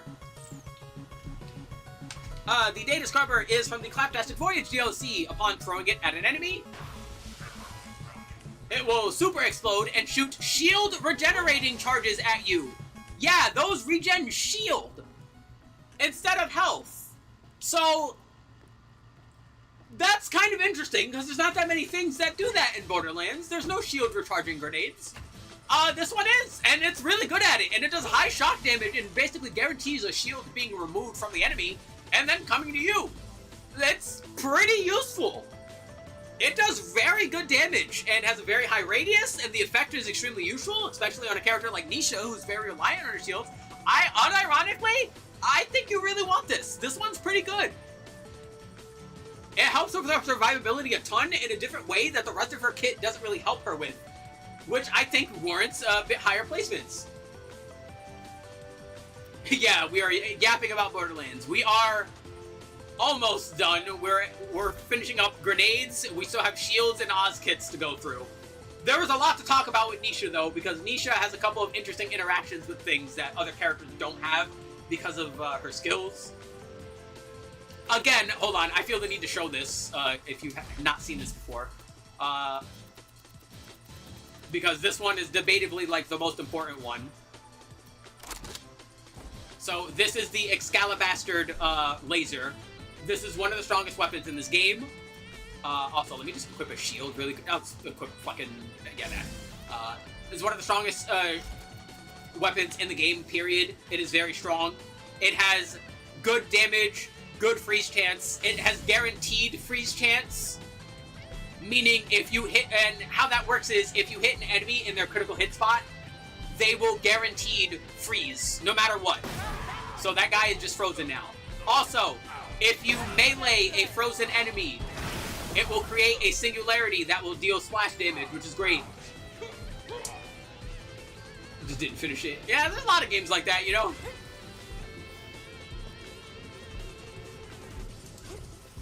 I'm that way with Final Fantasy X. Final Fantasy X is a game I've completed once, and I'm like, God, every time I start playing this game again, I'm like, I never want to play this game again. Really quick, let's head on over to Serenity's Waste, so we can, once again, show this off, because I mentioned this while talking about the Stormfront, and I mentioned this while talking about the Excalibastard. Nisha has a skill called Tombstone. Tombstone makes it so that when you kill an enemy, I hate cracking. all of your shots have critical hit chance no matter where they hit. But not just all of your shots, all of your damage. Any damage you do can critically hit, no matter what. So, we can kill this little Kragon, and then we can throw the Stormfront. And now the Stormfront is freezing enemies because the purple crits there are Tombstone critical hits. Meaning Tombstone is translating through the Stormfront because I'm holding the Excalibastard in order to freeze enemies. Oh, I forgot to fucking put the tier list down again because I'm a goddamn potato. So yeah. No joke, literally, I wasn't doing that the entire stream until I started getting to the gear. Didn't do that a single time for any of the weapons, only the gear. But yeah. Bonk. So really quick, we'll go on over here.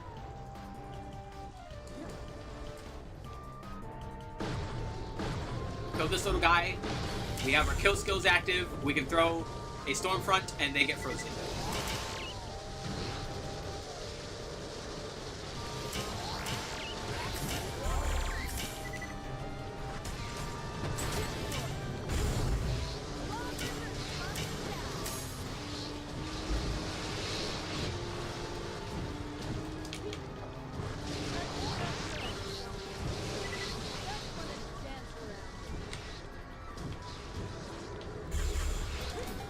Yeah, it is a very strong synergy, to put it mildly. And mind you, it's more than a circle, because each of those Tesla grenades that it shoots out will also... Yes, Nisha's the aimbot.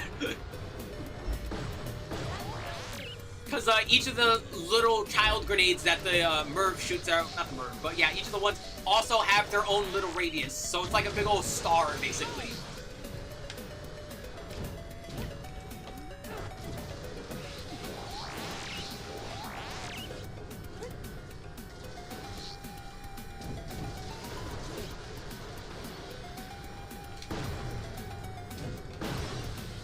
Yeah, very strong effect.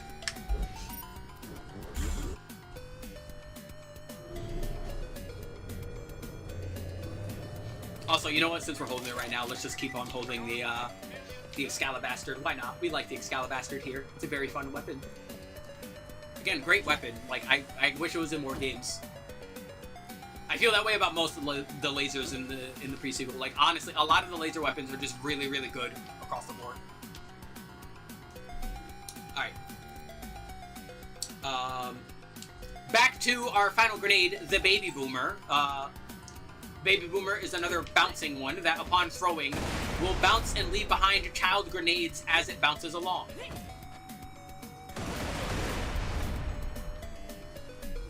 That's another one you need to be a little careful with. You're, again, very likely to blow yourself up, and I'm not the biggest fan of bouncing grenades. They're very awkward. I would recommend against it. Alrighty, let's do shields next, because they're the biggest section, and then we will end with Oz kits, because those are the small section. Let's start with the one we are holding right now. This is the Prismatic Bulwark. Prismatic Bulwark is a Hyperion legendary shield that gives you decent capacity, good recharge rate, good recharge delay, as well as boosting a bunch of things related to lasers. It gives you a 95% chance to absorb laser attacks. It increases all laser damage by 35%, and as well as increasing your laser damage resistance. All of which is very, very, very good. Now, this is not Nisha's best shield, probably Wilhelm's best shield, for being perfectly honest. But this is just a very solid option for anyone that wants to do anything with lasers. It's just, you're looking right at it. It's just good laser stats. So yeah, this one, honestly, if you're doing laser stuff, is a keeper. If you're not doing laser stuff, I would recommend against it. But even if you're not doing laser stuff, like, the stats honestly are still pretty good. But yeah, Prismatic Bulwark, pretty solid shield all across the board. Bulwark, you are. Yeah, I think you really want one. It's really good. Up next, the Ryogenator is a Anshin shield. This one gives you lower than average capacity, but don't worry about that. This is Anshin.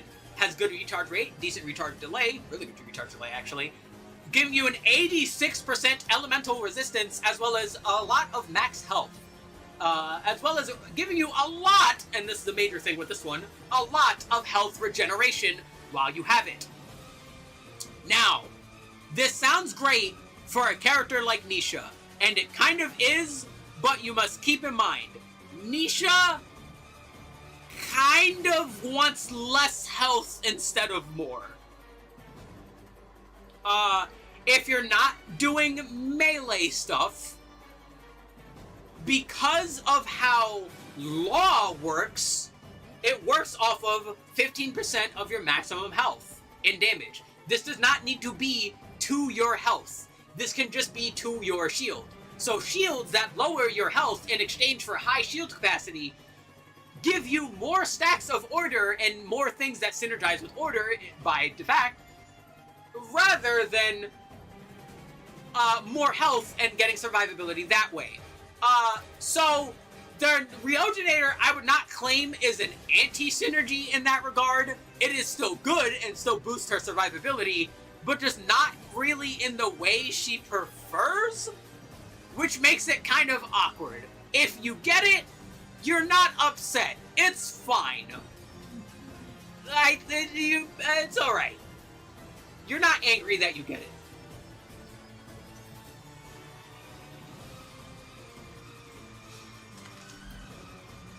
The Big Thumper is a Roid shield that, when depleted, gives you very large, very, very, very large Roid damage. Also has very high Roid damage. I believe that is the strongest Roid bonus of shields. Let me double check that.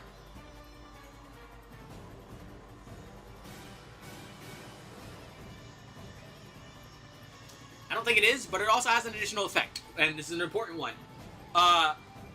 When your shield is finally recharging, you will take damage based on how much Roid damage you did while the shield was down. So how Roid shields work is when the shield is depleted, that stat that says Roid damage will then get added to all of your melee.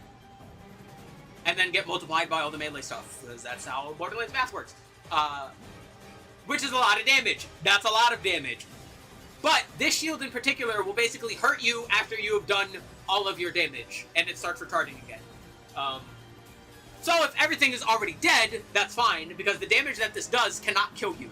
But if everything is not dead, or if things are actively hitting you, this might be a problem. Or, if in the worst circumstance, and this has happened to me more than enough times, which is why I hate Roid shields, where you're in a Goldilocks zone where there's not enough enemies to maintain the shield, but just enough enemies to, like, annoy the fuck out of you, and hit you while your shield's recharging, but they're not close enough to actually start fucking healing. Like, I hate Roid Shields. I really don't like how Roid Shields are designed at all, and I find them the most inconvenient, awkward things to use in the game, which is one of the main reasons why I really don't like playing melee characters in Borderlands, because you need to use these shields. And I find them just to be the most awkward fucking things in the world to use. I understand the general idea behind them, but then, like, it just, in practice, it always feels odd. So, like, if you're doing melee, then yeah, this is fine. Because it is a Roid Shield. It is, in fact, a Roid Shield, and a damn good one. Let's talk about the other ones. And more.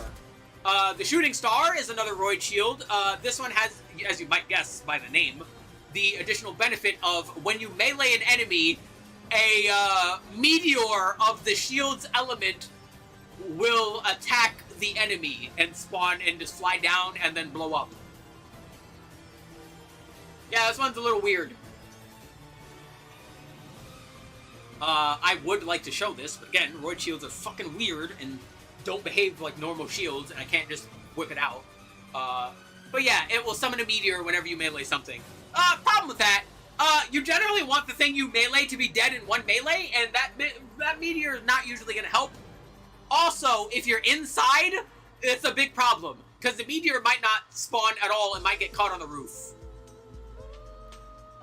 Yeah, this is a cool shield in concept, but just in practice, doesn't really pan out too well.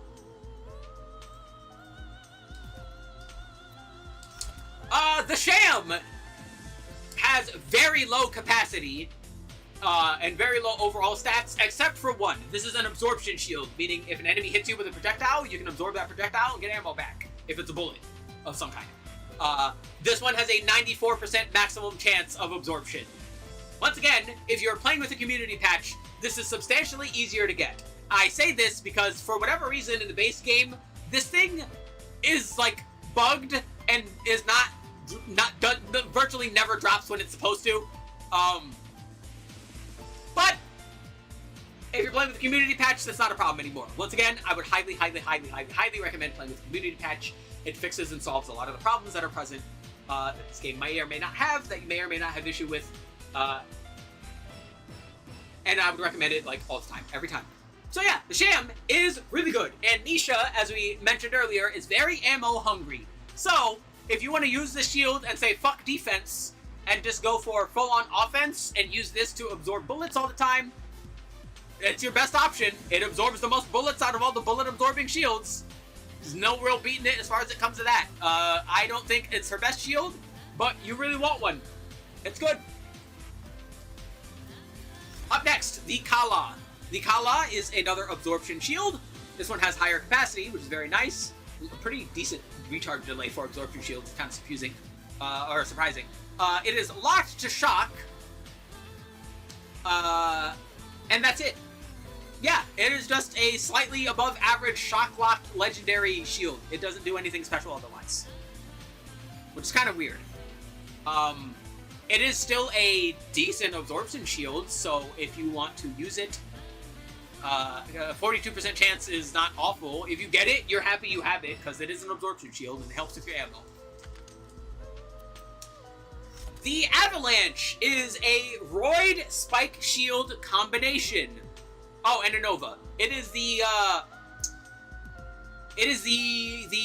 pre-sequel version of the Skin of Terramorphous. And that one was generally considered the best Roid Shield in that game. Generally, some people prefer other ones. But the Avalanche is very good. So yeah, you will get Roid damage when it's depleted, you will deal Cryo Spike damage if you get hit, and you will Cryo Explode when enemies hit you. And all of those are very good. Every single one of those things is extremely useful and synergistic with what Melee wants to do. Freezing enemies is really good because frozen enemies take extra melee damage. It has good stats on it. High Roid damage, high Nova damage, high Spike damage, good Nova radius. It can get inflammability, which is useful. It's just great. This, I think, is very, very clearly, I think this is, like, her best melee shield. You really want one. I think most melee characters probably just want to use the avalanche over other stuff. Let's see. The Supernova is a Malawan shield with decent capacity, good recharge rate, long-ish for the type delay, high Nova damage, and very high Nova radius. But it's for a very... yeah, it's a very high radius. You blow up. I don't think... I think upon seeing the radius, you might understand what the shield is about. You blow up. If you would like using your Nova shields like that and just be a walking, as it says here, Supernova, then by all means go ahead. Personally, I don't think Nisha is the character for that. I find that things that expressly supplement her offense or defense in more direct ways are a bit better. I don't hate this shield, though. It's fine. The Whiskey Tango Foxtrot is a booster shield. Booster shields will drop supplies if you get hit by them. However, the Whiskey Tango Foxtrot is different in that it does not drop a regular booster. It instead drops a bomb, basically. It blows up.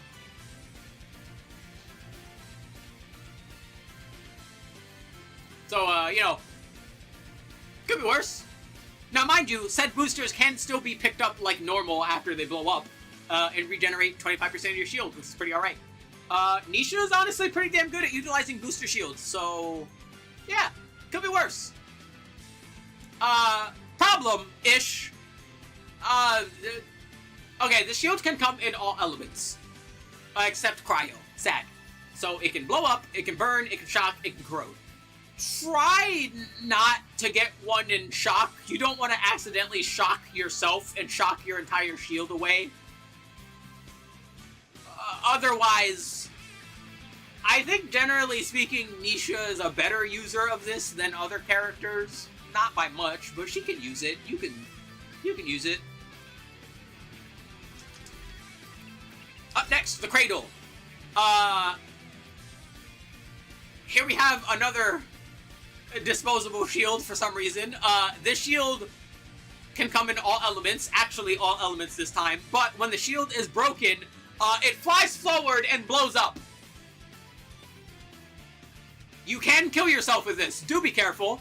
I don't like this.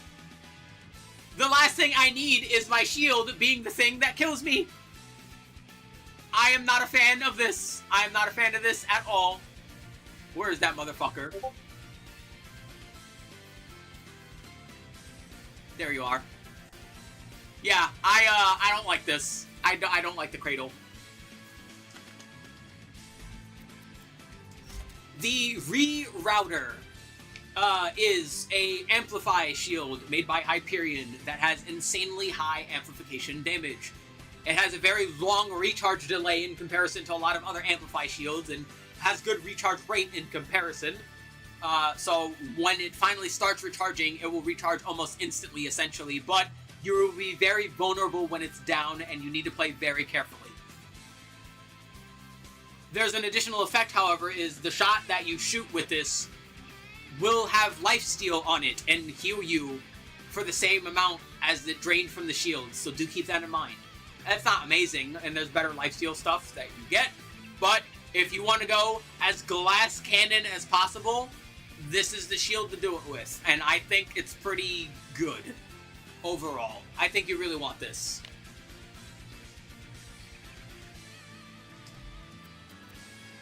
Up next, we have the Mork. The Mork is another Anshin shield, giving you very high elemental resistance and giving you more max health. I don't think it has anything in particular different compared to the Ryogenator. No, it does not. It is very similar to the Neogenator and then the other one that was in Borderlands 2. And very much it is similar enough, and they serve the same purpose, so it goes in the same place. The Fabled Tortoise is a Pangolin shield. Pangolin shields have insanely high shield capacity and lower your maximum health, which is good for Nisha. Problem! I'm gonna go now. It reduces your movement speed. Love you. Ciao, ciao. Oh yeah. Yeah, it reduces your movement speed, and I don't I don't like that one bit. It's really annoying. It is. If it didn't reduce your movement speed and literally make you a sitting duck, especially when it gets depleted, because it depletes it even more, I would like it more, but it simply doesn't. Oh, no, I'm sorry. Reverse that. I'm a potato. It decreases your movement speed while it's on, and then increases it while it's off, which there's the clear trade-off there. But the problem with this shield is that there's literally just a shield that does what this shield does, but better, because it's not fucking with your movement speed. Like, I don't like that it reduces my movement speed at all. It's going there. It's not awful, but I'm not a fan.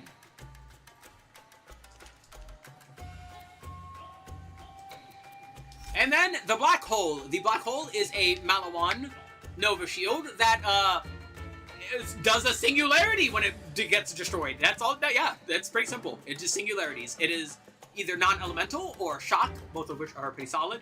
And yeah, it is another very highly damaging Nova with a pretty good radius. It's another just really good overall shield. Again, I don't think Nisha is the kind of character that really wants to use Nova shields all that often, but I don't think this is a bad option on her per se. I think it's fine.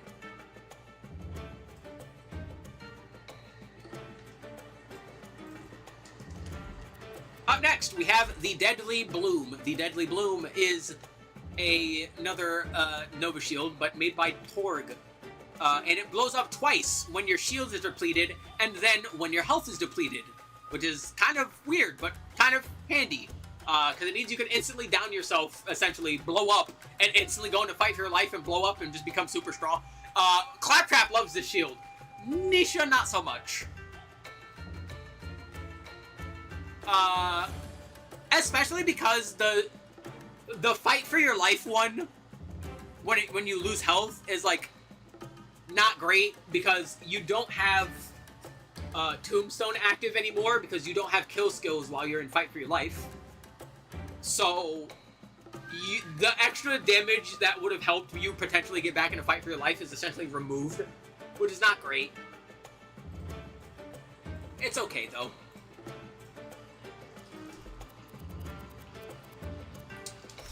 The Asteroid Belt is very self-explanatory. It shoots out meteors when you get damaged, as it says right there, that do that damage listed there. This one's very simple and very self-explanatory. It works exactly as it says it does. It only works on melee attackers. That's an important thing to mention about spike shields. The spike shields usually only work on melee. So do keep that in mind. But yeah, the Asteroid Belt's fine. The projectiles from it do get boosted by Tombstone, which is kind of funny. So if you want to critical hit someone with a fucking asteroid, then by all means go ahead. It's alright.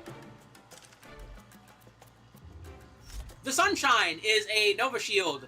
That is probably one of the worst Nova Shields like in Borderlands. I'm gonna be real.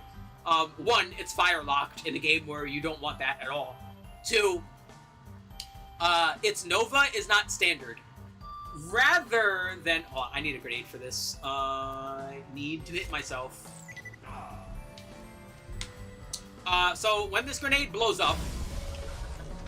Yeah, you saw that? Rather than, doing a standard Nova big AoE explosion around you, it instead shoots out a circle of lasers around you? Which... I'm, again, not the biggest fan of. It's just kind of awkward. Kind of awkward is the name of the game for a lot of the shields involved here. And Nova's in particular. It's already awkward enough on Nisha, but it feels extra awkward because of this. Yeah, I'm not a fan. I'm really not a fan, and I think you could do better. Sunshine. Wham.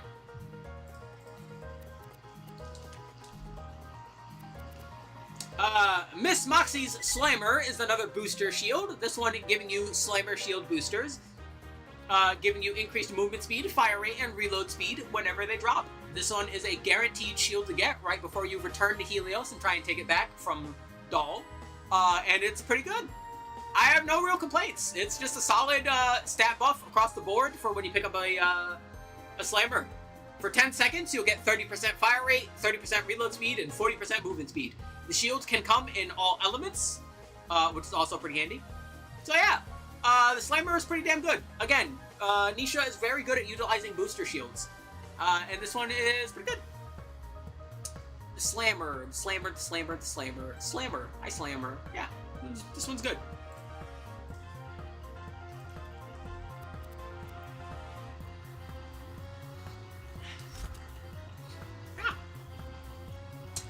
The rapid release is not a shield you would standardly use throughout the game. This is a quest item that you get for a little bit in order to do a Nova to open Springs' safe, because she forgot her fucking password because she's a goober. It is not meant to be used as a late game thing at all, not even remotely. It is very low stats across the board for literally everything. Hell, for that mission, you don't even need to use the rapid release if you have another Nova shield. It's kind of funny.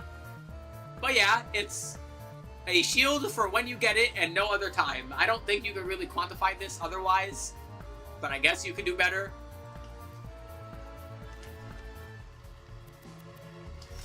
The Haymaker is a doll shield, but it is not a booster shield like other doll shields. It's actually quite unique. It functions like an Anshin shield, giving you increased max health and elemental resistance, as well as letting you transfer status effects on you to enemies. So if you have a dot, you can punch an enemy and give them the dot.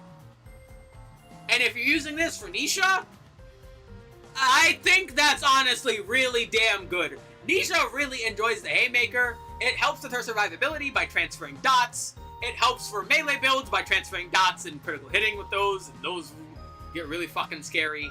Yeah, this one's really good. If you're not explicitly wanting the roid damage from the avalanche, you probably want the Haymaker. It's pretty silly. Up next, we have the Knot. The Knot is a shield that simply has no recharge delay. It is always charging, no matter what.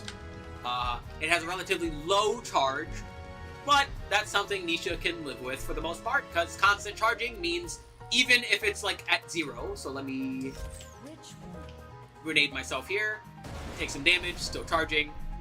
Let's whip out a shock grenade so we can see, and another one. There we go, and yep, still charging. Yeah.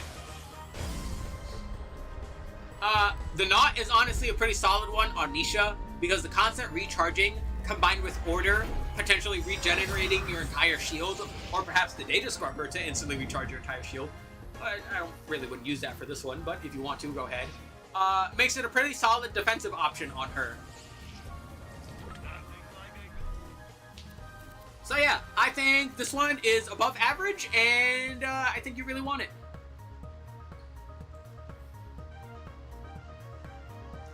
But to perhaps no one's surprise, because I've said this in the Athena video, and I will say it again here, Nisha's best shield is very obviously the Shield of Ages. The Shield of Ages is a Hyperion high-capacity shield. It functions like an Anshin shield. It gives her massive shield capacity, very large recharge delay, but at a low rate, and lowers her max health by a very large chunk. But all of those things synergize with Nisha very well. Because of her lowered health, you build order stacks faster. Because of the large capacity, the shield getting recharged by the various things in your order tree serve much better. And of course, it has the highest capacity and keeps her alive the longest. This one's a no-brainer. Again, the Shield of Ages is very hard to beat for most characters because it just has the most amount of upsides for literally every character. Like, it's generally the tankiest shield on everyone. It's generally the most synergistic shield on everyone. It's really hard for this shield to be bad on someone in, like, any of the games, to be quite honest. It's very good. And then finally, we have the Oz kits. Let's start off with the Eddy. The Eddy is a Hyperion Oz kit that has various functions. First things first, to make it different than other Oz kits, aside from its Oz capacity, it boosts your shield's capacity, laser damage, has substantially higher than average air control than most other Oz kits as well. However, the best thing about the Eddie is it's a bit funky, and he likes to keep you alive. What do I mean by that? Well, the Eddie has a chance that when you take damage to do various things based on what the hell just happened. If you have less than 20% of your shield and you get hit, the Eddie has a chance to just instantly give you 100% max shield regen for 2 seconds. That's a lot. When you take enemy damage while below 20% Oz and above 20% shield, it has a chance to instantly regenerate your entire Oz. Both abilities have a 30-second cooldown that are shared, so those are tied together. If you take melee damage, the Eddie has a chance to tase the attacker, dealing shock damage to them. When killing an enemy, the Eddie has a chance to give you health, ammo, money, or even moonstones. Yeah, the Eddie does a lot. And it is, I think, again, if you're not looking for a specific effect on an Oz kit, like, say, a bomber, the Eddie is just generally the best Oz kit in the game for most characters. It will keep you alive very, very well as helping with basically anything that a character needs help with.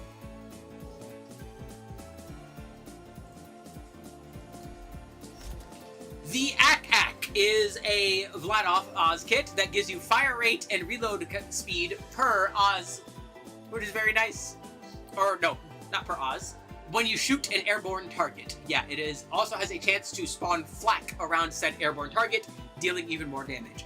Nisha, being Nisha, is very good at killing things, and of course the flak can crit because she is Nisha.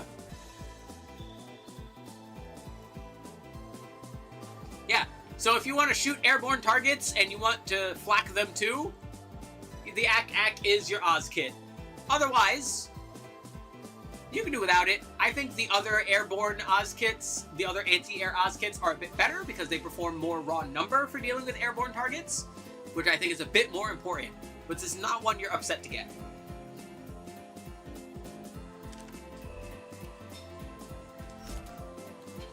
The Oxidizer is a duality Oz kit. However, they are instead changed if you're using the community patch. If you're using the community patch, these Oz kits would have normally worked by giving you one bonus in a vacuum and another bonus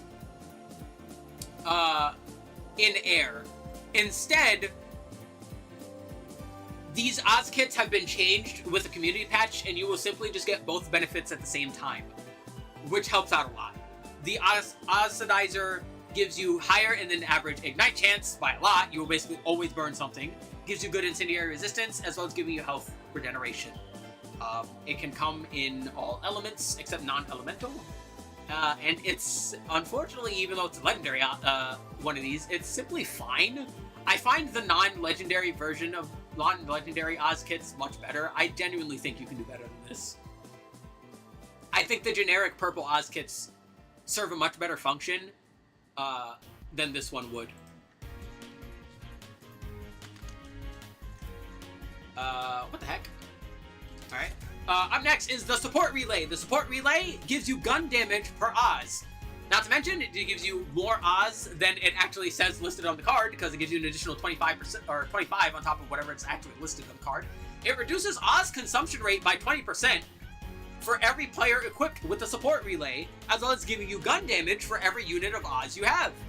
And these are all really damn good effects. Even if you're the only one with it, this is still a really good Oz kit, and is just generally a better version of those Oz kits that are the generic versions, because it's legendary and it gives you the reduced Oz consumption, meaning that even though it has a less raw number of gun damage per Oz, it gives you more overall because it uses less Oz. I think the Support Relay is absolutely fantastic and great on a character like Nisha, who really wants as much raw number as possible, and it helps her a lot. I think you really want this. It is very good. Up next, the Moonlight Saga. It is another duality Oz kit. Once again, both effects will activate in the pre-sequel if you're using the community patch, rather than being one in oxygen and one in not.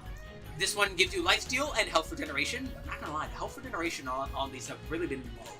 This one has a lower than average Oz capacity, which is also not great. I'm not the biggest fan of this. In general, as I said before, I don't think you're really fighting for health regeneration in the pre-sequel anywhere near as much as you are in Borderlands 2. You're not practically glued to a Moxie weapon at all times. Which is a good thing. That's not a bad thing. I'm just saying, like, it's a good thing. But I simply don't think that the ones that do exist, the lifesteal options that do exist, are good enough to really warrant their usage. The Cathartic Oz Kit has pretty decent Oz capacity, has higher than average slam damage, decreases damage received from various sources, and then, makes your slams destroy oxygen, which is really good. Makes you destroy your opponent's mask. Hold on, what the hell? Why did it not pop up? We are missing an Oz kit. Here we go. Yeah, here we go. The fuck? Oh. Boop. Bam. So yeah. I believe because of the community patch, the way this one normally works is it will give you up to 3. It gives you 3 different types of damage resistances. Let's see.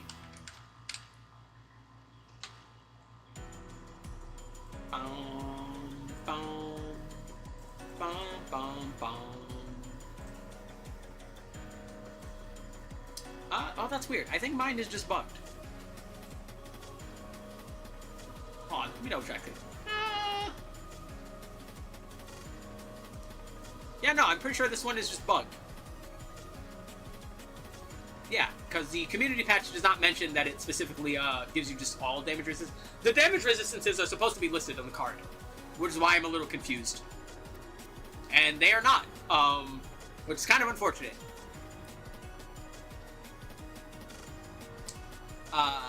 That's kind of weird. I'm not sure why it's doing that.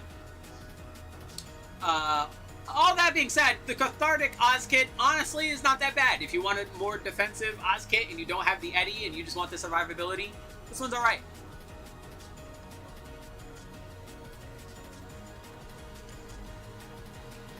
Up next, the Freedom Oz Kit. This is one of the earliest Oz Kits you can get in the game. It reduces the boost cost for your boosting, which is very nice. Increases your damage while you're in air. A community patch benefit is it increases your movement speed by 45%, which is very good. I really like this Oz Kit. I think this Oz Kit was already pretty nice in the base game, but the community patch giving it additional movement speed makes it very, very handy. And I find that pretty useful. I think you want it. The Systems Purge Oz Kit has good Oz capacity, gives you Oz on kill, as well as having a unique effect where it will drain Oz if you're above 75. It will drain 50, deal a shockwave to enemies, dealing massive amounts of damage. Now, an important thing about this, if you're in a vacuum, or not in a vacuum, if you're in an oxygenated area, yeah, by all means, just go fucking nuts, right? You'll get air back. If you're in a vacuum, you might not want to use this Oz Kit. Unless you're Claptrap, because Claptrap doesn't breathe and doesn't really care. The Claptrap video is going to be very silly. So, all that being said, this is fine on Nisha. It's fine on everyone except literally Claptrap. So I would not really recommend it. But if you really want to, sure, it's not awful. It's just not great for her, right? It's not really synergistic. And then our final item and our final Oz Kit, the Invigoration Oz Kit. This one is very simple. It has lower than average Oz capacity, and the unique effect is very simple. When an enemy drops an Oz canister, you can pick it up and you will heal for 25% of your health on top of getting your Oz. Which, early game, and honestly, yeah, early game, this is generally the Oz Kit I take if I'm playing the base game version, unless I really want the movement speed for the Freedom, and I usually want the movement speed for the Freedom, but if you're playing the base game version, this is usually the one I prefer, because the extra sustain is very handy. And with that, I think this is good. I think you want it. So yeah, that is all of Nisha's gear comparatives.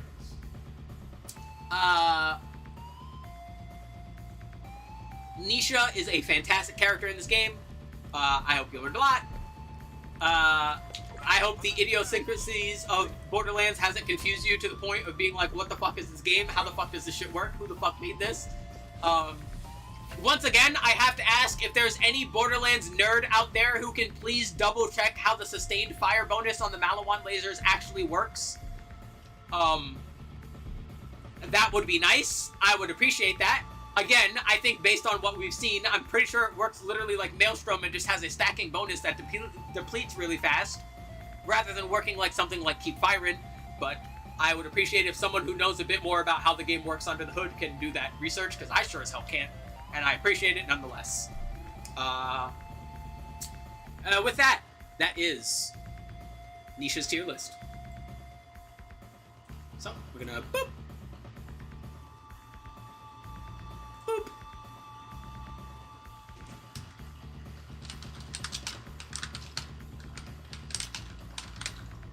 Boop. There we go. And I have that nice and saved. And with that, thanks for watching. I hope you enjoyed.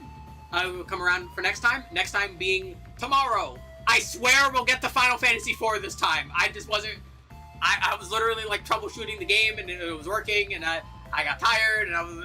listen, we'll get back to Final Fantasy IV, alright? Thank you! Later! Whee!